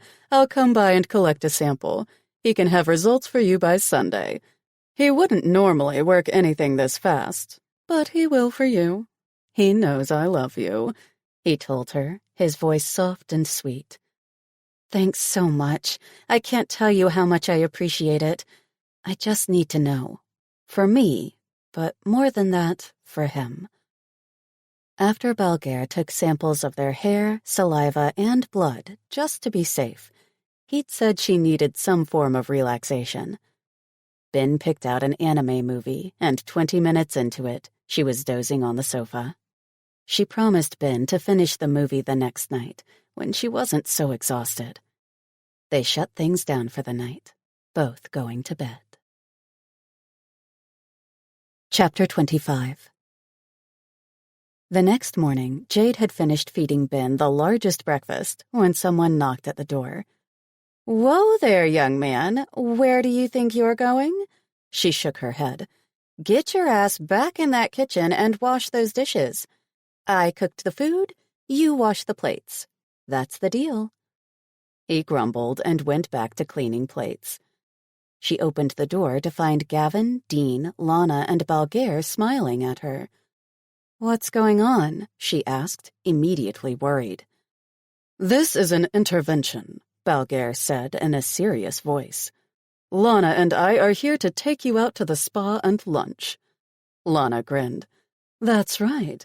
You are going to be forced to relax, get pampered, and have a good time while eating all the delicacies we arranged for a private party. Say what? She glanced at Dean and Gavin, both holding their hands up. It was all their idea, Gavin laughed.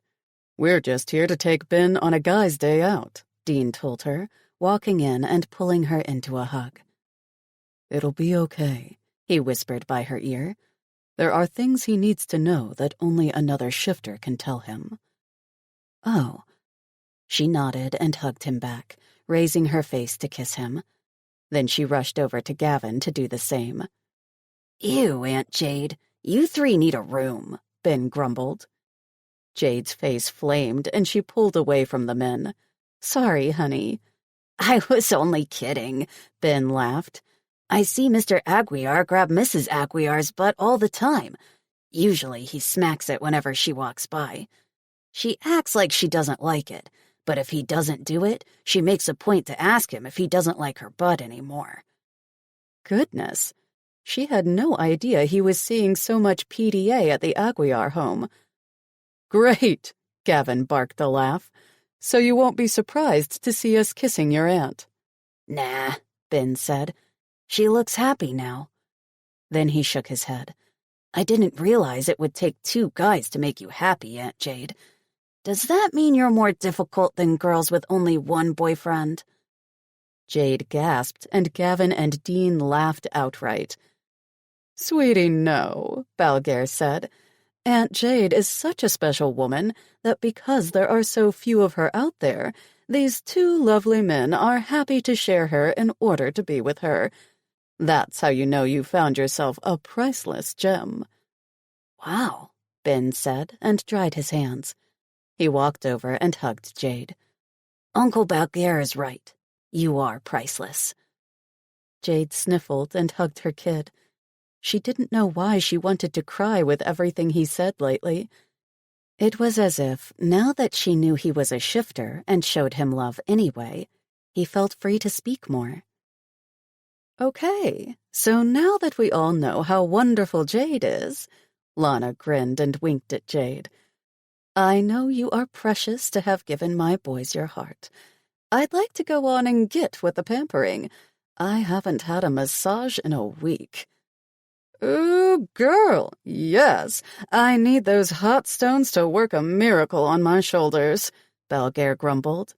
Let's go, Jade. Jade glanced at Ben, standing between Dean and Gavin. She wasn't scared of something happening to her baby boy with them. She knew they'd defend him, and the fact Ben was a shifter was another line of defense. But she wished she could be there to see what they'd do, what they'd teach him, how they would bond. Damn it. All right, she sighed. I guess we'll go to the spa. Don't sound so enthusiastic, Balgair laughed. You need this. You've been tired, sick, and working hard. He was right. It was time to unwind. Hopefully, Dean and Gavin connected with Ben in an informative and comforting way. Chapter 26. Dean and Gavin drove Ben to a private forest area owned by their pack. Dean watched Ben. The kid was silent, but didn't seem scared. Ben, you were quiet the entire ride up here. Got any questions you want to ask us? Dean asked, and opened the driver's side door. They all got out of the car and glanced around. We'll walk from here, Gavin told Ben. Are you two planning on marrying Aunt Jade? Ben asked. Gavin grinned at Dean. Dean cleared his throat. When I said if you had any questions, I meant about being a shifter. Okay, but are you planning on marrying Aunt Jade? He asked. She's in love with both of you, you know. Yeah, they knew. They scented her love and need for both of them. Dean and Gavin spent hours discussing what they could do so she wouldn't feel torn by being with them. So they decided helping answer any questions for Ben about being a shifter was probably the first step. We want to. Marry her, that is. But it's her choice, her decision. We can't and wouldn't force her.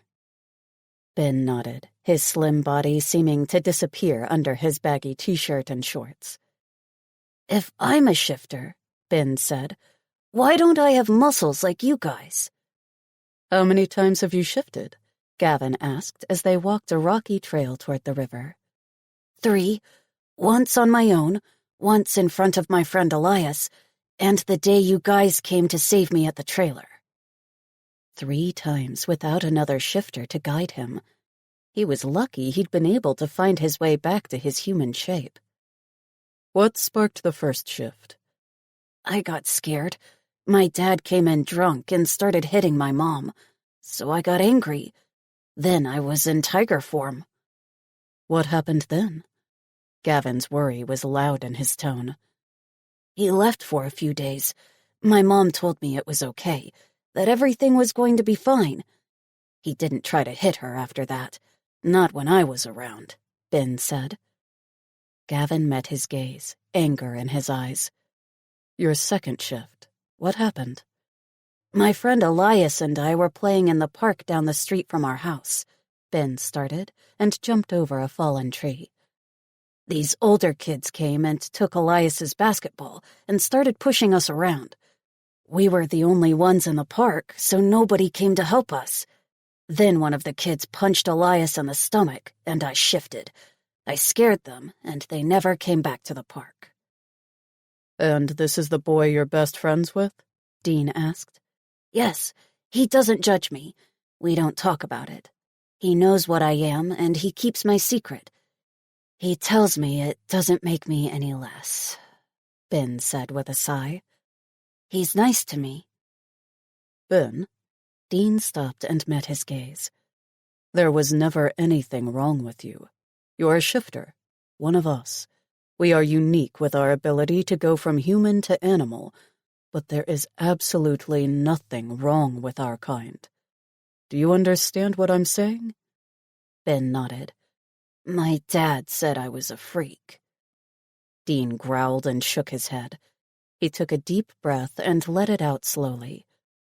I'm sorry, Ben. I didn't mean for my growl to scare you. Your father was an idiot.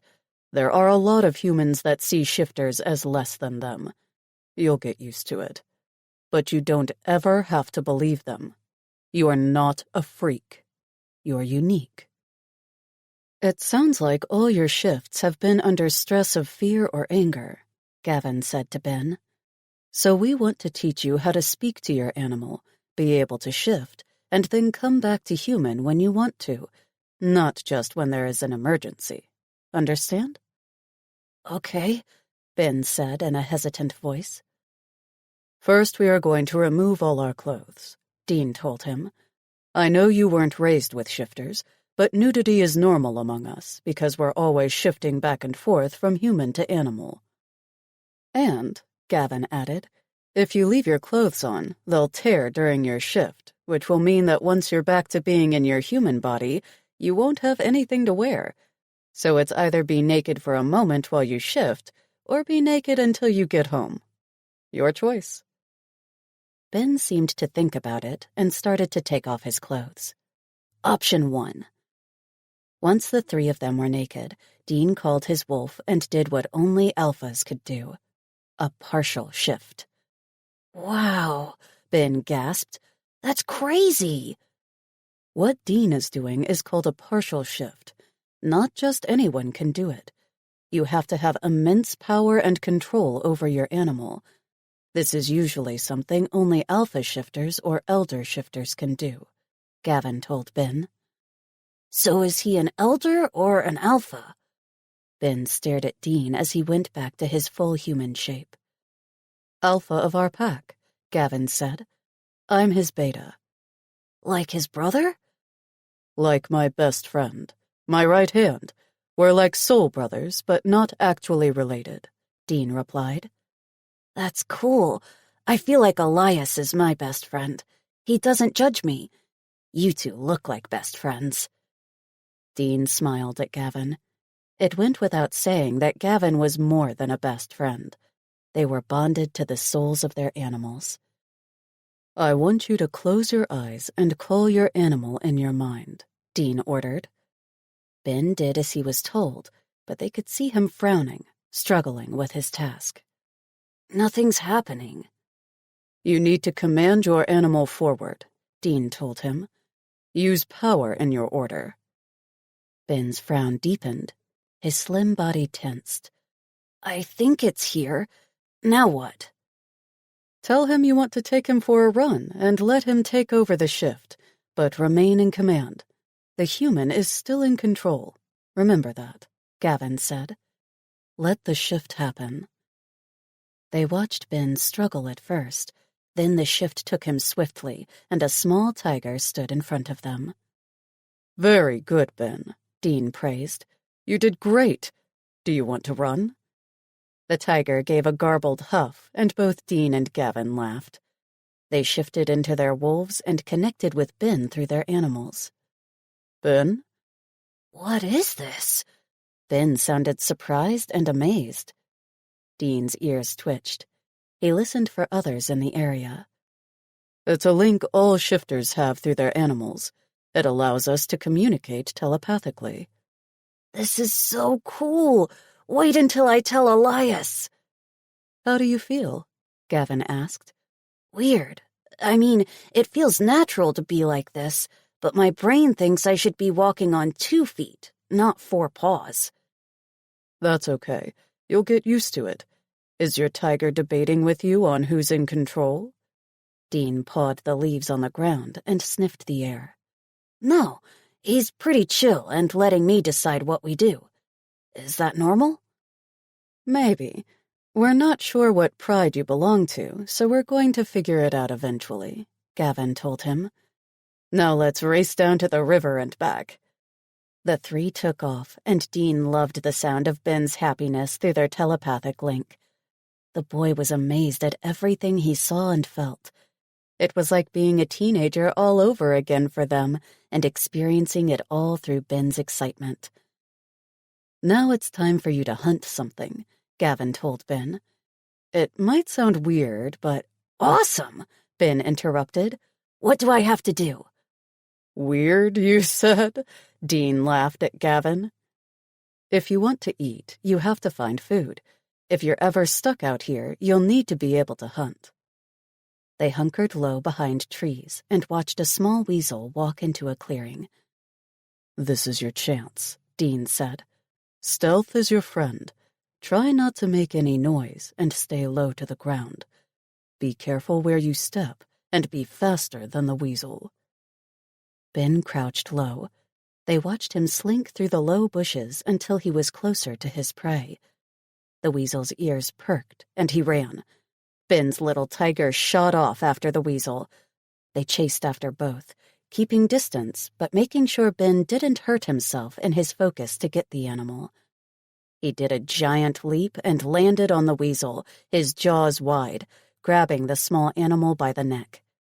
He held it still, struggling to catch his breath, but not letting go of his prey. "Great job, Ben," they both said. "You caught yourself some dinner." Really? Ben's excitement was palpable. Am I supposed to eat it as is, or do we cook it? "Well," Dean told him, "you're usually supposed to eat it as is, but—" He didn't get a chance to say anything else before Ben's tiger was chewing off the little weasel's head. "You got the hang of this shifter thing pretty fast," Gavin chuckled. "I'm impressed." Dean watched the tiger finish his meal and start chasing a butterfly. He needed to find out who Ben's pride was. It would at least help him get to know his heritage. As Ben leaped into the air to bat at the butterfly, the dirt where he just stood spit up as if something impacted it hard. Then they heard the echo of a gunshot in the woods. The guys spun around, shifting and searching for the gunman.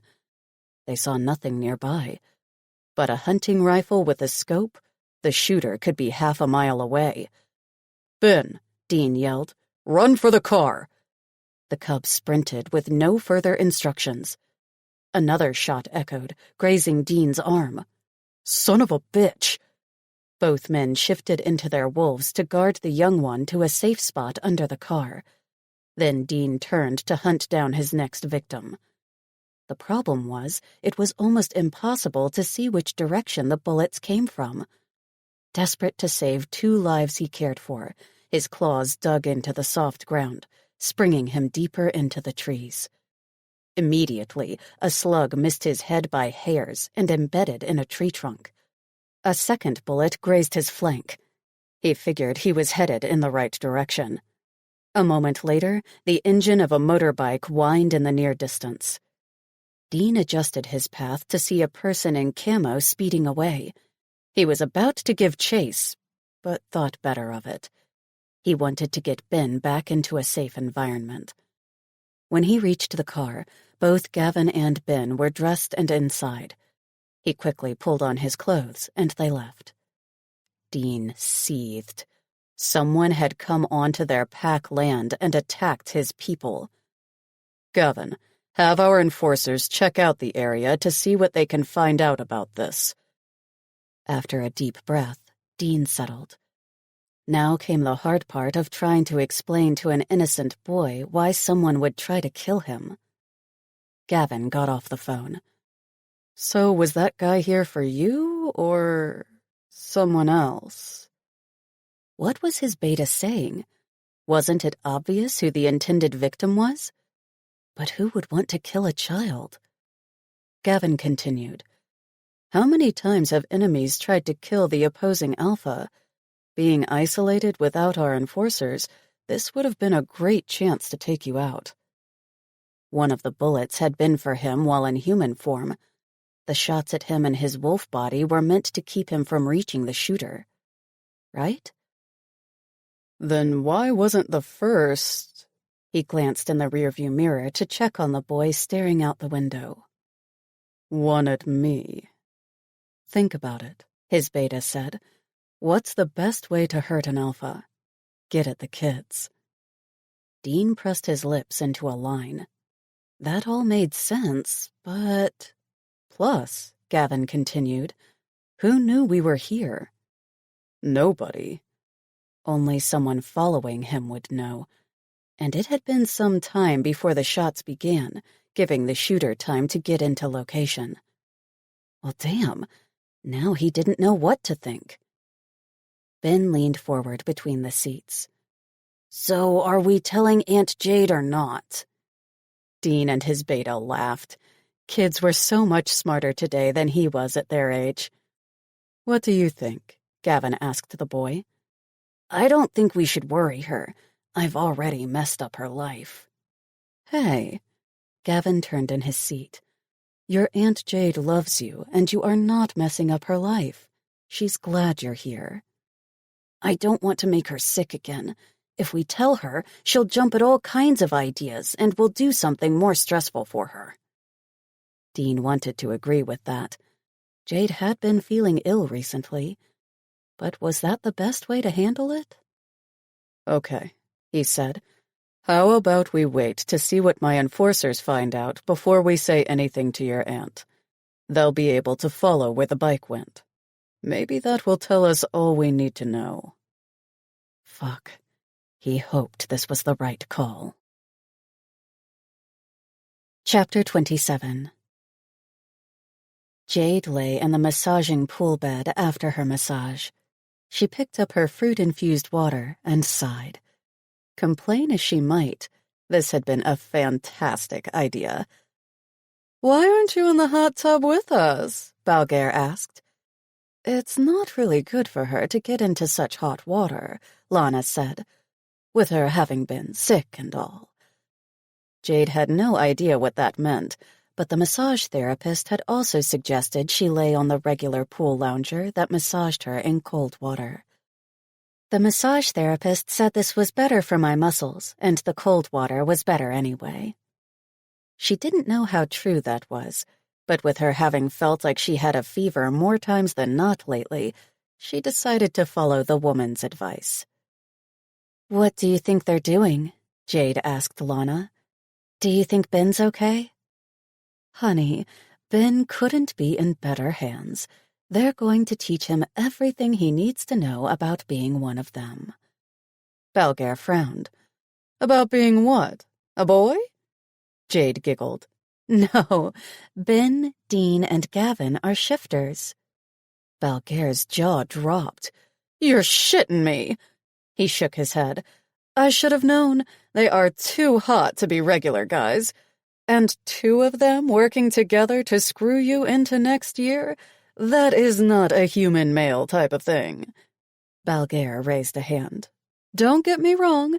My baby can do it all, but he's just one guy.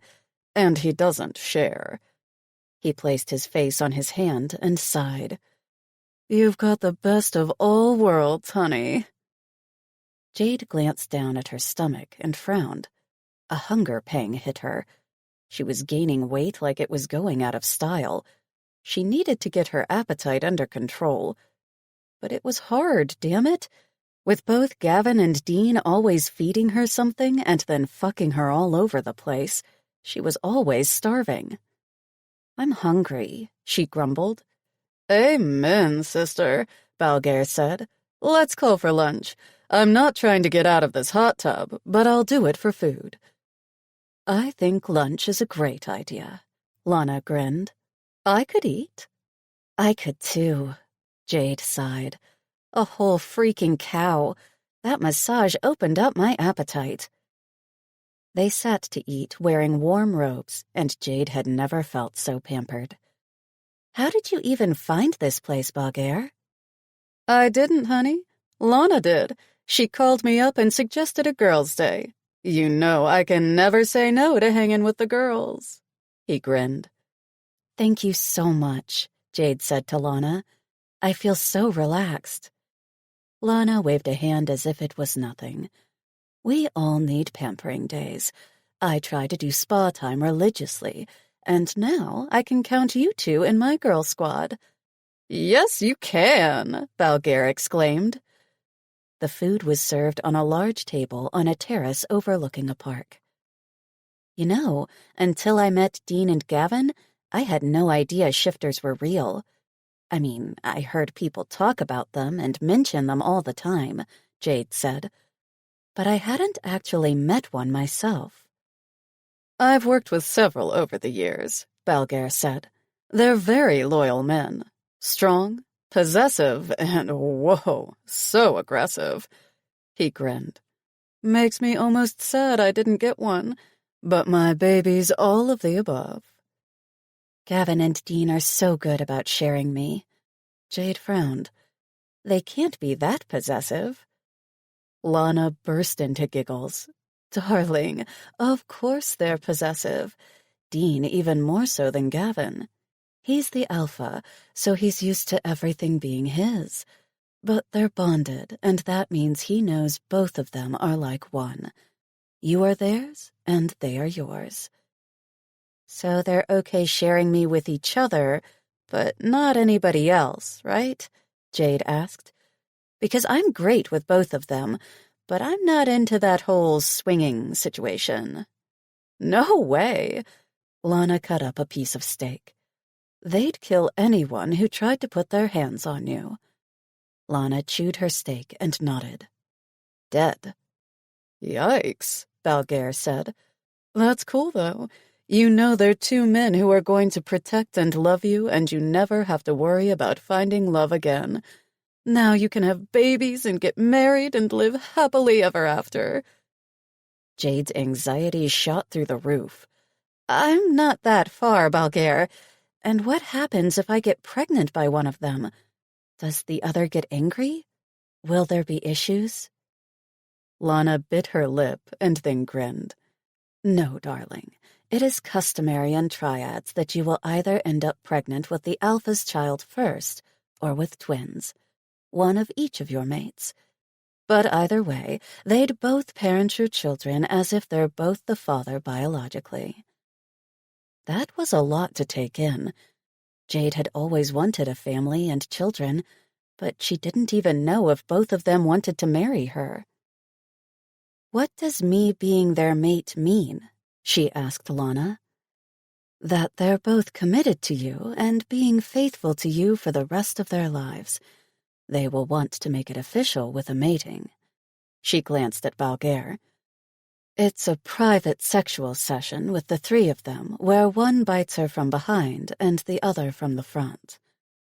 Dual penetration, Balgair squealed. Girl, you're the real freaky MVP. Jade's face scorched with embarrassment. And then? Then you can have a wedding to both of them. Jade frowned. That's allowed? I thought it was illegal to marry more than one person. Lana nodded and continued to eat. For humans it is, but shifters aren't bound by the same human rules. We are a pack of triad leaders. There are other packs, prides, and clans of triads. It's normal for more than two people to marry, so the laws are different for shifters. Interesting. There's so much to think about. Well, start thinking fast, Lana told her. I'm afraid you're going to find yourself out of time quickly. She knew Dean and Gavin were hoping she'd decide what she wanted soon. And she would decide. She just wanted Ben to be happy with her decision. Chapter 28. When Jade got home, she found Ben playing video games with Elias, who brought over his player, she guessed. Dean and Gavin were in the kitchen cooking. She loved the scent of food and sauntered into the kitchen with a grin. When she walked in, they stopped talking. Strange. What are you guys making? She asked, hugging Gavin from behind and then going around him to kiss him on the lips. He hugged her and released her to Dean, who pulled her into a hug and kissed her hard. We made you dinner. It's all nice and warm, and all you need to do is eat. He kissed her jaw and then her neck, rubbing his nose there and inhaling hard. You smell so fucking good, he groaned. I hate to have to leave. She frowned and pulled back. Where are you two going? We're having dinner with Mom, Dean grumbled. It wasn't my idea. Gavin shrugged. We couldn't say no. Of course not, she told them. That's your mom. Now go and take her out. She deserves some of your time, too. She said you'd say that, Gavin mumbled. All right, Elias, Gavin said. We promised your mom we'd walk you home when Jade got here. He raised his brows. She said they were going out to dinner, so he wasn't allowed to eat. Okay. She walked over to the living room and patted Ben's shoulders. Time to stop, guys. They shut off the game, and Elias smiled at her. Bye, Miss Candy. Have a good night, Elias. Tell your parents I said hi. With Gavin, Dean, and Elias gone, she had a chance to sit and talk to Ben. So, she sat next to him on the sofa. How did it go today? It was awesome. They taught me how to shift and hunt and run through the forest. He said the words so fast they were almost tripping over each other. That's wonderful, baby. And you know that being a shifter just means you have a little extra that us boring humans don't have, right? She grinned. He nodded. Dean and Gavin said I'm one of them, so I'm unique. But that a lot of humans are intimidated by us, so they say mean things. That's right. But I don't ever want you to let anything people say get the best of you. Remember what I told you when you first started school? He nodded. Sticks and stones may break my bones, but words will never hurt me. He glanced at his hands and then back at her. I have a confession, Aunt Jade. What's that, honey? Words do hurt.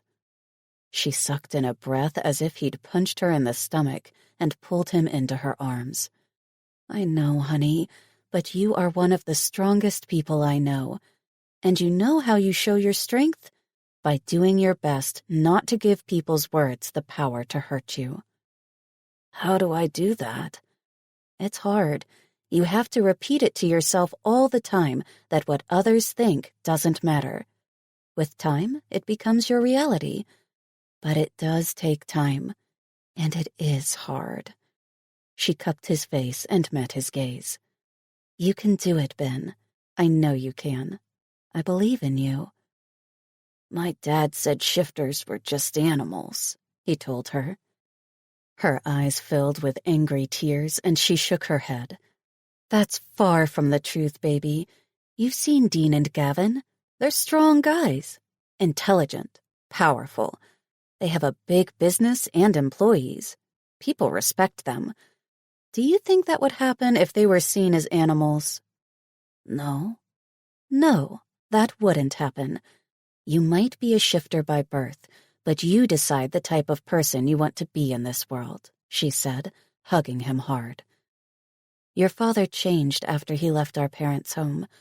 I don't know the man he became, but I can tell you that he was not the man I knew. She caressed his slim face. I'm sorry for how he was to you, but I promise you I will never allow anyone to treat you that way again. He nodded, a small smile on his lips. I know. Now what do you say you and I go out for a picnic tomorrow? Just you and me. He looked away for a second, chewing his bottom lip. She wondered if something had happened he wasn't telling her. Then his smile widened and his eyes sparkled with excitement. That'll be awesome. Cool. I'll even let you bring your phone, even though this is technically one of our bonding activities, she told him. Chapter 29. Jade loved spending time with Ben and couldn't believe how much more communicative he was after he spent time with Dean and Gavin. He actually told her he wanted to do more things with them. That made her so happy. It gave her hope that she'd be able to have a family with them and possibly add more children in the future. Her cell phone rang, but she sent it to voicemail. She watched Ben text on his phone before putting it down between his legs. It didn't bother her that he was chatting with his friends. It made her happy to know his social circle was growing. But she wasn't going to interrupt her time with Ben to talk on the phone. All right, Ben. What have you found you like about being a shifter? I can hear things different. Really? She gasped. How's that? Like, I can hear stuff that's farther away, and when kids in school whisper down the hall, I can hear what they're saying. Wow, that's really cool. He nodded with a sly grin. I like it. I like that I'm faster, too. Explain. My gym teacher had us all running laps, and I broke all the time records, he gushed. My friend Rihanna was really impressed. Jade raised her brows. Was she? And does she happen to be pretty? He glanced away, and she bit her lip, hoping he wouldn't shut down. I guess. She grinned and hugged him. I'm glad you're making more friends. Thank you. Dean and Gavin said they'd take me running in the forest again, if you allow it, he said, staring at her with hopeful eyes. Of course I'll allow it. If you want to, it's okay with me. Can Elias come next time? I think he would enjoy seeing my tiger run. She pulled an unsure face. I don't know. We'll have to ask Becky and Mike if it's okay with them. They're his parents, and we have to respect their decision. But we can ask. The sound of branches breaking behind them had her turning her head. She gasped when she saw who stood there, pointing a rifle with a scope at them. Frank? Hello, baby sister, he said with disgust. I see you kept your promise to care for the little beast. Get up, Jade, Frank ordered. She stared at his disheveled hair and rumpled clothing. His eyes were bloodshot, and he was unkempt, as if he hadn't showered or shaved in days. I said get up! She jolted back and then stumbled to her feet. Ben was on his phone. Frank, what are you doing here? Where have you been? Like you care, he spat. You don't give a shit. You kept him. He shook his head. I should have killed him when I had the chance. She gasped. Ben jumped to his feet, but she shoved him behind her. Frank, you're drunk, or high, or you have something wrong with you. You can't tell me you'd kill your own child. That little monster isn't my child, Frank roared. That bitch cheated on me. What? Frank, you have to be confused. Ben is your son, she told him. Wasn't he? She shoved Ben farther behind her, even though he kept trying to come forward. I need you to move out of the way, Jade. His mother cheated on me our entire time together. He's not my son. She was a whore. Ben tensed at her back. She squeezed his hand, letting him know it was going to be okay. The last thing she wanted was for Ben to get hurt. I'm here to finish what I started with his mother. I couldn't do it before, but now I can. He's a freak. Jade's throat closed. Her heart thudded so fast she thought she might pass out.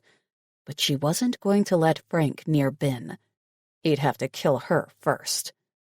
Frank, think logically. Why would she try to pass Ben off as your son? Because she was cheating on me with a shifter, he sneered with disgust. An animal. She was sleeping around with one and had his kid, telling me he was my son. He shook the gun at her. I didn't know. For years I didn't know. But then one day the little freak came at me. Full-on tiger. The bastard tried to get me. She held Ben at her back, knowing she had to know what the hell had happened to her brother once and for all. Frank, where did you go when you left home? He shrugged. I joined the army. They sent me to Japan. I got addicted to drugs, so they kicked me out. Then I met his mother. We got married. Legally. He shook his head in disgust. I gave her everything I had. Worked 2 jobs to be the man she wanted. She told me she loved me, he snorted. Love? She used me. She never loved me. Pinned her little bastard animal baby on me. It almost worked, too. What happened to Ben's mother? Jade asked. What did you do? Frank's hatred was clear in his eyes. I found the text messages between her and some guy. She said the bastard was her true mate. He stomped his foot like an angry child. Her fucking mate. That she couldn't be with me because she'd been lying to herself about love, and now that she'd found it, she was going for it. Oh, God. Nausea rushed up her throat. What did you do to her? Frank tried to glance behind her, but she kept Ben at her back, sidestepping to make sure he was safely hidden. I killed her. Do you hear me, little beast? I killed your lying, cheating mama. That whore had it coming. She felt Ben's growl and knew she was running out of time. What? How? I shot her. I emptied my .45 on her, he said, showing zero remorse. Frank, whatever you think, Ben is not at fault for what happened between you and your wife. She gave him a pleading look. Put the gun down, Frank. Please. You know, I thought that idiot Carl would get the job done with his sick obsession with you. All he did was empty your fucking tires. What the hell was that going to do? All I had to do was tell him Ben was the reason you couldn't be together. He fell for it, too. Dumbass. He cocked his head and tried to point his gun at Ben over her shoulder. But something happened, and here the little shit still is. Alive. Fucking alive. Stop, she said, her voice more forceful. You gave me this boy to care for. You told me he needed me. And now you want to kill him? She glared at him. Have you lost your mind? You want to kill a 13-year-old kid? Ben's body vibrated at her back with another growl. I'm going to kill it, Jade. It. Get the fuck out of the way. She shoved Ben farther back. You're going to have to shoot me first. I will never let you lay a hand on my son as long as I'm alive. He isn't your son. He's a monster. You made me his guardian, she screamed. I am his mother. Legally, he is my child. Fuck you and your discriminating views. Fine, if that's how you want it, he said, staring at her blankly. I missed all 3 abominations in the forest yesterday. He lifted his rifle and looked down his scope. But not this time. He pointed the gun at her, and she didn't move. She'd die for Ben. Just as he pulled the trigger, a massive wolf knocked Frank down. Another joined him, both ripping him into pieces so fast she didn't get a chance to figure out what was happening. The impact of the bullet had her falling back into Ben's arms. She glanced at her shoulder and saw the blood spreading on her white t-shirt. To no one, she asked, 3 who? Her mind was spiraling quickly. He tried to shoot Dean, me, and Gavin, but missed, Ben said nonchalantly. Oh, she said. Good. Before she got a chance to ask what he was talking about, darkness worked its way in from the corners of her vision until the world went completely black. Last thing she heard, Don't worry, Aunt Jade, Ben said. You're going to be okay. He pushed her hair away from her face. You're both going to be okay. Chapter 30. Jade woke in a hospital bed. She tried to move, but winced at the left shoulder pain. What are you doing, Jade? Lana said softly. You almost gave us a heart attack, and now you're trying to move? Here, let me lift the bed so you're more comfortable. She put a pillow behind Jade's head and then sat on a chair next to the bed, facing Jade. How do you feel? Pretty good, considering I've been shot. She grinned. I missed out on what happened. Lana shook her head. No, you didn't. You saw Dean and Gavin tear your brother apart. Jade opened her eyes wide. Ben? He's good. They're all down at the gift shop. They wanted to buy you flowers and stuff. That had to be one of the sweetest thing about her boys. They loved her so much. Jade, I'm glad we're alone. There's something we need to discuss, Lana said.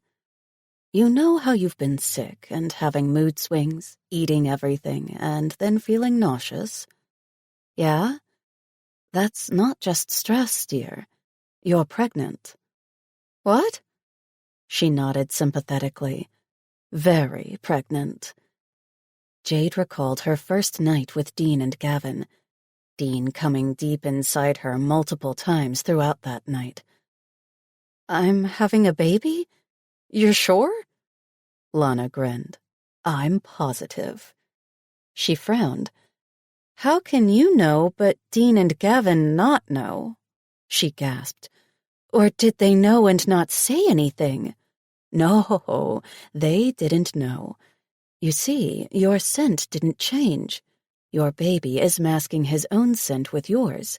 And he, yes, he, is so attached to you, he's even masking his heartbeats by slowing his down to match yours. Lana squeezed her hand. I scented him when you came over the first day. He must have still been trying to match your scent, because after that it was hard. But then all the symptoms were there, especially the hunger. Jade placed a hand on her belly, waiting for her anxiety to hit. But it didn't. The only emotion that spread through her was joy. She couldn't believe she was having a baby. Dean's baby. You're happy, right, darling? Lana asked with a wide smile. Thank you so much, Jade.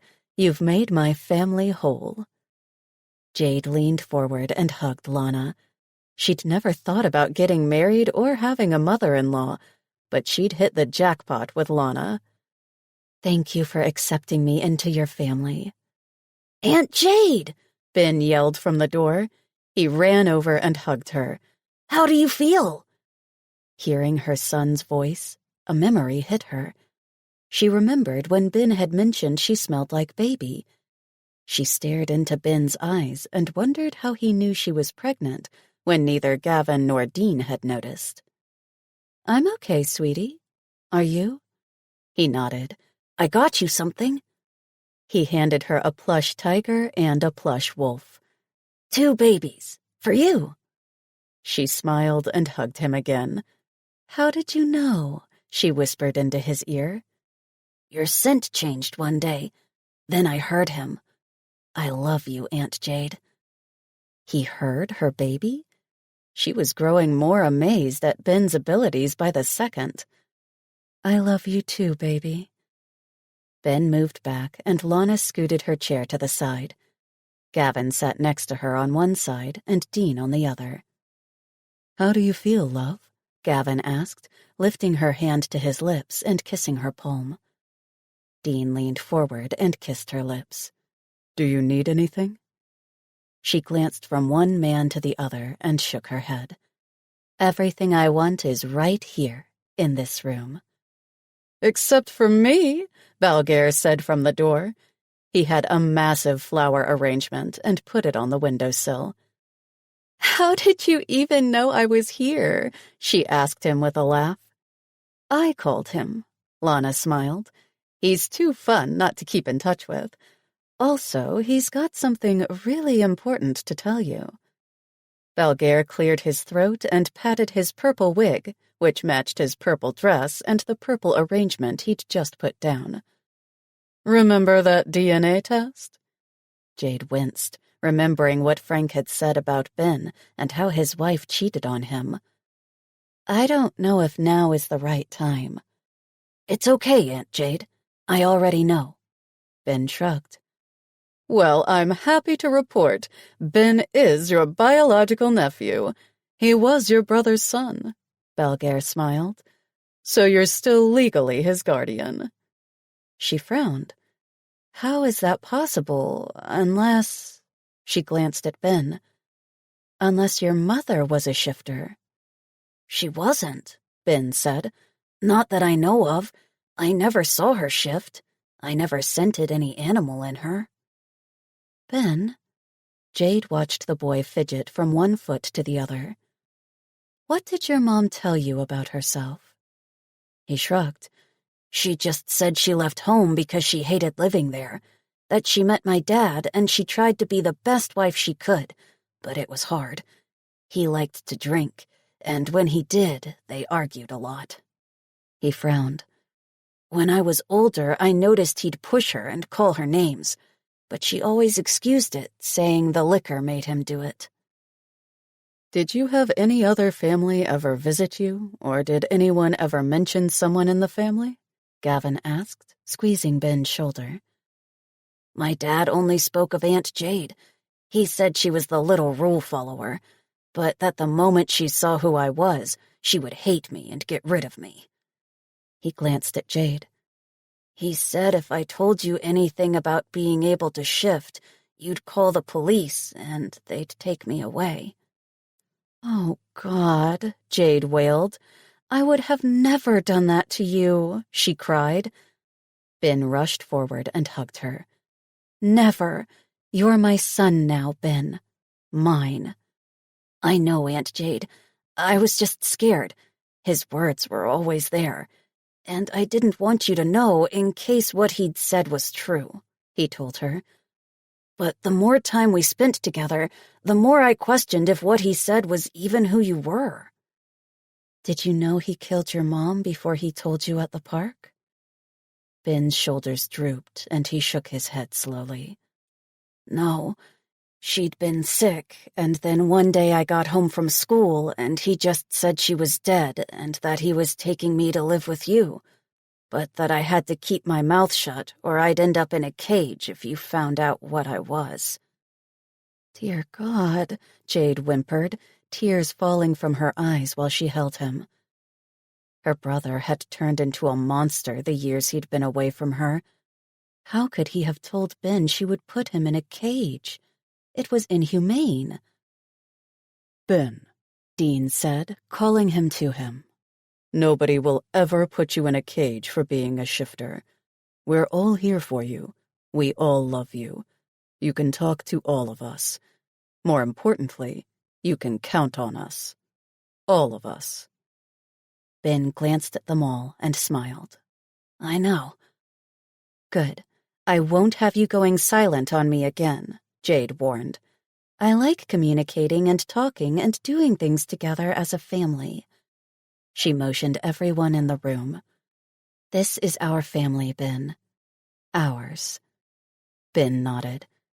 I'm glad he took me to live with you, Mom. Chapter 31. Jade hadn't been to work in almost a week, but she'd agreed to train a replacement to take over her job full-time while she assisted her men from home. There were flowers on her desk from Adina, and she made a mental note to make sure she went up to see her. What are you doing here? I thought they fired you. Nellie's voice was unmistakable behind her. Jade turned and glanced at the other woman. They were about the same age, but Nellie looked angry and bitter, which made her look older. No, I wasn't fired, she said. Do you need something? I know what you want, Nellie muttered. You want my job, she accused. You think you can come here and do something better, faster than me, and they'll give you my position, she shrieked. They won't. I won't let you take it from me just because you can do the work I do in less time and a little better. Wow. So that was her problem. It all finally made sense. Nellie, I don't want your job. I never have and I never will. I only wanted to do a good job for you. I like doing a professional job because I like being proud of my work. She stared at the other woman with pity. I'm very proud of my work, Nellie exclaimed. I'm the best at what I do in this whole company. I chose my job over everything for the past 15 years. Everything. This job cost me a husband. It cost me a family. This job is my life. She realized what Nellie's obsession with her job had robbed her. It robbed her of love, family. It robbed her of a life. I'm sorry you've given up everything for your job, but if forced to choose, your family should have been your choice. Nellie blanched and reared back as if she'd slapped her. Her gaze seemed haunted and lost. She walked away without saying anything else. After she finished packing her personal stuff off her desk, she decided to go home and wait for her men. Ben was spending the weekend with Elias and his family, so she planned to finally tell them she wanted them to mate with her. She wanted to tell Dean about the baby, too. If Lana was right, she'd start showing soon, and she didn't want that to happen before she got a chance to tell her men. Chapter 32. Jade took a bubble bath and waited in front of the fire for Dean and Gavin to arrive. She'd put on a new silk robe they'd gotten her and sat on the special sloped chaise lounge that had arrived that day. She'd had their driver move it in front of the fireplace. She had an idea of what she wanted, and now all she needed was them. Lifting a champagne flute full of apple juice, she grinned and rubbed her belly. Her baby. Their baby.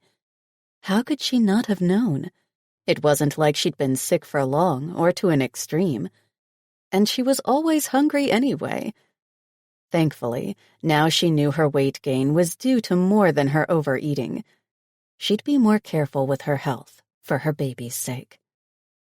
The front door opened and she lay back on the chaise, the robe parted to show off her naked body by the firelight, and waited. One leg bent at the knee, while the other hung off the side, her sparkly red bottom heels the only other thing on her body. They'd been chatting until the front door opened. She knew they scented her desire. Both of them marched in, the door slamming behind them. Dean came forward first, his gaze roaming her body from her swollen breasts and puckered nipples down to her slick sex. She watched him strip out of his clothes, material tearing, but his gaze never moving from her face. Gavin followed behind him. He licked his lips. "Jade," he mumbled in a rough voice. "Fuck," Dean groaned. "Fucking beautiful." Dean came forward. He curled a hand around her neck and came down hard on her lips, kissing her and taking every bit of the passion she gave. She caressed his naked body, gliding her hands over his muscles and loving how tight and strong he was. Her pussy creamed at the smell of him so close to her. Rubbing her face on the curve of his neck, she licked and sucked on his warm skin. Pulling away from Dean, she flipped a cushion on the chair and motioned for him to kneel on the cushion. He raised his brows, and a flash of gold went through his gaze, but he didn't argue. Then she sat at the lower curved edge and winked at Gavin. He grinned and came closer. He leaned down and kissed her. Wrapping her hand on his dick, she squeezed gently and stroked his hot hardness. He groaned and straightened, his cock right by her face. She spread her thighs wide and watched Dean yank her close to the edge, lifting her ass off the chaise and bringing her pussy to his lips. A loud groan slipped from her. His lips on her sex were absolute magic.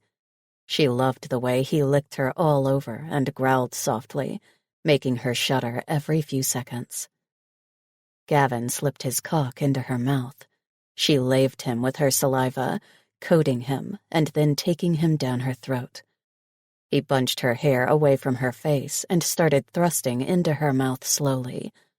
With every deep thrust, she whimpered. Dean sucked on her pussy, his tongue flicking wildly over her clit and down to her ass.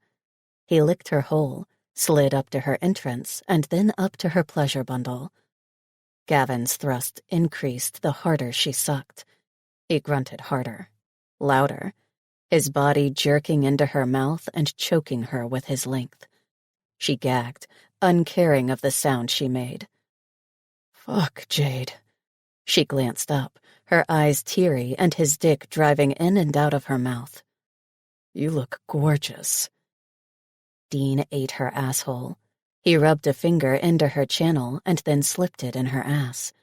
He sucked her clit, making her squirm, and added a second finger into her ass.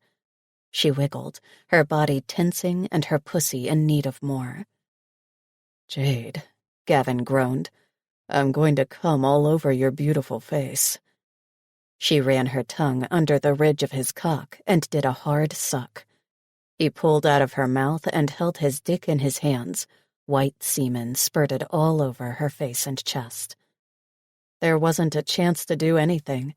At that moment, Dean sucked on her clit, grazing his teeth over her aching, sensitive bit. She screamed. A rapid orgasm shook her to the core. Her pussy ached with the need to be filled. Dean rose to stand, offering her his hand, and helped her to her feet. He kissed her, long and hard, deep and sensually. Tasting herself on his lips brought out a primal hunger she had no idea she possessed. She and Dean switched positions, and she grabbed the bottle of lube off the carpet. She coated his length with the lubricant, gripping his cock and jerking him until he was smooth and slick, and hard as a rock. While she did that, Gavin took the same bottle and dripped the lube over her ass. He rubbed it up and down her crack and down to her hole. Then he slipped a finger into her, going deep and pulling it out. He dribbled more lube on his fingers and added a second, slipping deep into her and stretching her out. She moaned, pushing her ass into his hand at the same time she gripped and stroked Dean's cock. Dean lay back on the curved chaise, his back on the higher curve. She straddled him, facing away from him, and leaned forward. He spread her ass wide, his slick cock pressing at her asshole. She lowered slowly, letting the lube help him push his way into her tight hole. Gavin kissed her. He curled his tongue over hers and sucked on it, taking her mind off the pressure at her ass. Dean continued to guide her down, her ass enveloping his large cock. She flinched at the burning pain. Gavin placed a hand over her pussy and began to fondle her as he kissed her. He dipped a finger into her slick sex and then rubbed it on her clit, pressing the little nub into small circles. Her slide down continued until she was fully seated on Dean's cock. She leaned back and felt Dean licking the back of her right shoulder. Gavin raised her legs to his shoulders and proceeded to fill her pussy with his length.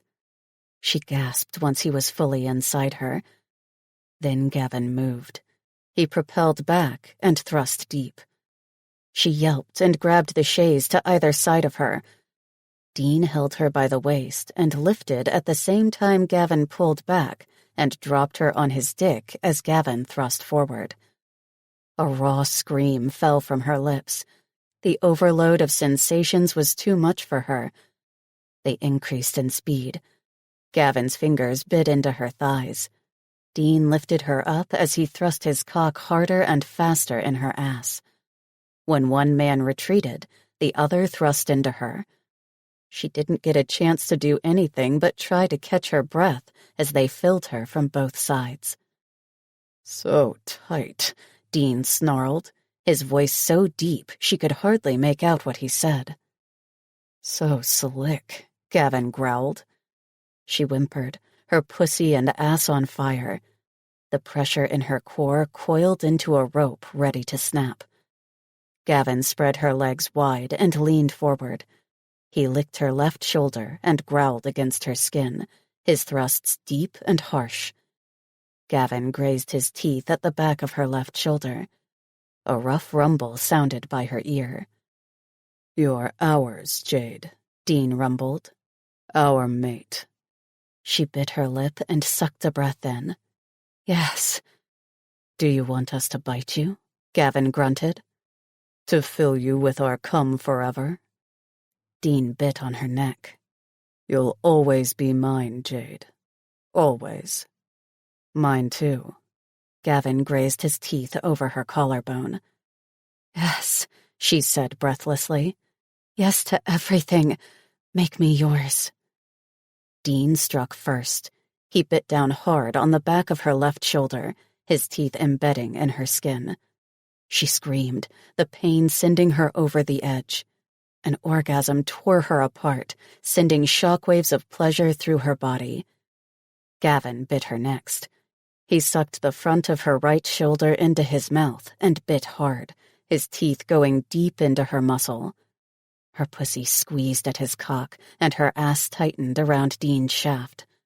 Both men grunted, their canines still in her flesh as they filled her with their cum. The three of them were one. She couldn't remember how to move.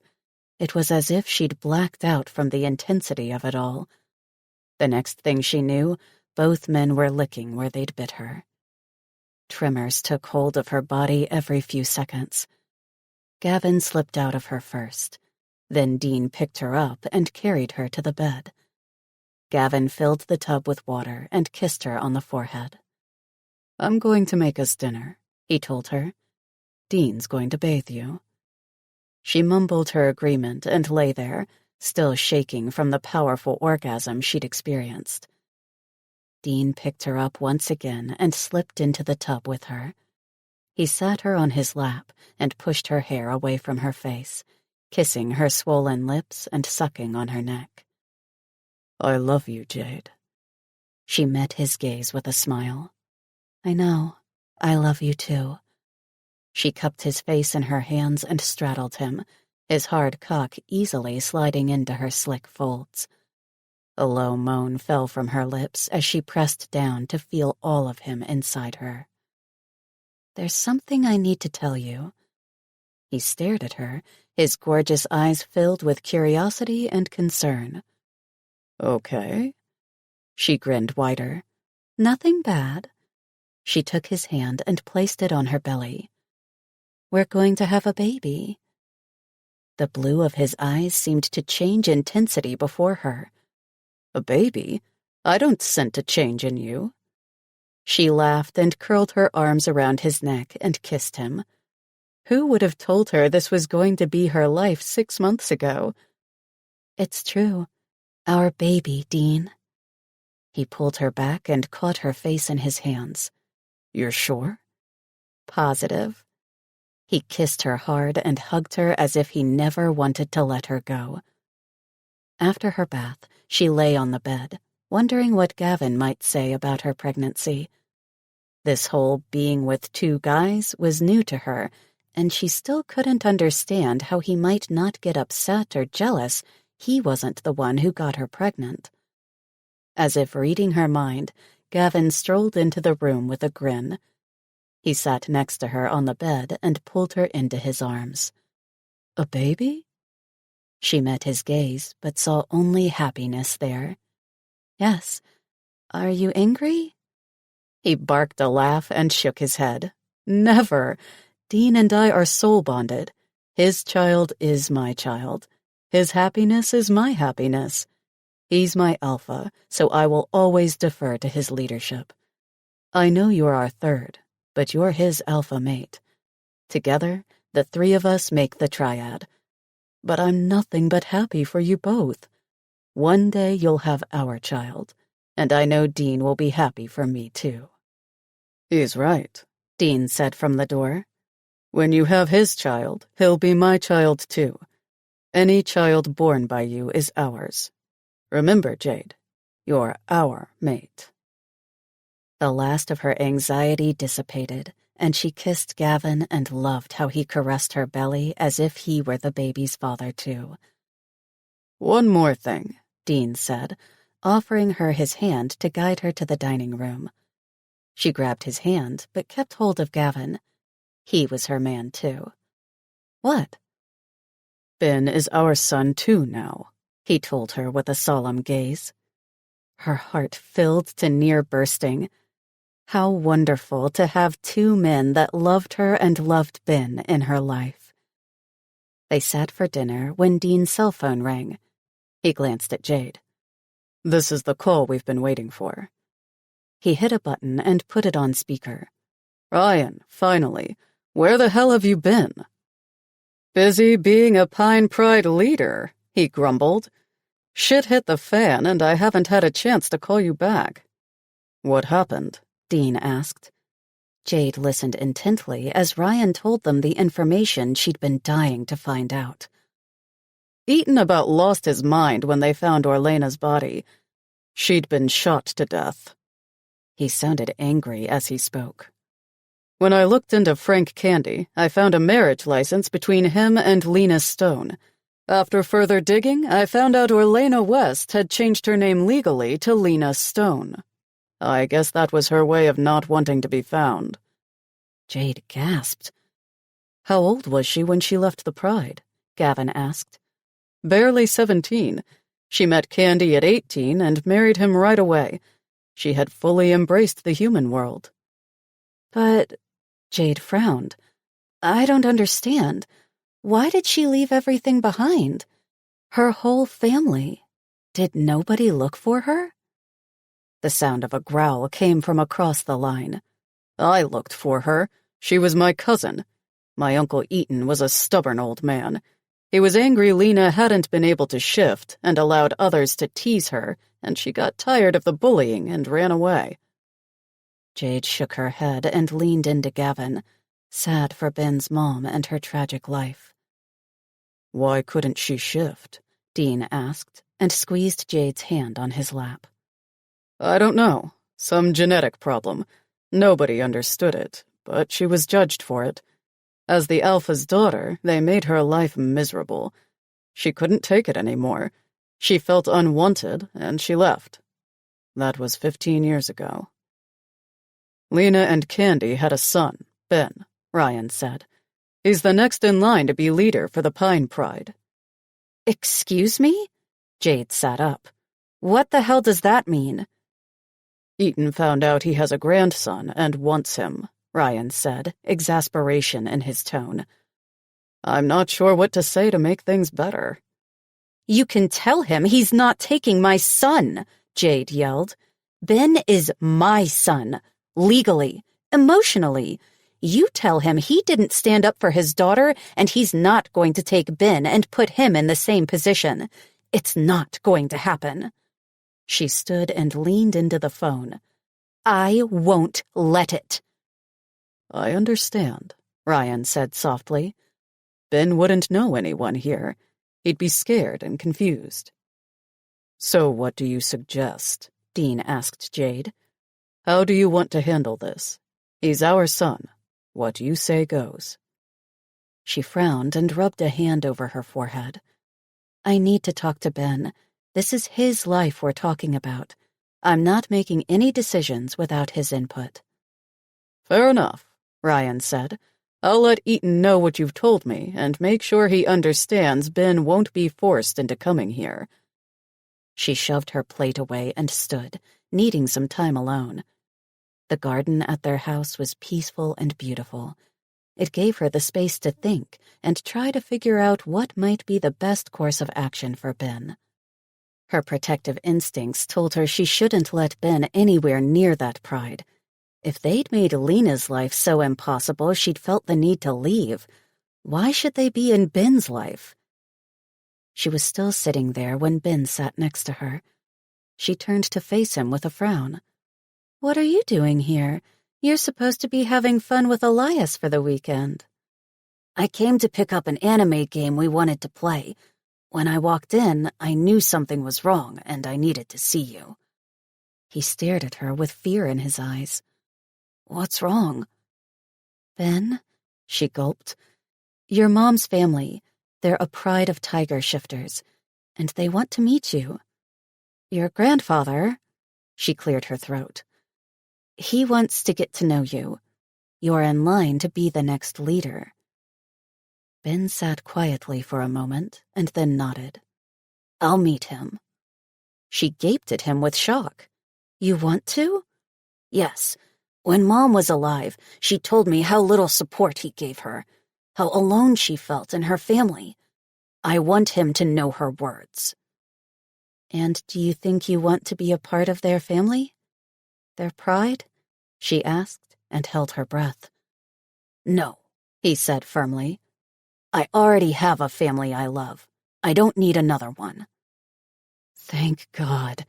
She threw her arms around him and hugged him hard, letting the tears of love fall.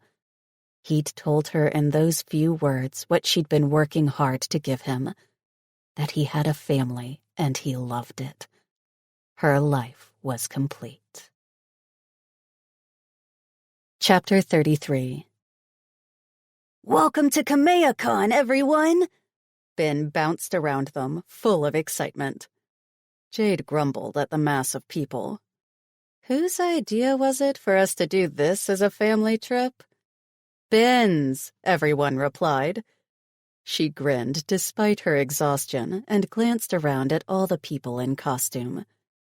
An anime convention, Ben? Come on, Mom, Ben said excitedly. It's a Dragon Ball Z convention, not just any anime.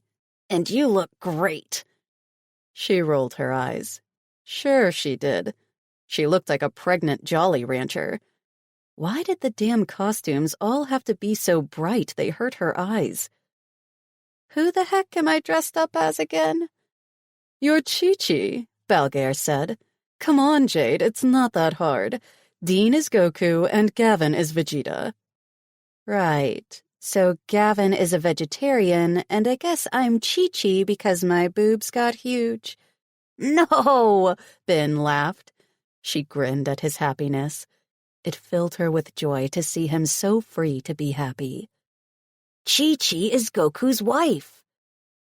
So who am I again? Lana asked, fluffing her wig.